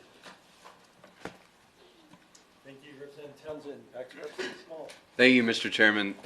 Thank you, Representative, and I apologize for stepping out. Mr. Chair, Representatives, first I just wanted to reference, Mr. Chair, what Representative Stansbury mentioned earlier, which was that a budget framework in House Bill 2 has been adopted. And Mr. Chair, committee members, audience, there is, I believe, in what was adopted, a 7-position expansion for the Public Regulation Commission, Mr. Chairman, and a roughly $700,000 recurring budget increase that has been adopted as the framework. Mr. Chair, representatives and panel, a couple of quick questions. One, Mr. Chair, panel, is it your understanding that either public regulation commissions or public utility commissions, one of their chief responsibilities is looking out for and fighting for the lowest consumer cost possible? Absolutely. Mr. Chairman, Representative Small, that's exactly the purpose of the organization. Thank you, Mr. Chair. Thank you, representatives. And I think, note again the presence both of representatives for some of the commissioners and the commission staff, where there is a very positive, ongoing, healthy dialogue around this. Mr. Chair, presenters, if we think that our Public Regulation Commission, which we all understand and appreciate, is there to look out for the best deal for the consumer, to safeguard the state's environment, as well as provide a clear, consistent, stable environment to do business in the state. As sponsors, Mr. Chair, sponsors, do you support giving the PRC the tools, in this case some additional positions, and partnership within this legislation to do that job at an enhanced level? Absolutely. Mr. Chair, Representative Small, the three of us are on HAFC, and I spoke in strong support of the expansion request of the PRC the other day for precisely not only this program, but we absolutely need a functioning PRC to do what they do. And Mr. Chair, and I know time is brief, Mr. Chair, sponsors, again, so it seems to me, Mr. Chair, sponsors, one, that there is good, robust engagement with our commissioners and the key commission staff, which is positive. Second, it seems to me, Mr. Chair, sponsors an audience that we have provided for actually in excess of the specific expansion envisioned in our fiscal impact report here. Third, Mr. Chair, sponsors, if we're providing this good, stable partnership for folks from all over the state on grid modernization, and we're increasing the ability for our Public Regulation Commission to diligently engage and always look out for the best interests of all of us as New Mexicans. My only question would be that, Mr. Chair, sponsors, the legislation, the language here, our PRC could say this grid modernization project for either utility or whomever, we approve all of the project, but only at a portion of the cost. Is that your understanding? yes. Okay, and Mr. Chair, sponsors, they could also say we approve a portion of the project at a portion of the cost, not the full cost. Is that your understanding? Yes, Mr. Chairman. Yes, Representative. Okay. Mr. Chair, sponsors, I think we've noted that there will continue to be an ongoing dialogue, which is very important. Mr. Chair, sponsors, the participation, again, across the state, very positive. This legislature, in a bipartisan fashion, I think hopefully we're poised to invest in the body, Public Regulation Commission, that is there to look out for all of us. So I think the concerns that have been brought up, I think we're in a very good position this session to address those in a very strong way. And I appreciate the time. Thank you, Mr. Chair. Thank you, Representative Scott.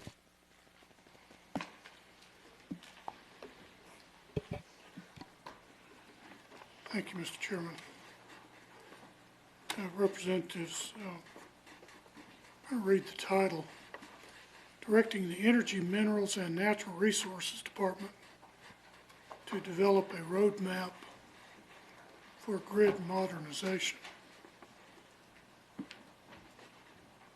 Why not the Public Regulation Commission? Mr. Chair, Madam Chair, Vice Chairman, and Mr. Scott, that's a good question. So when in one of the first iterations of this bill, we sort of discussed what a framework for planning would look like. So it's a plan, right? And part of the reason why we place the authority at MNERD is that MNERD is a statewide agency, not only deals with the utilities, but they're also responsible for a larger swath of statutory responsibilities with respect to our forests, our natural resources management, working with energy producers. So it's the only really state agency that exists that has a broad statutory authority around energy issues generally. So certainly there are other states that do place planning activities in their public utilities, their PUCs as they're often called. But in the case of New Mexico, as we were tailoring this bill to New Mexico, it seemed like the appropriate agency to place it at. Mr. Chair, Representative, I think my concerns mirror those that have been expressed in that Energy Minerals is not charged with protecting the New Mexico consumer. And these other considerations, I fear, will carry greater weight than the impacts on the New Mexico consumer.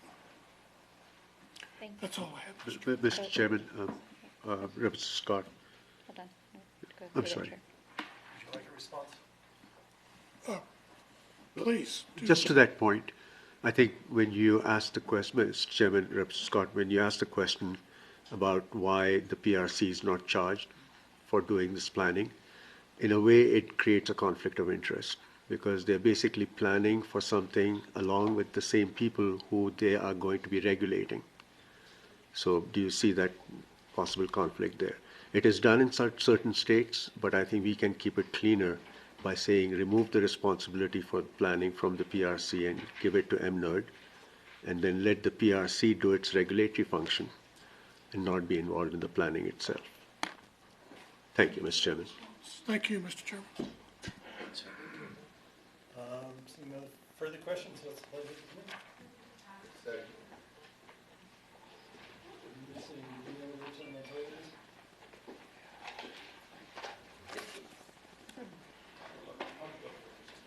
we do pass from Representative Small, Representative Rivera, and who's the second? Small. Let's see if the first one Montoya is close.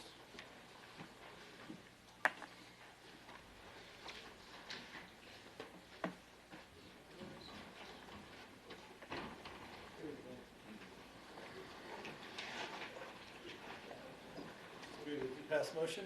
Call the roll. Representative Akil? Pass. So, Sorry. Yes. Yes.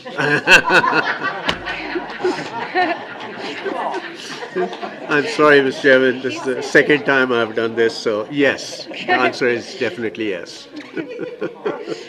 Representative Anderson? Representative? Oh. Representative Ferrari? Yes. Representative Montoya? Representative Romero? Yes. Representative Sarignana? Yes. Representative Scott? No. Representative Small? Yes. Representative Stansberry? Yes. Representative Strickler?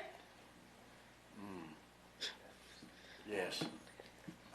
Representative Townsend? No.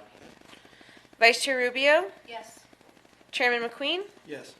House Bill 233 do pass 10-3. Thank you. Thank you, Mr. Congratulations. All right. Yeah, absolutely. Yeah, yeah. I was hoping it would be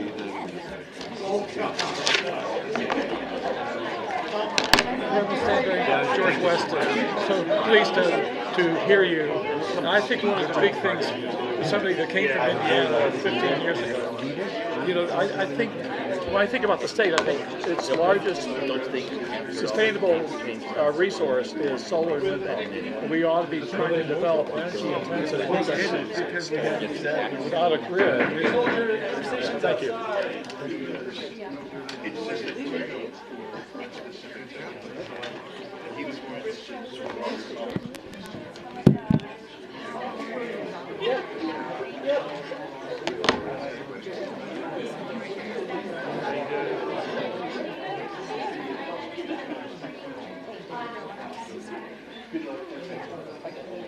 Madam Secretary.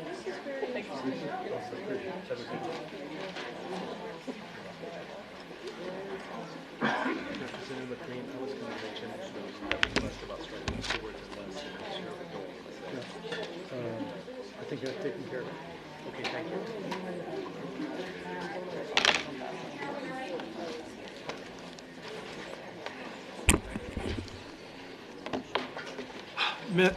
Madam Chair and members of the committee, as you're probably all aware, there's a plan to build a large facility in southeastern New Mexico and transport basically all of the nation's high-level radioactive waste to New Mexico for quote-unquote temporary storage. Temporary storage in this case is apparently the initial application is 40 years. That can be extended for another 40 years, is my understanding. And it's amazing how something that temporary pretty much becomes permanent. I believe that New Mexico should not be the nation's nuclear waste dumping ground.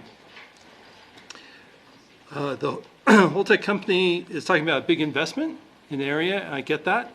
And there will be a temporary jobs and investment and all of the ancillary benefits of that. And we've seen big construction projects in New Mexico before. But I also believe that this is a temporary benefit for a really long-term or permanent liability for the state of New Mexico. The facility threatens our existing economic activity, not only in the area, but statewide. It threatens our efforts to diversify our economy, especially when we're talking about attracting people, whether they're retirees or visitors to our state. It threatens, and this is notable because, you know, my Republican colleagues like to remind us about how much money we're getting from the oil and gas industry. I don't think anyone disputes that. It threatens that very industry. And it threatens the safety of all New Mexicans and really everyone in the country along the route by which this waste would be transported to New Mexico. And those routes would be multi and varied because the waste is spread out and mostly stored at nuclear power plants in the East Coast. So the majority of the country would be affected by this plan. I believe we need to take a stand. I believe we need to express our opposition to this plan. And that's what I propose to do. I'm joined today by Mr. John Buxer with the Sierra Club. He knows more about the project than I do, and hopefully he can help me answer any questions you might have. But with that, we'd be happy to stand for questions. So we'll start with public comment. Is there anyone here in support of this legislation? Okay. Is there anyone here in opposition? Okay. So we want to be able to give everybody time to speak. So we'll start on this side for support, and so we'll start with Honorable Chairperson, committee members. My name is Patricia Cardona. I am with the Rio Grande chapter of Sierra Club. I stand in support of this legislation. I have been working on this issue for about a couple of years, and I would like to call to the committee's attention to a couple of really important issues. The license that Holtec is applying for is for 173 metric tons. There's only about 86,000 metric tons right now in high-level fuel rods that are coming from the reactors. So there's serious questions as to why they're asking for almost double the amount that is presently existing, other than they have intentions of continuing the use of nuclear power. Nuclear power is expensive. It is about 3 times as costly as renewables. It is also, nuclear power does create emissions. Radioactive emissions come out of those fuel rods and go into the air. Those emissions are incompatible with people's health, agriculture, industrial activities, ranching, tourist industry, recreation, and would be threatened by the replacement of 38,000 jobs for 55 permanent jobs. Therefore, I ask you to go ahead and approve this memorial. We badly need it for the health and safety and economic diversity of this state. Vice Chair and members of the committee, Sarah Cox with Energy and Minerals. The memorial is consistent with a letter that the governor sent to the NRC and the Secretary of Energy back in June, expressing that the interim storage of high-level radioactive waste was a significant and unacceptable risk to New Mexicans. Thank you.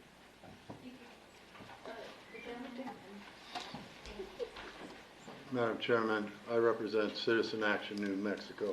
My name is Dave McCoy. We've been fighting against radioactive waste, which is in New Mexico for many years, the mixed waste landfill at Sandia National Laboratories and also at Los Alamos National Laboratories. the entire idea of interim is based on the supposition that there's going to be somewhere else that you're going to put these wastes, and yet there's no plan for that. The state of Nevada had an entire state commission dedicated to making sure that waste would not go to Yucca Mountain, and still we have no permanent repository for these wastes in the United States. These wastes are going to last for millions and millions of years. They are extremely toxic. They're being disposed, the idea is to dispose of these in an area where there are gas and mineral resources, petroleum resources. This is really not what New Mexico needs. Thank you. Thank you, sir. Go ahead. Chair and committee, my name is Sue Skirman. I live in Albuquerque. I'm with the Nuclear Issues Study Group, and we definitely support HM21. Most New Mexicans oppose the Holtec proposal, including oil and gas producers, dairy farmers, the New Mexico Cattle Growers Association, Governor Mohan Grisham, State Land Commissioner Garcia Richards, Congresswoman Deb Haaland, the All Pueblo Indian governors, 19 city councils, county commissions, and chapter houses have passed resolutions against bringing high-level radioactive waste through our communities and storing it for decades, most likely permanently in southeast New Mexico. New Mexico has suffered enough between abandoned uranium mines, radioactive fallout after the Trinity test, plutonium in the water downstream from Llano, the mixed waste landfill in Albuquerque, WIP, Urenco. We don't want it. Keep it where it is until a permanent site is created. We want clean, green jobs, not dirty jobs. Thank you. Madam Vice Chair and Chair People, my name is Eileen O'Shaughnessy. I'm with the Nuclear Issues Study Group. I want to extend my gratitude to the chairman for sponsoring this important memorial. I just want to point out that New Mexico is already unfairly burdened with dangerous abandoned nuclear waste from uranium mining, testing, and processing, all connected to nuclear weapons development. We already have a public health crisis on our hands due to the careless actions of the nuclear weapons industry. We have above average cancer mortality rates in multiple counties in New Mexico. We don't need nuclear waste, more nuclear waste. It's the last thing that we need. I want to point out that this waste is different. This waste is from commercial nuclear power plants. We didn't produce this waste in New Mexico. The nuclear waste that we already have is from weapons production. This waste, to take this waste is completely against our values, and it's against what is fair, frankly. I want to point out that there is extremely strong opposition to the Holtec project throughout the state, and that if you choose to pass this memorial, you will be stepping in a line of a growing majority of New Mexicans who oppose the transportation and the storage of high-level nuclear waste, including, as was mentioned, the All Pueblo Council of Governors, the current land commissioner, our governor, and that there have been over 18 resolutions passed throughout the state, as well as in Texas. There's another facility there opposing this, okay? And the last thing I want to say is that I work with young people. I'm an educator. And I hear over and over again from young people who learn about this that they're appalled.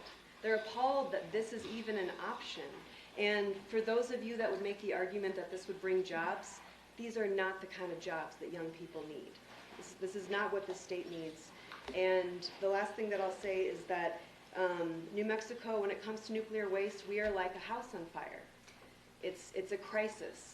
And this proposal is like pouring gasoline on a burning house. So I encourage you to pass this memorial, and I thank you very much. Thank you. And just for time purposes, we really appreciate everybody's public comment, but if you're repeating something that someone's already said, please just raise and support, and that's and then we can move on. Next person. Thank you, Madam Vice Chair, members of the committee. My name is Leona Morgan. I am Diné. I come from the Navajo Nation, and I just want to make a couple more comments. I want to reiterate what has already been said, but I want to make sure that all of you know that passing this bill has no negative implications of New Mexico's transition to renewables. We don't want to interfere with that good work that's happening. However, I do want to point out nuclear energy is not zero carbon, and we should also support shutting down the nuclear power plants and stop making more waste, especially if it's slated to come to New Mexico. The reason is the transport alone is very dangerous. The shipments to WIP, which is transuranic waste, we're all aware that there's already 2 waste facilities in the vicinity. One is WIP, which is transuranic waste, completely different. There's another low-level dump, which is called WCS, just east of the proposed site, which is also a different type of nuclear waste. This waste from nuclear power reactors, the transport would come by rail, and the shipments would be thousands of times more radioactive than any shipments to WIP. And I also wanted to state that one of the staffers from the All Pueblo Council of Governors has given me permission to announce, which all of you have probably received in your email already, that they have passed a resolution opposing the transport and storage in New Mexico. So that's 20 sovereign nations, 20 indigenous nations of New Mexico, as well as we have in total 12 resolutions from New Mexico, which is the one from the APCG, as well as 2 from Navajo Nation. And then there are also 6 resolutions in Texas opposing both the transport and the storage. If the site in Texas is also built, it will also have transport through New Mexico, which I believe this memorial is very strong in citing that we do not support that. And thank you very much for your time. Anyone behind? Sir, go ahead. Mr. Chairman, committee members, my name is Kevin Kirby. I'm a resident of Albuquerque. Holtec proposes that we move 100,000 metric tons of high-level radioactive waste, streaming it into New Mexico from all over the country. But don't worry. According to Holtec, it's interim storage. It's only temporary. 96 commercial nuclear reactors around the country are overjoyed. They can dump their waste in New Mexico. If it spills on the rails or the storage containers fail, if it's too expensive to clean up, don't worry. Holtec will fix that problem too. They can simply declare bankruptcy and walk away. We're really only temporary. And New Mexico will be left with tons of high-level nuclear waste, deadly for thousands of years, but don't worry, it's New Mexico. It was only temporary. Thank you, sir. I'm supporting HM21, obviously. Good afternoon. My name is Taya Salazar, and I'm a student at the University of New Mexico, and I stand in support of HM21. We should not allow our beautiful state to be the dumping ground for our nation's excessive nuclear waste. New Mexico has a long history of being adversely affected by nuclear waste, and we have received little to no compensation from our federal government for the damage done and the lives lost. I strongly urge you to support HM21, not just for yourselves, but for future generations like me. Thank you. Good afternoon, Brendan Shaughnessy, Albuquerque Nuclear Issues Study Group. I stand in support of HM21 for all the reasons already stated. Is there anyone else here on the side in support? We'll go over here. Anyone in support? No? I'm Janet Greenwald from Dixon, New Mexico. Our valley was contaminated during the Cerro Grande fire from Los Alamos. The New Mexico Environment Department came and told us there was cobalt in our plums and cesium in our broccoli, but it was all below regulatory concern. But right afterwards, my daughter-in-law, a sweet girl who eats organic and doesn't smoke or drink, lost her baby in utero. And that's the first time it's happened on either side of our family as far back as we know. According to the Nuclear Information Resource Service. Say it again? Service. 97% of the radioactivity in radioactive waste in the United States would be contained in the waste that is proposed to come to New Mexico. You know all about the accidents at nuclear facilities. I don't have to tell you about that. Do you really believe that there won't be any accidents with that amount of radioactivity on the rails, on the highways, in our ground? So I'm in support of this memorial, and I thank you very much for considering it, Madam Chair and representatives. Thank you, Madam Chair, members of the committee, thank you very much. My name is Ed Hughes. My wife and I live in Las Cruces, New Mexico. We also own and operate a small cattle ranch in Clay County, New Mexico, near Narvaez, if you know where that is. I'm also a member of the Northeast New Mexicans United Against Nuclear Waste. This group was formed a little over 3 years ago when the DOE had exploratory projects, four of them in the U.S., to see if there's granite 3 miles down they could bury high-level nuclear waste, plutonium primarily from the weapons program. 2 of those sites were in New Mexico, one in Otero County and one in Clay County. The one in Clay County was about 3 miles from my south fence. So this group got together and we thought, okay, this is going to affect us. We started exploring how this would affect us. My wife and I went to 2 licensed real estate appraisers. How will this impact our land values? Both of them said, we really can't evaluate this now. It's going to be highly negative, but I tell you, it's going to go down. We'll have to go to disaster sites to see what this is. Another rancher just to the east of us was trying to get his operational loan, and he didn't want his banker to know about this because he's going to have to put up more collateral. This kind of stuff has economic damaging value of what's existing, cultural, traditional, whatever's there. It has damage. During this process, one of the important things that came out of this is the recognition and opposition by groups such as yourself that we don't want this. Our group, we sent in thousands of signatures. The county commission got behind us. Our elected representatives came out in opposition. DOE pulled the project, thank goodness. But during this process, one of the people with DOE said New Mexico has a target on its back for nuclear waste. Fast forward to last April. There was a Senate subcommittee hearing, U.S. Senate subcommittee hearing. Lindsey Graham was saying, I have several metric tons of plutonium from Russia that's been stranded at Savannah River due to the cancellation of the nuclear arms proliferation treaty. There was a representative from DOE there who had some influence on WIP, and Graham asked this person, can WIP take this high-level waste? And that person said, absolutely. So if we think we don't have a target on our back, we're mistaken. And I agree with very much of what Holtec has, the opposition of Holtec has been stated. In the memorial, there are some figures, financial figures. But I would like to focus on Eddy and Lee County, if I may.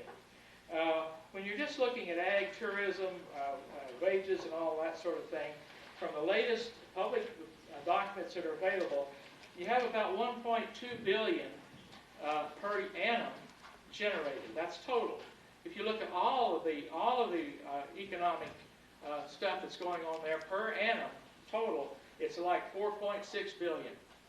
Why in the world would we want to put any of that at risk for a project that I've seen some numbers that's going to maybe bring in $5 million worth of salaries per year? Why in the world would we want to do that? Why does everybody else want to get rid of their waste? Lindsey Graham was adamant. He said, if this doesn't go to New Mexico, I do not know where it's going. I can give you the link to that. You can watch it. It's chilling. New Mexico has a target on its back. This memorial will do a lot to take that target off our back. Thank you, Madam Chair, members of the Commission. Thank you, sir. I am Felina Romero. I speak on behalf of the kids, animals, and the planet. So, as you all know, all the history of the nuclear waste, we definitely don't need any more over here clean up their waste, and it contaminates and it poisons everybody along the way. And we also need to stop trying to colonize and control other countries so that we could prevent the whole epidemic of producing nuclear waste. Go ahead, back row. Madam Chair and State Reps, I'm Rose Gardner, and I am from Eunice. I would be about 35 miles from the site if it was built. I live 4 miles from the waste control site that also wants the same type of waste. I have children and grandchildren that live there. My husband and sons-in-law drive those roads every day. Oil workers are out there. Potash mine workers are out there. There's a ranch that's 1 mile from the site. Those people are not being heard. They've asked me to say something today. There are people that live near the site. They want to bring all of the waste from the United States to one place. That's incredible. That's incredulous. And I oppose that. I support HM21. I live there, and I'm telling you, people do not want this waste there. Thank you so much. Madam Chair and committee members, I'm Cindy Wheeler. I grew up in Roswell in the 50s and 60s, and I live here now. I want to thank Chairman McQueen for introducing this much-needed memorial. We have willingly waited here for hours today to ask you to support this memorial because this is important. It is wrong for a private company and the federal government to decide the fate of New Mexico. The fate of New Mexico is not to become a nuclear waste dump for the nation for waste that wasn't even generated here. Experts in the field recommend keeping this waste on site where it was generated in hardened on-site storage. Follow their recommendations. Keep this dangerous and so-called business venture off the nation's roads and rails and protect our state like you were elected to do. Thank you. Thank you, ma'am. Thank you for letting me say a word or two. I'm Anita Ireland. I'm from Eunice, New Mexico. And I'm nobody, to be honest with you. I'm nobody other than your constituent. I have grandchildren now in Eunice, 3. And I don't want them to grow up in an environment where we don't know what the health hazards are. I know I lost my husband to cancer. I lost my brother to cancer, and we lived in that area. And it's just like, when are we going to draw the line and say, enough is enough? Why can we not just say, hey, we've taken all the radiation we'll take? Why can't we just stop it now? You know, our children deserve better than this. Because all the workers that were brought in by Urenco and such, they're not from New Mexico. They came from other states. They didn't provide us with anything. People live in Andrews rather than live in Eunice, where they told us everybody was going to reside and all this economy was going to come there. It didn't come there. The oil field supports Eunice, the oil field. And we're willing to throw that away for this that's going to ravage our state. We're going to just throw away everybody else for this trash. It's wrong. I support this memorial, and I expect you to. Thank you, ma'am. Is there anyone else in support that hasn't spoke? We'll go to opposition. Is there any opposition on this side?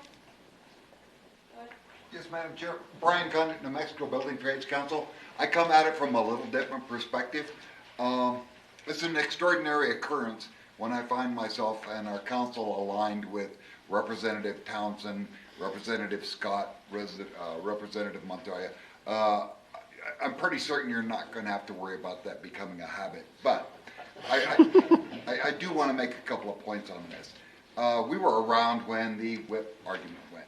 Our council has been around since the 40s when we started the Manhattan Project in Los Alamos National Laboratories.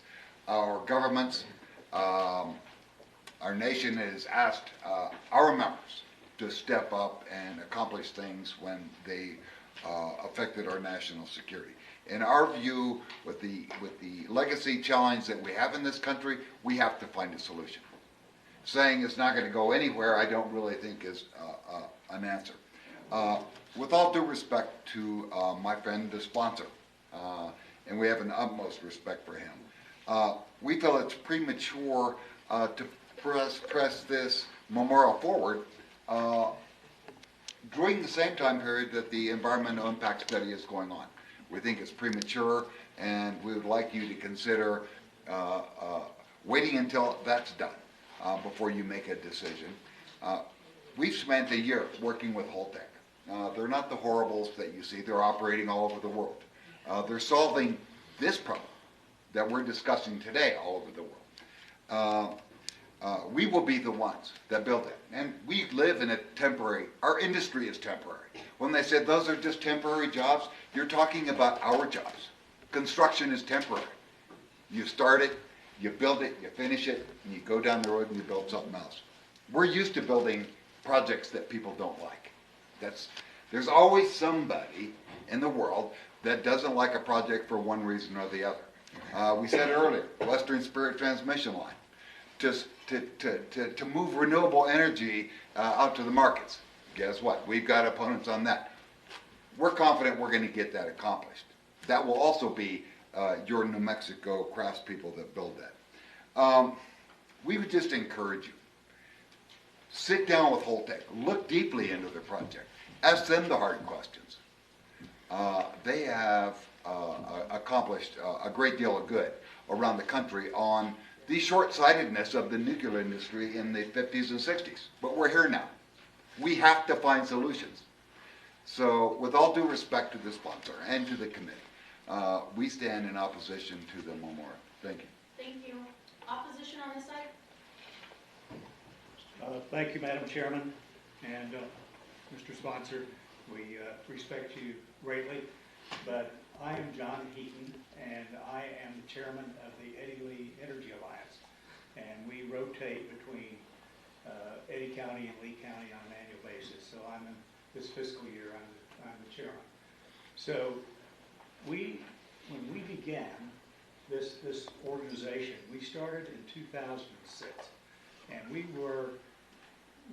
developed ourselves so that we could bid on the Global Nuclear Energy Partnership Program that DOE was putting forth. So we did that. We heavily characterized the land. We were one of the finalists, and that project was subsequently abandoned.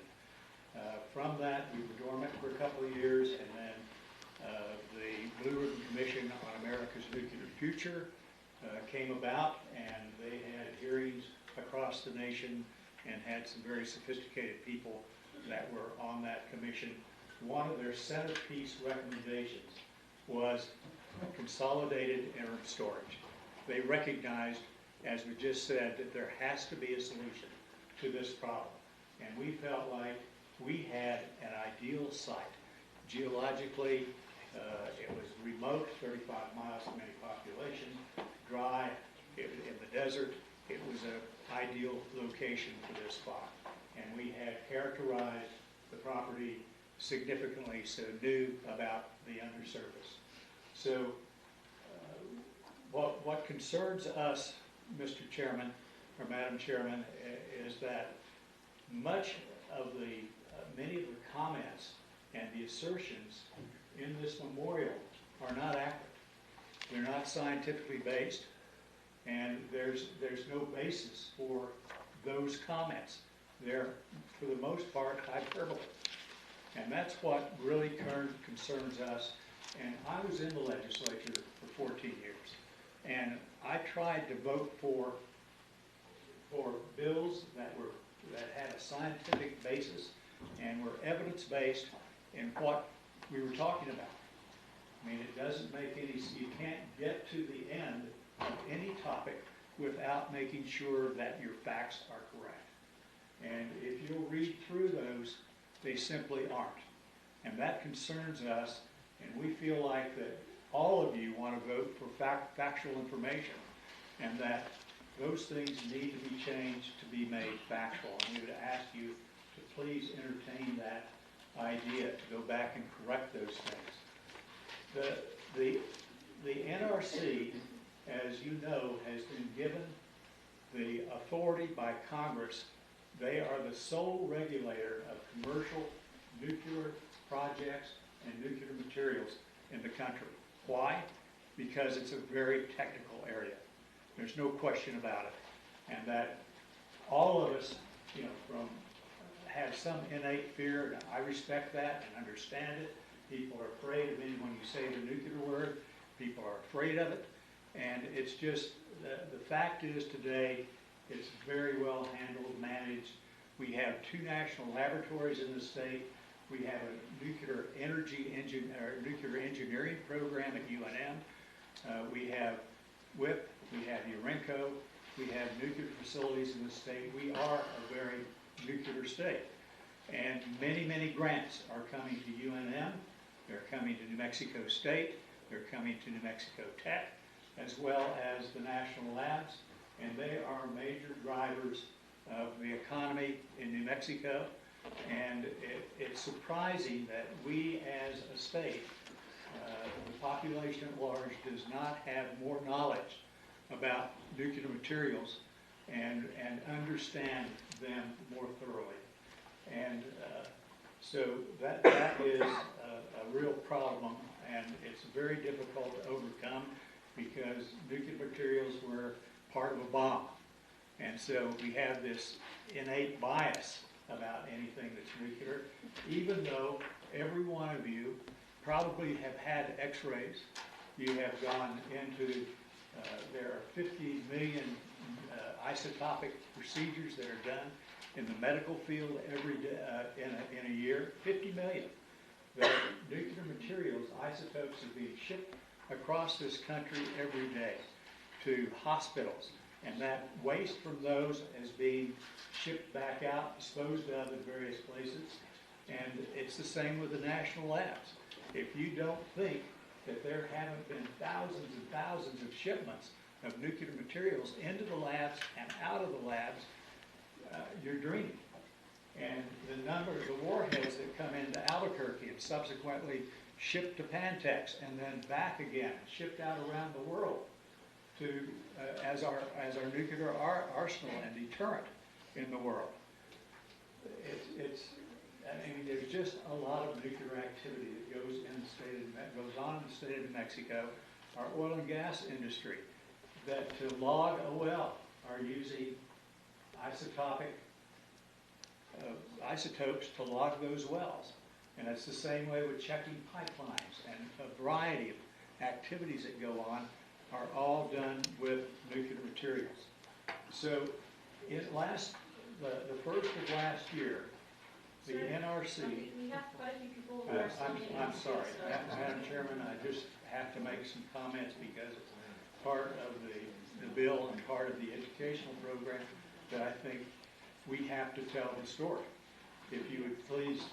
And with all due respect, sir, many of us on this committee have been a I've part of heard some, I many know, of these conversations. we've tried to get before the legislature and the various committees to inform them about the project. Just a couple of more comments, if I could. There was a hearing brought to New Mexico by the NRC, held in Albuquerque, and that hearing went on for 2 days, where 7 parties came to that hearing and presented their contentions, the same kind of things that you've heard. Contentions that they did not want, and various other things that they brought to the hearing. And this is before the Atomic Safety and Licensing Board, who's responsible for making decisions in this regard. These are technical people and technical legal people that are part of that. And they heard 50 unduplicated contentions at that hearing. And then subsequent to that, in May, the Atomic Safety and Licensing Board discarded all of those contentions for having no merit, no technical or legal merit. And so all of those contentions were thrown out, if you will. And this is an important issue, because most of what we hear about nuclear materials is strictly hyperbole. Transportation is a huge issue. Everybody's concerned about it. They were with WIP. And once WIP got started, we now have 12,000 shipments, gone over 50 million miles, like to the moon and back 30 times, and no release. And there have been 850 naval shipments in the United States that all go to Idaho, no incident. There have been more than 1,300 shipments of of spent fuel from various places in the United States, no issues. 30,000 internationally have been shipped, no issues. And so that's really the point. The robustness of the transportation system is extraordinary. There are 4 layers of protection, beginning with the fuel pellet that gets put in a fuel rod, that's the second. It gets put in a canister, which is third, which goes into a cask for transportation. That's 15 inches thick, and the NRC says itself, the chance of a breach, they can't say 0, but they say it's 1 in a billion. And if a breach occurs, that the only release will be radiation, like what you get in an X-ray. The material itself cannot be lost. We're going to go ahead and move on. I'm going to stop, but I just felt like we need to make some Thank you so much. Who's next in line? Is there anyone else in opposition on this side? Go ahead, ma'am. Good afternoon, Madam Chair and committee. My name is Wendy Austin, and I'm the Deputy City Manager for the City of Carlsbad. In addition, I'm a proud native of Carlsbad, born and raised there and choose to still live there. Madam Chairman and committee, Carlsbad and Hobbs and Eddy and Lee counties have been very strong proponents of the interim storage project from the beginning. The city and counties have passed multiple resolutions supporting throughout the years this project. These resolutions of support have been based on scientific facts and information. Madam Chairman and committee, you need to know without a doubt there will be 1 or more interim storage facilities in the United States. You must decide if you want the facility to be just across the border in Texas, which is only 2 miles from Eunice and 17 miles from Hobbs and Dow, or should New Mexico benefit from this facility? The site in New Mexico is 30 miles from any city. Please do not risk eliminating potentially good-paying jobs in New Mexico, and please continue to support Southeast New Mexico. Thank you. Thank you, ma'am, for your concise comments. Who else? Right over here. Thank you, Madam Chair, committee members. I'm Senator Greg Fulford, and my district's 41, which covers Hobbs and Carlsbad. I was the county chair when we started all this on the Lee County Commission, spent 10 years there on that. And this is one of the projects when before oil and gas, horizontal drilling ever become horizontal drilling, what we're seeing now.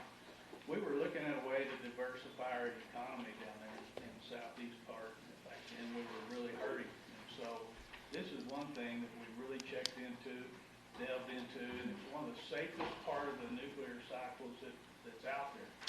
And so that's one thing that we latched onto to bring that in. A lot of people see this as waste. We've seen it a different way. We've seen this as a way that we can bring a material here and build up a reserve that maybe could be used 40 years down the road when we actually have technology that catches up.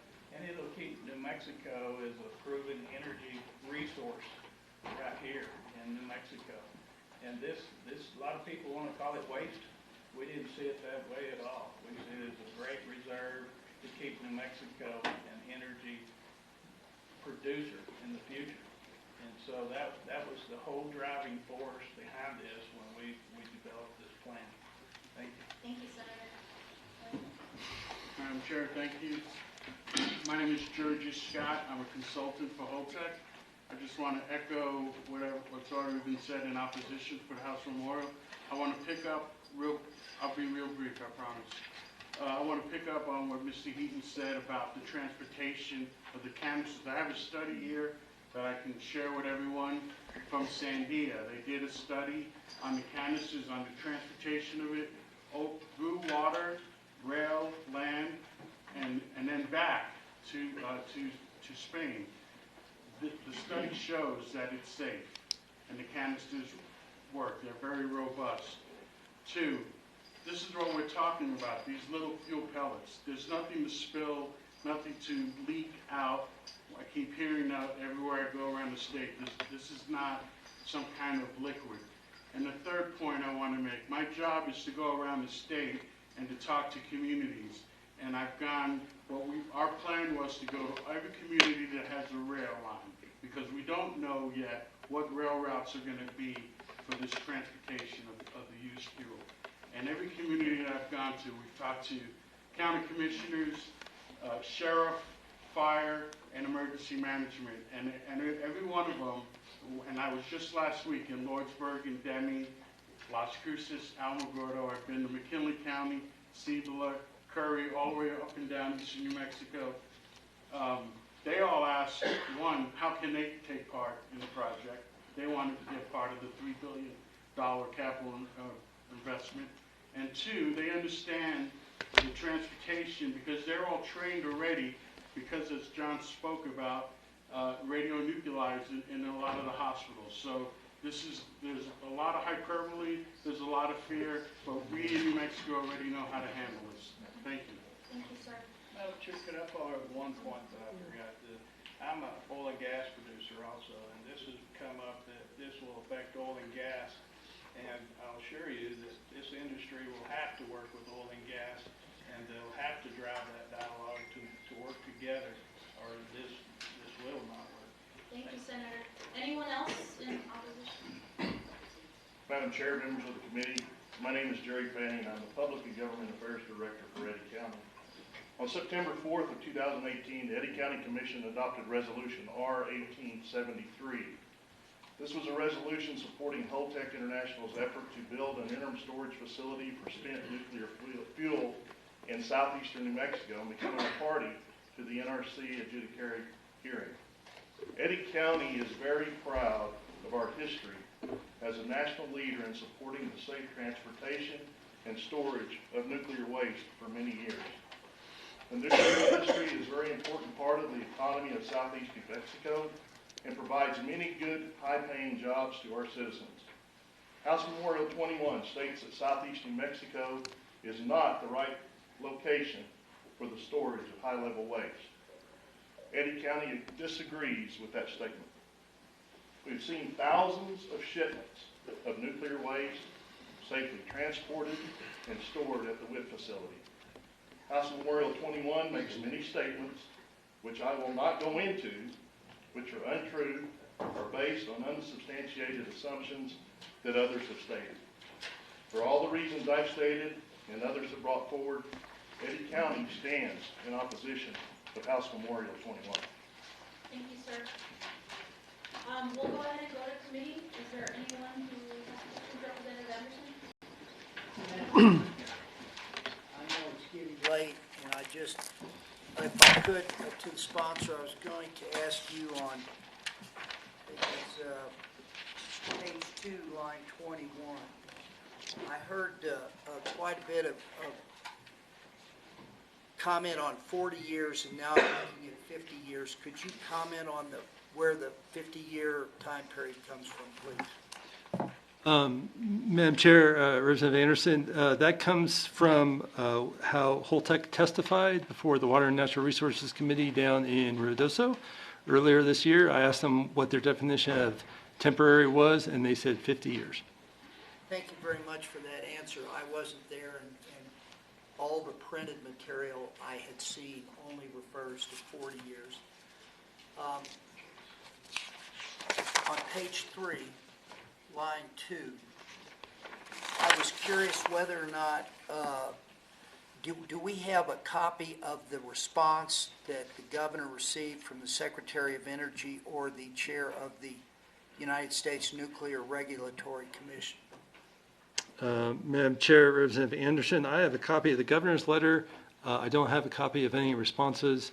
I wasn't told there were responses, but there may have been. I don't know. I hope you can, if there is one, could you please provide it to me after the hearing? a copy of the governor's letter, or? I've seen that. Okay. I was just curious whether she wrote a letter and nobody ever wrote her back, or whether there was a response. And I don't know. Madam Chair, Representative Anderson, I will ask. Thank you.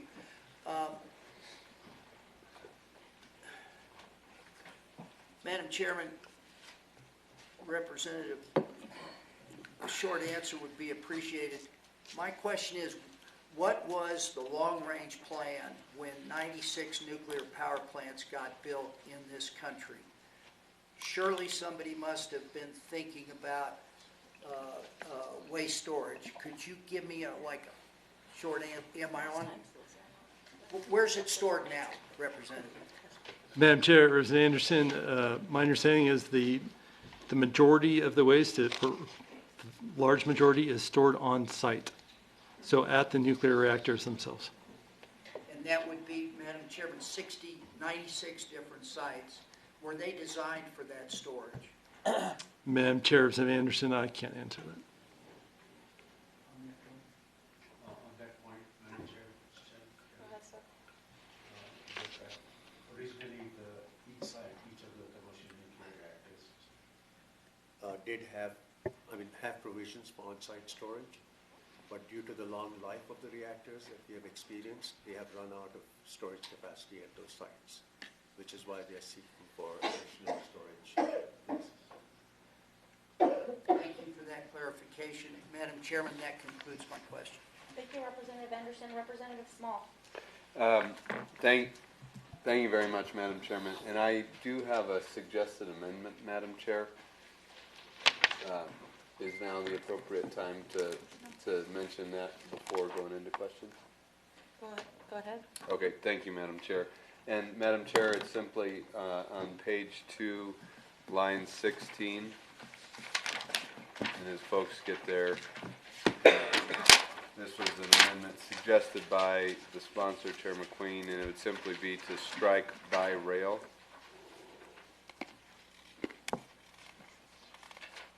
Yep.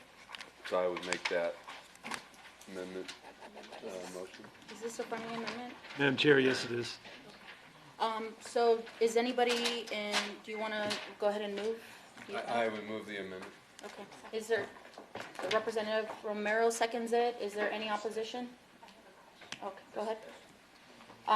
Representative Stansberry?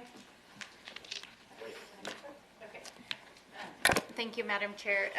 My question about the amendment is that if it is stricken and it just applies to general transportation, whether or not that has an impact on existing activities such as whip shipments. I mean, I know this is a memorial and not a bill. Thank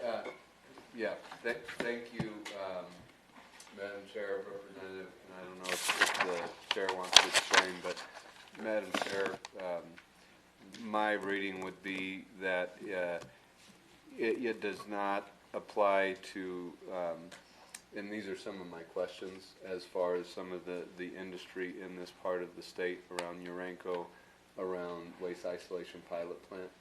So, and of course the point that this is a memorial. Madam Chair, if I may. So, Madam Chair, Representative Stansberry, this was, I was contacted about this, and the point was made that the mode of transportation has not been finally determined, and I also believe that because of the dispersal of the sites, I mean, I don't know that the waste could make it to New Mexico strictly by rail. I mean, it might have to transfer it from various nuclear power plants to the closest rail facility. I think the proposal is rail largely because of the volume, weight, and safety, but it's not necessarily determined or exclusive. So I felt it was acceptable to strike it. I don't think this would affect any existing operations. Madam Chair, on that point. So it specifies high-level radioactive waste. Currently only transuranic and low-level waste comes into New Mexico. So if we're specifying that Holtec is a high-level waste facility specifically, this doesn't change anything in what's currently being transported here. Thank you. Thank you, Madam Chair. Did you still have questions, Representative? Representative Townsend? Thank you, Madam Chair. Just one question. Statistically, is the transportation of this material proven by other methods other than rail? One. And of the different types of transportation, which has shown to be the safest? Madam Chair, Representative, the reason that Holtec is pursuing rail is because the risk is perceived to be less than by public transportation by the road network. Barge transport is generally considered fairly low risk as well. However, we don't have much opportunity in this state to transfer it that way. So, Madam Chair, and Representative Small, if I might ask, by alleviating the potential of rail transportation, based on the comments I have just heard, if we are going to have this in the state of New Mexico, your amendment, would it propose a process that is less safe? Thank you, Madam Chair. Thank you, Leader Townsend. The amendment was suggested to not specify that the only transportation considered is by rail. Madam Chair, Leader Townsend, I appreciate the point, which is of the various transportation methods, it's being represented, and I have absolutely no reason to doubt that representation, that of the various methods of transportation, rail is the safest. So I, Madam Chair, Leader Townsend, I think the point that is of the methods considered the safest, I think is a fair point that I don't have any reason to doubt. Madam Chair, Representative Townsend, if I may, this is a this is a recital. So whereas we're trying to describe how the waste might get here, we're not telling them how to ship it. And that being my next point was, your point is not to exclude rail, it is to include other means. Madam Chair, Leader Townsend, yes. Thank you very much. Thank you, Representative. And so we have a motion right now to amend line 16 by removing by rail. Is there any opposition? Great. You can continue. Thank you very much, Madam Chair. Mr. Chair, expert, a couple of quick questions. Madam Chair, Mr. Chair, this does not contemplate any changes at other southeast New Mexico, or for that matter, other parts of New Mexico, whether at Los Alamos or other ongoing nuclear industrial projects or site research projects. Madam Chair, Representative Small, that's correct. Madam Chair, Chairman McQueen, so I think that's an important point, Madam Chair, Chairman McQueen. I think acknowledging the industry that's been built in that throughout New Mexico, including the challenges which we saw here earlier, especially around uranium mining and the testing of nuclear weapons and the ongoing health effects. This very clearly does not call out other industrial processes like Urenco or the waste isolation pilot plant. Madam Chair, Mr. Chairman, do you know if there are existing fluid mineral leases, oil primarily, in or around the proposed, this proposed site? Madam Chair, Representative Small, I suppose in and around is, you know, it depends on how close you want to talk. I mean, they're certainly in the vicinity. And there is a letter from the Commissioner of Public Lands, quite pointed letter pointing out that the State Land Office owns the mineral estate on the property where the site is proposed, and felt it was misrepresented that the Energy Alliance controlled the site when they did not own the mineral estate. Thank you, Madam Chair, Mr. Chairman. It's my understanding, we stand for clarification, that there are active fluid mineral leases that overlap in this site, including, Madam Chair, Mr. Chairman, from significant oil and gas producers. Madam Chair, Mr. Chairman, do we know what, if any, proximity of saltwater disposal wells or other infrastructure there is in this region, or for that matter, I guess the region on the other side, there on the Texas side? Madam Chair, Representative Small, I personally do not know. Madam Chair, Mr. Chair, thank you. I think those are important points that as we continue through this process, I'm sure they're being considered through the NRC process.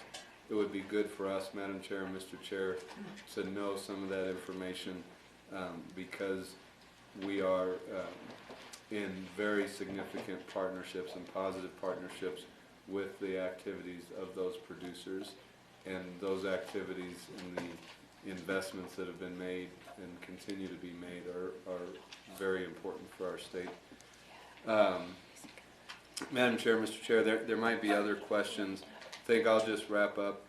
While I have, Madam Chair, Mr. Chair, I take very keenly the concern around sorting through, especially in challenging public issues like this, with deep institutional histories like we have here in New Mexico.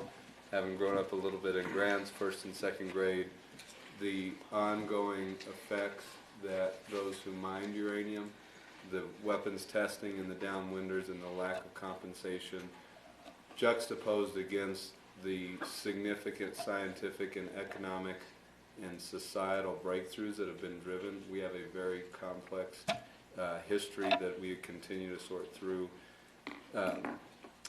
And I share and hear the concerns about getting to good factual information. But Madam Chair, Mr. Chairman, the fact that this does not, for lack of a better term, go after the other industry that's been built in the region and is operating in a very strong, locally supported, nationally supported way, like out at Waste Isolation Pilot Plant in Uranco, that gives me enough comfort to support the resolution, even as I know there is a robust scientific process separate from the state, as has been pointed out, carried out by the Nuclear Regulatory Commission. And some of those questions, especially around the fluid mineral leasing side, I think are ongoing questions that we have an interest with as the state. Thank you, Madam Chair and Mr. Chair. Thank you, Representative Small. Thank you, Madam Chair and Mr. Chair, for bringing this memorial. So I'm on the Hazardous Waste Committee, and I've been to several committee meetings down in that area, and the concern, there were many concerns about the rails. Could they handle the transportation of the canisters? And I remember Holtec saying they were responsible for the storage, but not the transportation. So I need some clarification. And has this been resolved? Have these issues been resolved? Because we had people from the rail saying they weren't safe. So could you tell me? Madam Chairman, Representative, the way the rail shipments go, the NRC and the Federal Rail Administration make the determinations of the route. Obviously, when it gets to New Mexico, even if it's barged from the East Coast all the way around to Galveston and then brought up on rail, the rail in New Mexico will be that on the east side that goes between Clovis and Roswell. I think that's a foregone conclusion. That rail has been upgraded. It was being managed by Southwest Railroad. has now changed, and now Burlington Northern Santa Fe manage that rail. They have done an amazing amount of improvement on that rail. So everybody's just delighted about what they've done. They've spent millions and millions of dollars upgrading the rail. But when it gets to that rail, because it's not Class 8 rail, it drops down to Class 4 rail, the fastest the train will be able to go, and it will be a dedicated train with 8 to 12 cars, two locomotives, and an escort car at the end that will have guards and guns in it. Look at the instrumentation, that it'll be heavily instrumented. It will be in contact with Homeland Security, and but when it goes down that rail, it will be dropped down to 25 miles an hour because of the grade, the class of the rail. So that's to avoid any kind of just derailment. They go very slowly, and so that's how that is controlled. And also the impact is reduced dramatically. The physics of it is reduced because of the slowness of what would happen, and the cast, if it happened to come off, the damage would be minimal, if any. And so that's I hope I'm answering your question, but it's reduced to that speed to make it much more safe. Okay. And then the other part? As far as Holtec being only for storage, so I don't remember, I remember him saying it wasn't their responsibility. They were the storage people. When it gets to Carlsbad, then it's shifted off onto the rail that's used by the potash industry, basically, and it goes out into the potash area, and it will be even reduced greater the speed, probably down to 15 miles an hour in that area. There will be a spur, a 4-mile spur that will be put in by Holtec that goes to the site directly. So that's how that will happen. The axles, the rail can easily handle it. What they do is they add more axles. So there will be, those trains will have 12 axles, the cars will have 12 axles on them to manage the weight. And the weight of the loaded rail cars is actually almost the same as the engine itself.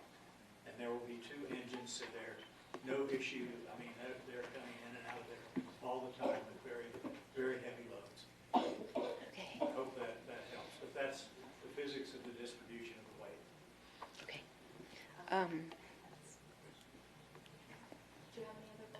Well, I just have one comment.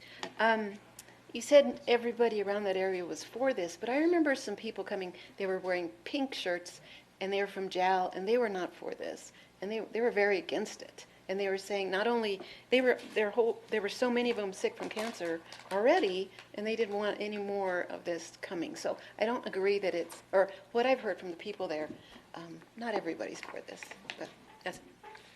Thank you, Representative Sariana. Representative Strickland. Thank you, Madam Chair, and thank you, Representative. It's a long memorial, a lot of whereases, and I think Representative Heaton has kind of gone, has carefully gone over some of the characterization of this project, and one of the whereases refers to Mexico currently doesn't have an operational nuclear power plant, and that's true. But we do buy quite a bit of our electricity from the Palo Verde nuclear power plant in Arizona. And in fact, the replacement power for the San Juan generation station, half that replacement power is going to come from Palo Verde. So we do consume nuclear power in our state. That's just a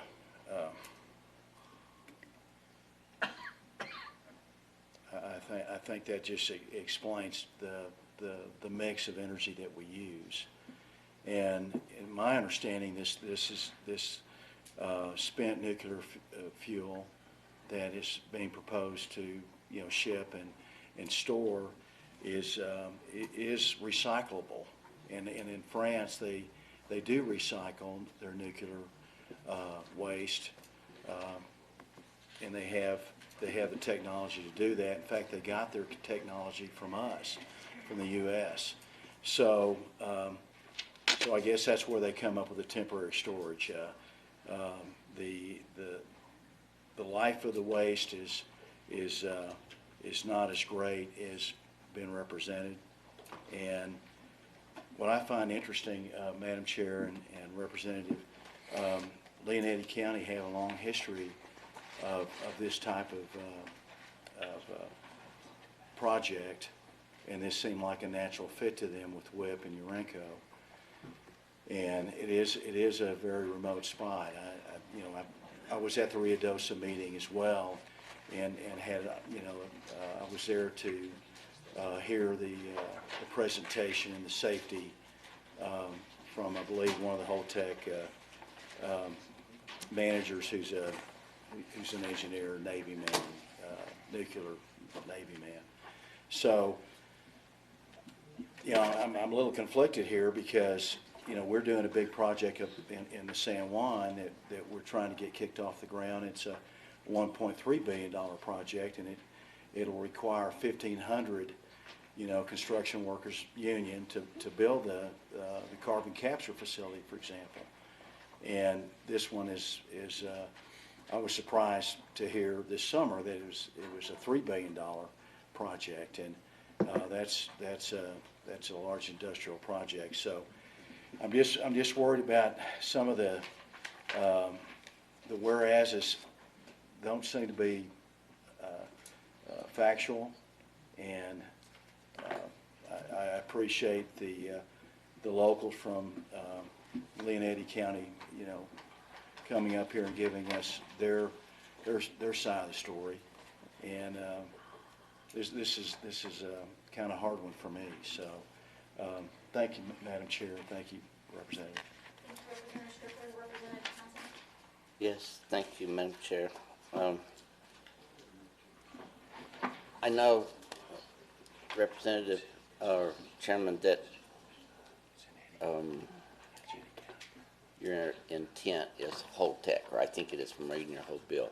But Sandia and Los Alamos, if I remember right, have high-level waste, high-level nuclear capacity on their sites that I'm sure comes in and out. Your intent is not just to marshal against that, is it? Or is it? Madam Chair, Representative Townsend, the memorial is strictly limited to the Holtec proposal. So, Madam Chair and Representative, how come it's okay for you to do it and not me? If I'm sitting in Lee County or Eddy County, and I know it's going on at Sandia and I know it's going on at LA, and that, I look at the economy in Los Alamos and think, my goodness, that's probably the strongest of any in the state for a community, and it's solely because of this, isn't it? Or am I missing something? Madam Chair, Representative Townsend, I understand your question, and I think there are a number of reasons why the situations are different. One is just that we already have the labs. If Los Alamos didn't have the whole Manhattan Project history and there wasn't a nuclear lab there, and a nuclear lab was proposed for Los Alamos, I imagine there would be quite a bit of opposition. And I know there's opposition to some of the things they do, including moving the pit production to New Mexico. So it's not, so the memorial is limited to Holtec. The conversation about nuclear activities in New Mexico, yeah, I understand that's bigger. I also think there's a difference in scale. The amount of waste that needs to be transferred, as opposed to the amount of materials that are used at the labs, I think that the waste materials are vastly more voluminous. And I think with handling more materials, you have a higher risk of incident. Well, Madam Chair and Representative, I get it. I understand what you're saying. I think it's a little bit early in the process to say that what is being proposed won't work or is unsafe. I think they have from what I have read and researched, Holtec has a really good track record. I'm pretty pretty aware of what goes on and has gone on at WHIP. And I know the impact that that has had to our community. I also very easily see the impact that the labs have had to northern New Mexico. And I would just, requiring them to be stringent, safe, overboard, you know, all of that, I get it, and I'm 100% with you. But to say I'm against it at this point with what I know, I don't think I can support it. But I understand what you're saying and the concern that you have and the concern for others. But I think any industry, regardless of which one they are, has the right to prove themselves, and I would offer that they have the right to prove themselves. Thank you, Madam Chair. Thank you, Representative Nelson. Representative Scott.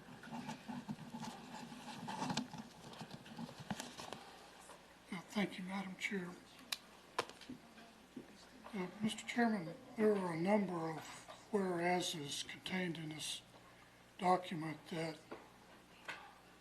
relate to unacceptable risk. And the first question I'd have with respect to that statement is there any scientific basis for those representations? Madam Chair, Representative Scott, a couple things which your question I think raises. It's been suggested that the memorial is not accurate. If there's anything in there that's factually inaccurate and this memorial moves forward, I would be happy to talk to Mr. Heaton about any corrections that might be needed. Specifically to your question, what risk is acceptable? What risk is unacceptable? I think acceptable and unacceptable is in the eye of the beholder. I think it's unacceptable. I know the governor thinks it's unacceptable. I believe that the land commissioner thinks it's unacceptable. But my question, Madam Chair and Representative, was there any scientific basis for those representations of unacceptable? Or is it somebody's opinion? Madam Chair, Representative Scott, I believe it's someone's opinion. If you have a scientific definition of unacceptable, I'd be interested in hearing it. Madam Chair, Representative, I think that's exactly what I'm trying to get to here. In that, do you believe that the Nuclear Regulatory Commission, who is responsible for overseeing this process, would approve of the process on an ad hoc basis? Madam Chair, Representative Scott, I believe they would approve it despite unacceptable risks.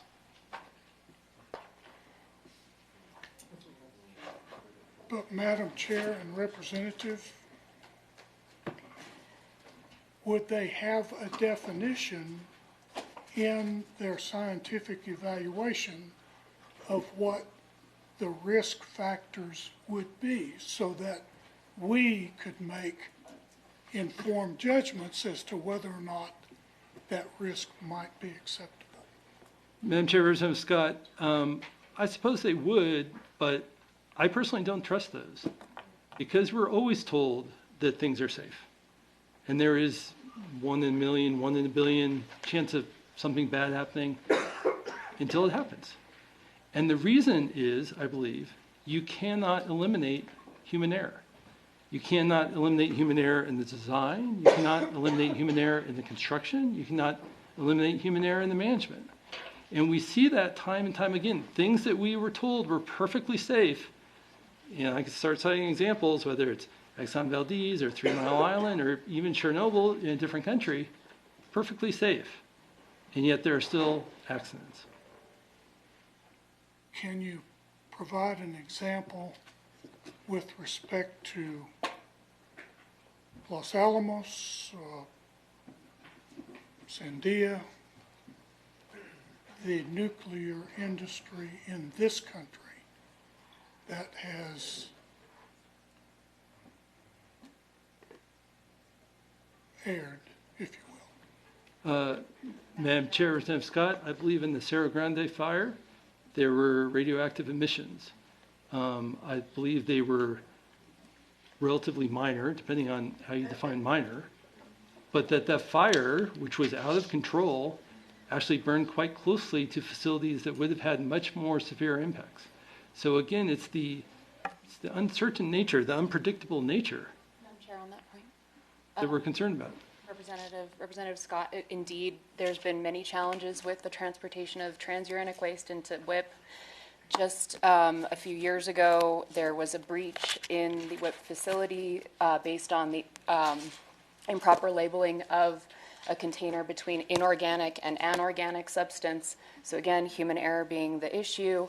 The barrel breached, it caused billions of dollars worth of damage to our federal government, so that's taxpayer dollars that has to pay for these externalities, that has to shut things down, that has to change the entire makeup of what humans have to engage with, what happens at the facility itself, and then separate safety parameters have to take place. It was years and years of work in order to fix that, and they're continuing to have to maintenance that. So we've seen it in real time in New Mexico, what happens when we do take in, even at a lower level, and I have questions about this, but separately, because we're talking about high-level waste here. High level is the highest category of waste. Transuranic is what we already accept, and low-level waste. So we've seen extensive problems with it that taxpayers have had to inherit, as well as safety issues with that as well. And Madam Chair, Representative, I think that goes exactly to my point. We aren't ever going to be able to eliminate mistakes. But in that circumstance, the problem was recognized, the damage was isolated, and it was very, very expensive. The project was remediated, and to my knowledge, no one was hurt, and it is fully and completely back in service. I don't think that's right. No. So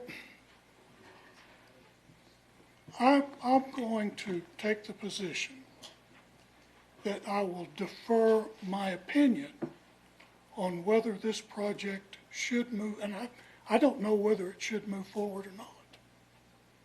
But I'm going to defer formulating an opinion until I see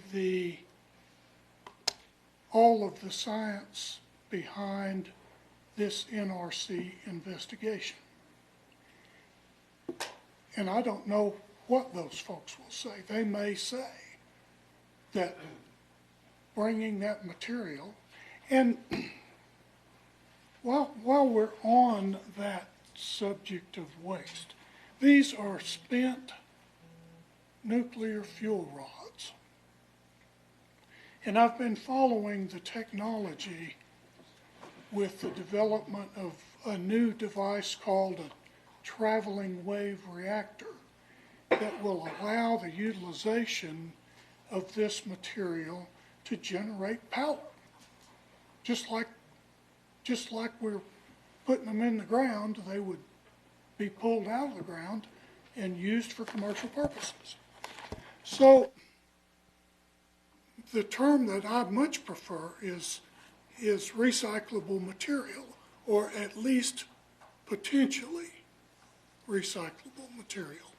Now, if the NRC comes back with a 1 in a billion opportunity for a low-level release as a consequence of some mishap, error, or accident, I'm going to have to make a judgment in my own mind as to whether or not that's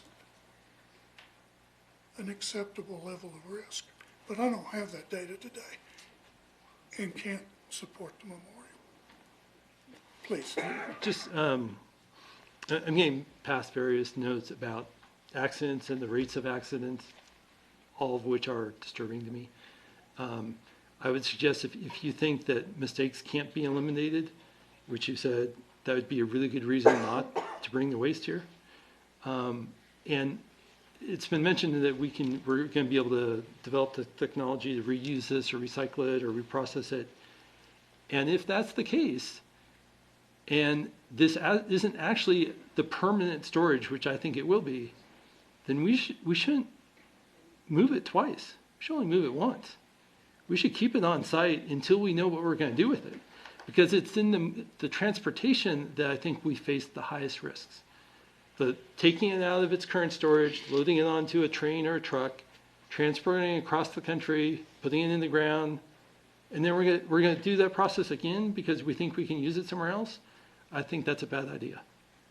Madam Chair, Mr. Chairman, I would agree with you if where this material was stored now had been specifically designed, cited, and vetted to be a storage facility. And where the material is now, that's not the case. So is it safer there in an perhaps less regulated environment than it would be in a very highly regulated and explicitly designed facility to hold the material? That's a good debate. Thank you, sir. Thank you, Madam Chair. Thank you, Representative Scott. Representative Romero. Thank you, Madam Chair. Thank you, Representative. This is a tough topic, I think, just because it's a very complex one when it comes to storage of waste. I just want to clarify first and foremost, are we actually considering at Holtec storing high-level waste underground? We're saying that the classification per the federal designation is high level with what we're considering currently in New Mexico. Madam Chair, Romero, yes. Thank you, Mr. Chair. Thank you, Madam Chair, Representative. That is of great concern to our local community, being that being adjacent, San Ildefonso Pueblo has had multiple issues, not only with the inheritances of what's gone on at Los Alamos National Lab, what happens peripheral to that environmentally, and what we're still cleaning up here in our local area. This costs billions of dollars that our local communities have to fight for every single year, including our congressional delegation, to get the right amount of money, because nobody wants to spend money on waste projects in general and cleanup in general. So we're constantly having to fight for those dollars itself. So if at some point the federal government decides that they do not want to make this a priority, which has already been very, very much the standard in the past with Department of Energy cleanup, we inherit those issues as well. And you'll see that with WIP, because there are issues that have happened with the breach about where those dollars are going to come from and what budget when it's in the billions. And so you've seen what Nevada has done as far as saying we do not want Yucca Mountain to store nuclear waste. Their state made that decision, and that got shut down. Now New Mexico is part of that siting for another additional storage facility, in which case we've already inherited the issues from the nation because of World War II and because of the decisions that we made. That's not at the debate right now. The question is whether or not New Mexico wants to cite a separate site that we are already dealing with currently, and if that's going to be the image that we want in our state as well. And so I understand the jobs argument.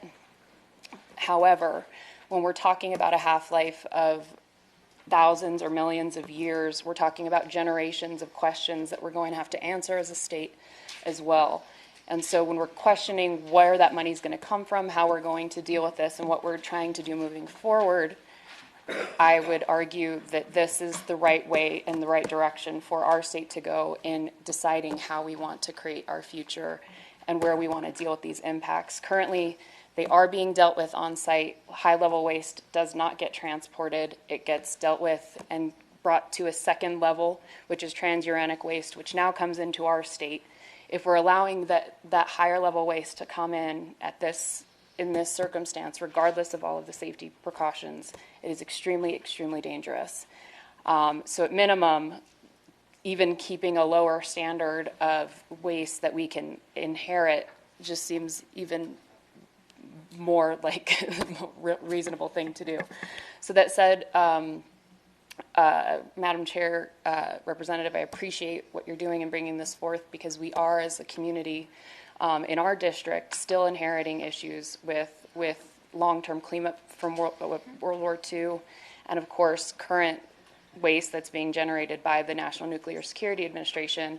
We are in a queue to figure out if we can get it to WIP. We are not even prioritized that in the sense that we have this waste already existing. So that said, if we're going to be specific to what New Mexicans want and how we move in the future, I think this is the right direction. So thank you, Mr. Chair. Thank you, Representative Romero, and Representative Strickland for a second. Thank you, Madam Chair, and thank you, Representative. It's my understanding that this is the life of this low-level waste is 30 years, and I'm hearing 1 million years, so I'm confused. I'm sure the Carlsbad delegation can help me out on this, and maybe you can. I'm not a nuclear expert by any stretch of the imagination. Madam Chair, Representative Strickler, so my expert says for the longer lived, it's about 1 million. It's certainly not 30. If it was 30, we shouldn't be moving it. And whether it's 1 million or 1,000, I'm not sure what difference that makes, in the human time scale.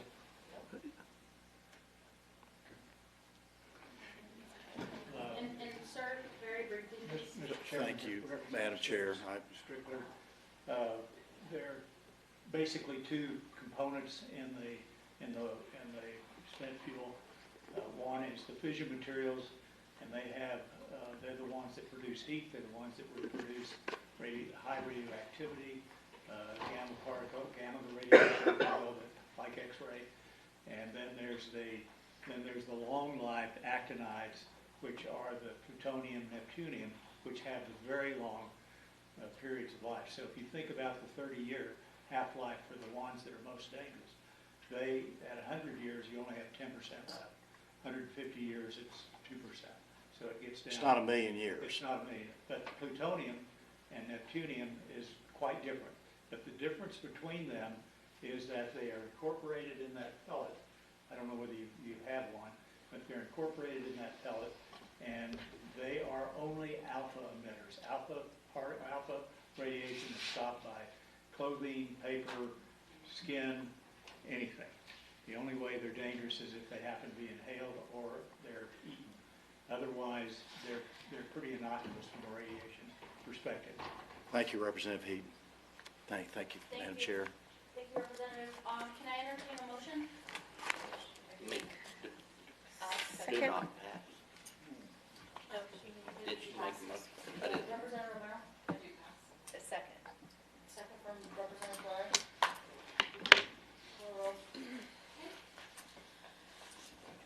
Representative Akil? We're voting on a motion to, So, You mean yes? yes, on the Yes. do pass motion. No, We got to go through the roll. Representative Anderson? No. Representative Ferrari? yes. Representative Montoya? I don't remember. The motion is to do pass on House Memorial 21 as amended. Representative Romero? Yes. Representative Serignana? Yes. Representative Scott? No, Representative Small? Yes. Representative Stansbury? Yes, and I'd like to explain my vote.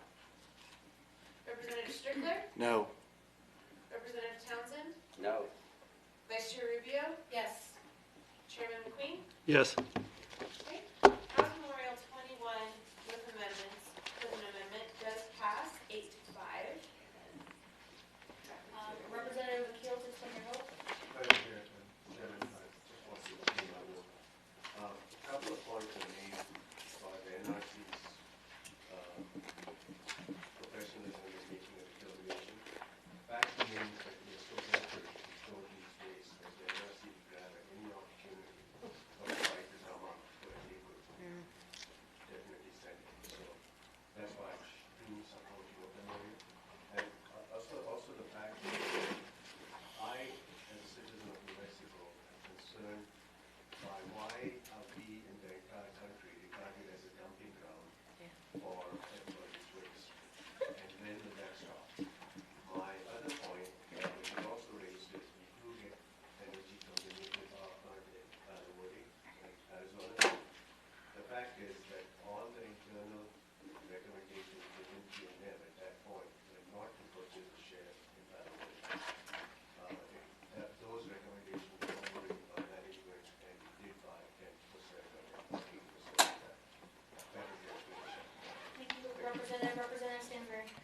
Thank you, Madam Chair. I just want to say, nuclear waste issues are so difficult because they're so emotional, and I completely understand that, but I also strongly believe in the self-determination of communities, especially when it comes to economic development. And of course, we don't want to be sitting in Santa Fe making decisions for communities, but I think on the whole, in weighing the benefits of protecting the public health and making a statement that is to say this is our policy statement as we're waiting for the federal process to play out, I support making a policy statement. And I just want to also say that I had the opportunity to hear the company present its case before the Water and Natural Resources Committee during the interim, and I was not assuaged that the current business plan for the organization was long-term enough to address the problem should we not find a long-term nuclear storage facility. So that concerns me as a New Mexican. So thank you.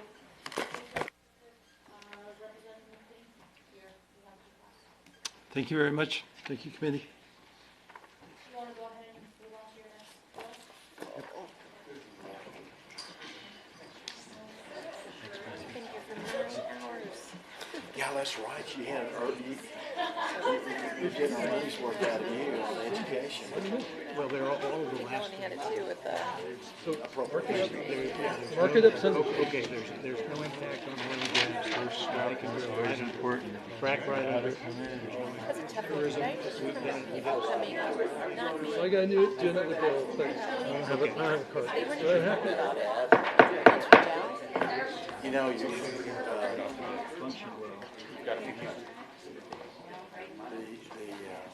that's a hard representative. They always have a vocal minority, but I got the county commissioners and the state representatives. They're elected by the entire office. I don't know. Everyone, we still have one more bill to go over, so I please, mean, we if you have have people in our area conversations, that don't we like can oil get and gas. outside. Okay, fine.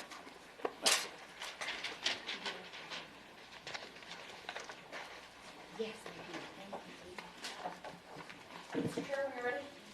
Thank you, Madam Chair. Madam Chair, House Bill 293 is an appropriations bill. Appropriates $150,000 to the New Mexico Environment Department to complete work on a New Mexico Climate Strategy initial recommendations and status update report, which has been ordered by the governor. I'm joined here today by John Goldstein of EDF, former cabinet secretary himself. It's pretty straightforward. I'd be happy to answer any questions.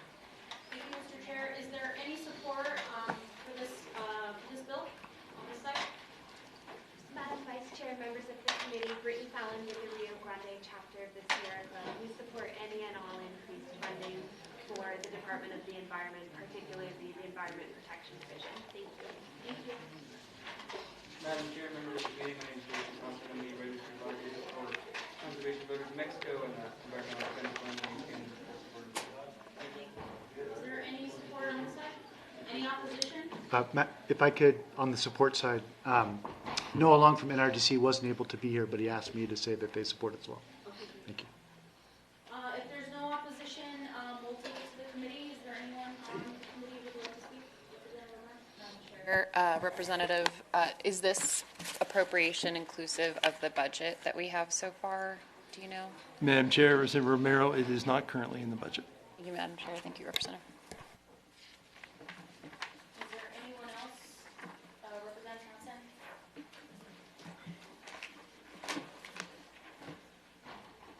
Johnson? Thanks, Madam Chairman. And Chairman, $150,000 you're requesting, what would you expect it to be used for?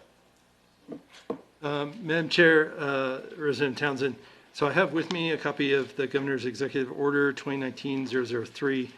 If you'd like, I'd be happy to read the purpose of the task force and what it would be used for. Would that be helpful? Either that or a copy of it would even be more. Madam Chair, Representative Townsend, I lack a copier at the moment. Okay.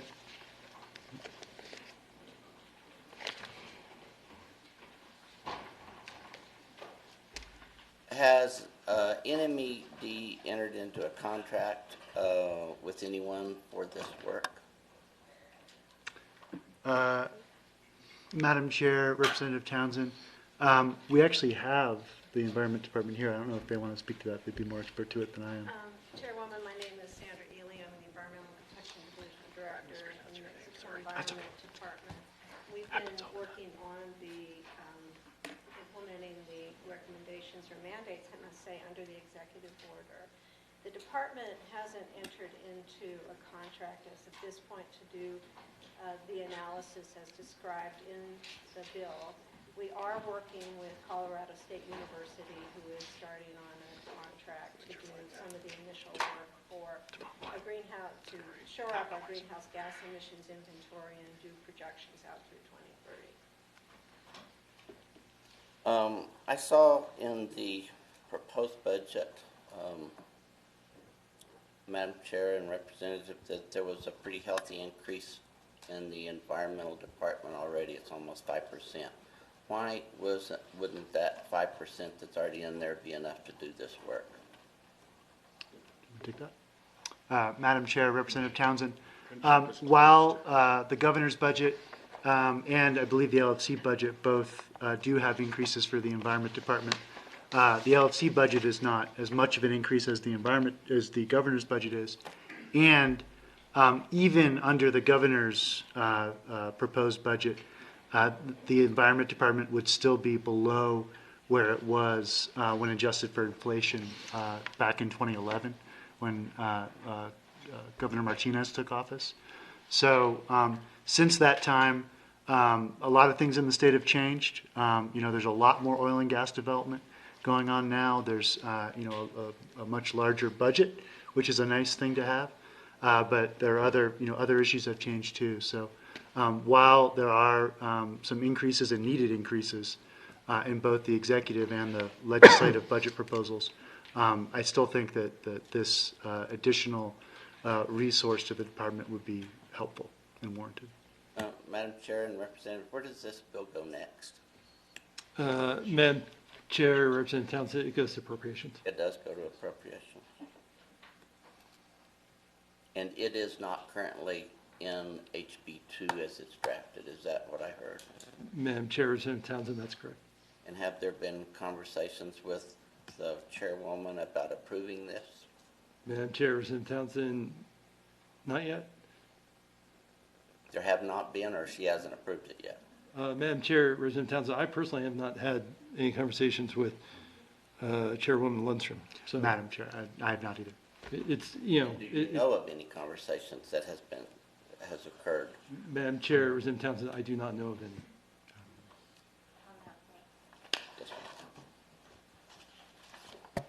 Thank you, Madam Chair.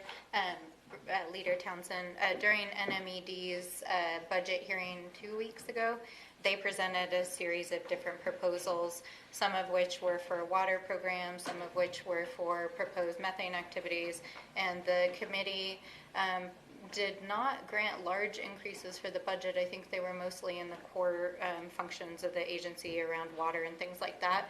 But providing extra money for these kinds of activities was made as a case that the Environment Department was looking to fund during those hearings. So.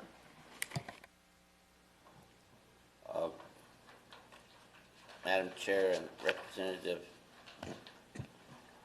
what is the intent? I mean, what do you believe the impact will be of this study when concluded?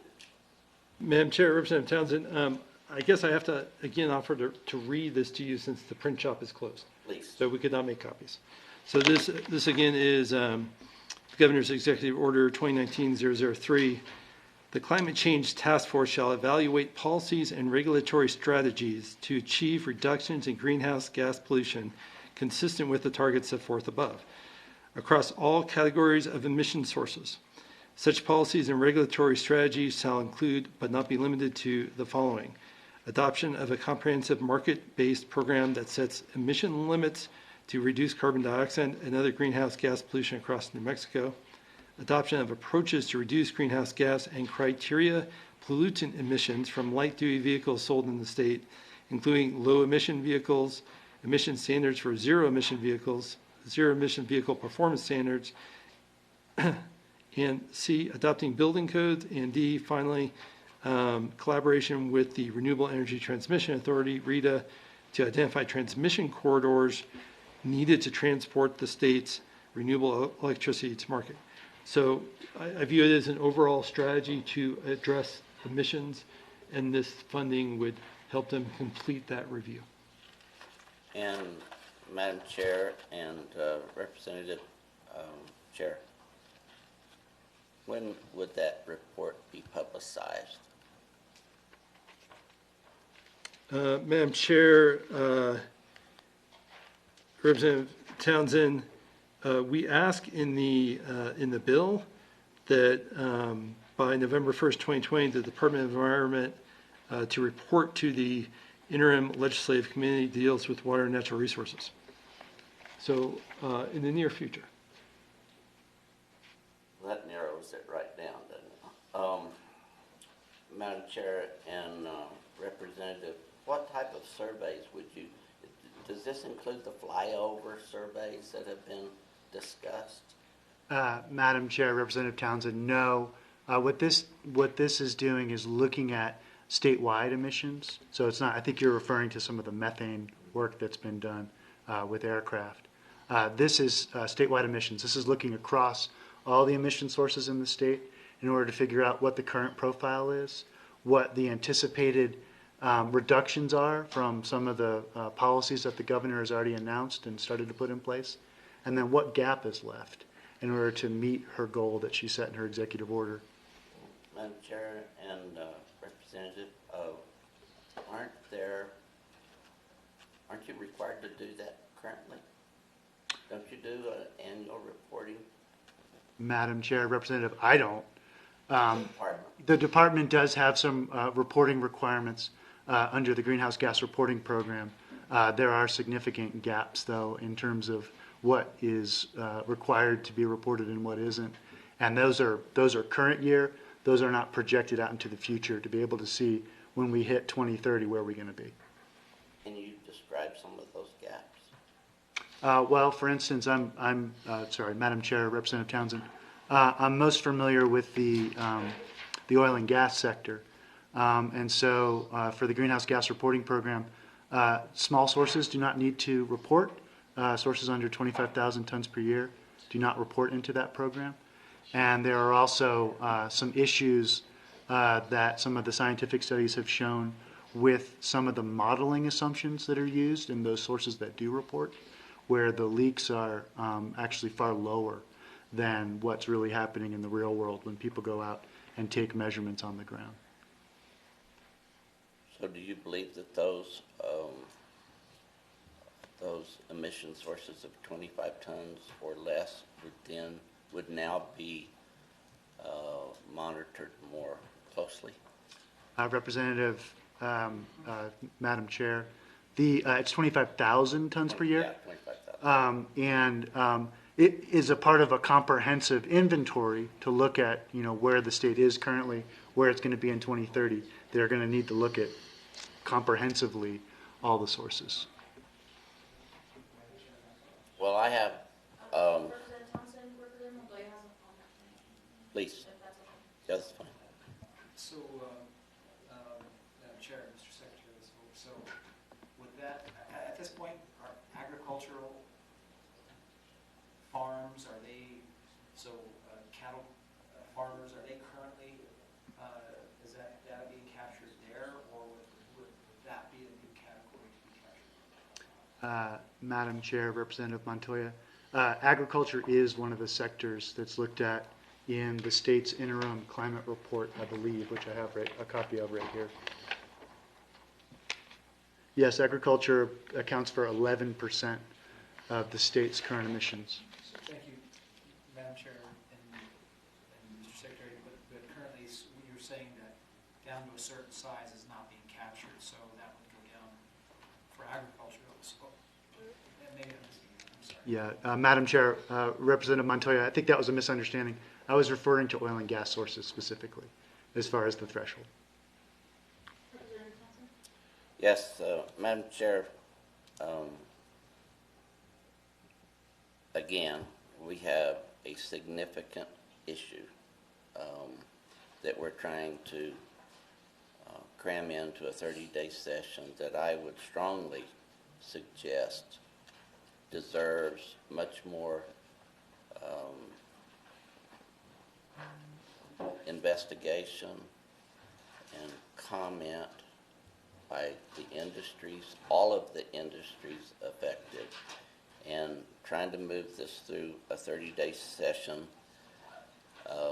after 6 o'clock on Saturday night out of one committee seems like a real stretch. So I can't support it. I don't believe it's in the current best interest of our state, and I don't believe it supports any of the industries that support our state. Thank you, Representative Townsend. Representative Strickler. Thank you, Madam Chair. Thank you, Representative.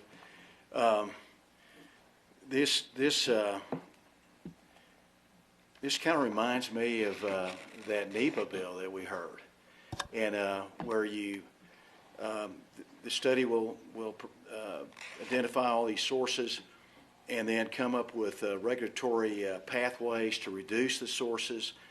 And what does that mean? Does that mean we shut down oil and gas and the dairy farms and the feedlots, or any new Facebook facility that comes into play? I mean, this is kind of a wide open deal. I mean, in the 45% reduction of CO greenhouse gas emissions, I mean, that's kind of an arbitrary goal. And I'm just wondering what little New Mexico can do with the global greenhouse emissions. I mean, I know we need to do our part, but 2.1 million people, this kind of scares me. Maybe I'm being paranoid, and which is what I do.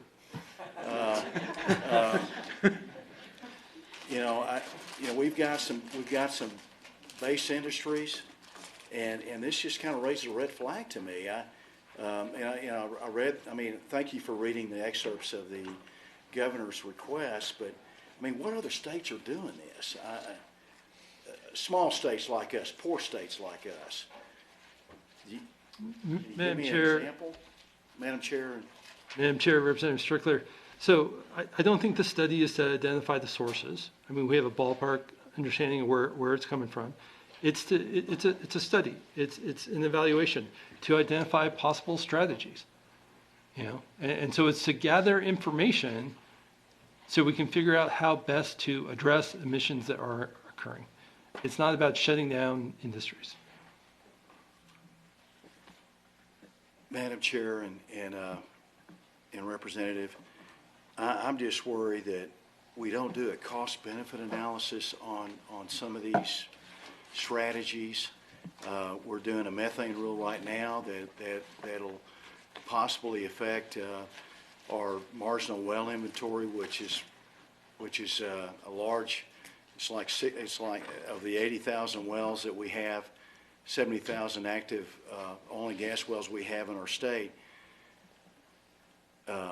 More than 50,000 are marginal wells, and if you add a lot of regulatory costs to those marginal wells, you're going to plug them, or you're going to put some companies out of business.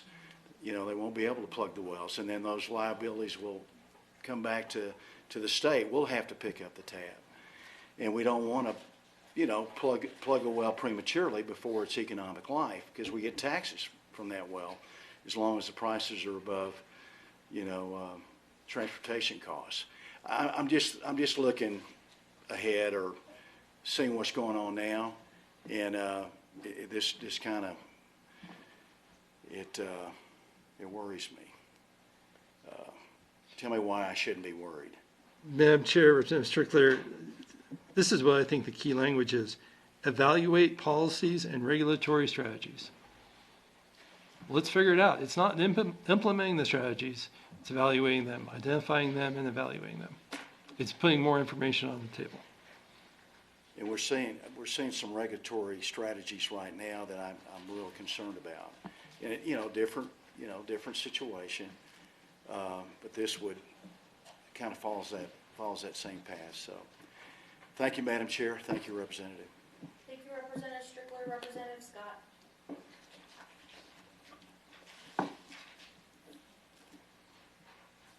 Thank you, Madam Chair. Representative, I'd have,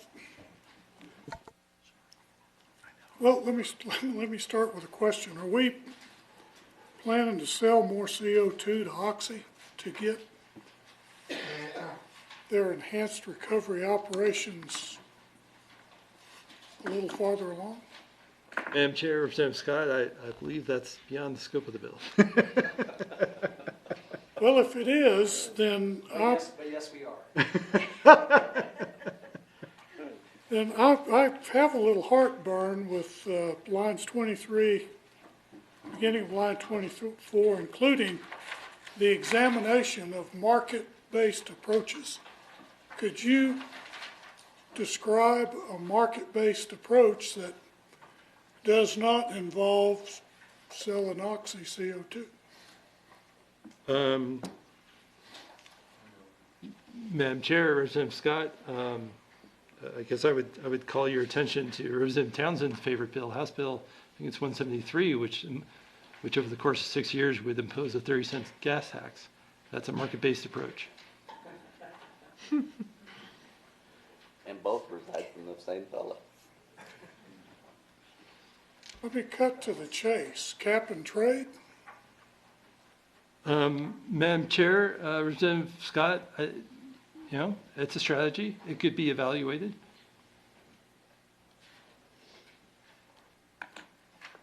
Madam Chair and Representative, I've watched the consequences of these policies in our big neighbor to the west and the resulting significant increases in the cost of living to those consumers. We're a poor state. That policy would make us a poorer state. And if that's what's under consideration here, then I can't support the bill. Thank you, Madam Chair. That's all I have. Thank you, Representative Scott. Representative Anderson. Thank you, Madam Chairman. Representative, on line 24, as a follow-up to the last line of questions, I was wondering if you would object to including the examination of market-based approaches, excluding cap and trade. That would have to be, of course, an amendment. I wouldn't want to try it without your permission. Madam Chair, Representative Anderson, I appreciate that comment. To me, the purpose of this is to get ideas on the table, get them evaluated. I'm not sure why we would leave off an idea like cap and trade. Thank you. Well, I have my own ideas of why we need to leave off, but that's neither here nor there. I won't do it moving along. On line 21, I'm really curious about the word finalize. Now that finalize implies to me there is an ongoing study, ongoing effort within the department evaluating emissions trends and proposed policies. So I'm wondering how much has already been expended on this effort? Madam Chair, Representative Anderson, I maybe allow the department to answer that. Is that okay, Madam Chair? Go ahead. Madam Chair, Representative, the department hasn't expended any money at this point. Colorado State University, under their Center for New Energy Economy, has come forward and has offered to do some analysis on this. They are probably not going to be able to complete their analysis based on their current funding. Thank you so much for that answer, because it leads right to my next question, which was, I appreciate the fact that no money has been expended, which does leave one wondering why we cannot finalize it without further non-expenditure. I'm especially interested in how did Colorado State University become involved, and why wasn't New Mexico's research in universities invited, did they get a chance to compete for this work? Chairwoman, Representative, we are utilizing our other universities for other strategies related to climate change and as well as produced water. Colorado State came forward because they have expertise in greenhouse gas emissions and air inventories and knew we were endeavoring down this path and came forward to offer to help. There was no competition in that there was no money being allocated to them. This is under a MOU in which no money is being exchanged. Thank you for that answer. So if there is money appropriated from the New Mexico General Fund in the amount of $150,000, you wouldn't object to opening it up to a competition to include New Mexico Research University? Chairwoman, Representative, if we were to expend that money, it would have to go out to an RFP, which is a competitive process. Well, thank you. I think Colorado State University is a fine university. However, I also believe we have many fine universities here in New Mexico. And as important as this whole EPA transition is, I think we're making a mistake not to ground floor those universities every way we can. Thank you, Madam Chair. Thank you, Representative Anderson. Representative Small. Thank you, Madam Chair. Thank you, Mr. Chair. Briefly, Madam Chair, Mr. Chair, expert, it's slightly concerning that the outline, I guess the study, or let me ask this way really quick. Madam Chair, Mr. Expert, what is the reason not to have parameters to the study? Madam Chair, Representative Small, I believe there are parameters. I mean, I don't think it's been confined, but there's, a statement of we want to identify policies and strategies. Okay. Madam Chair, Mr. Chair, are we to assume that carbon capture, use, and sequestration, whether or not is part of this study? Or will be part of the study? Madam Chair, Representative Small, I think everything is on the table here as far as, what the state's looking at. I don't think anything has been taken off the table.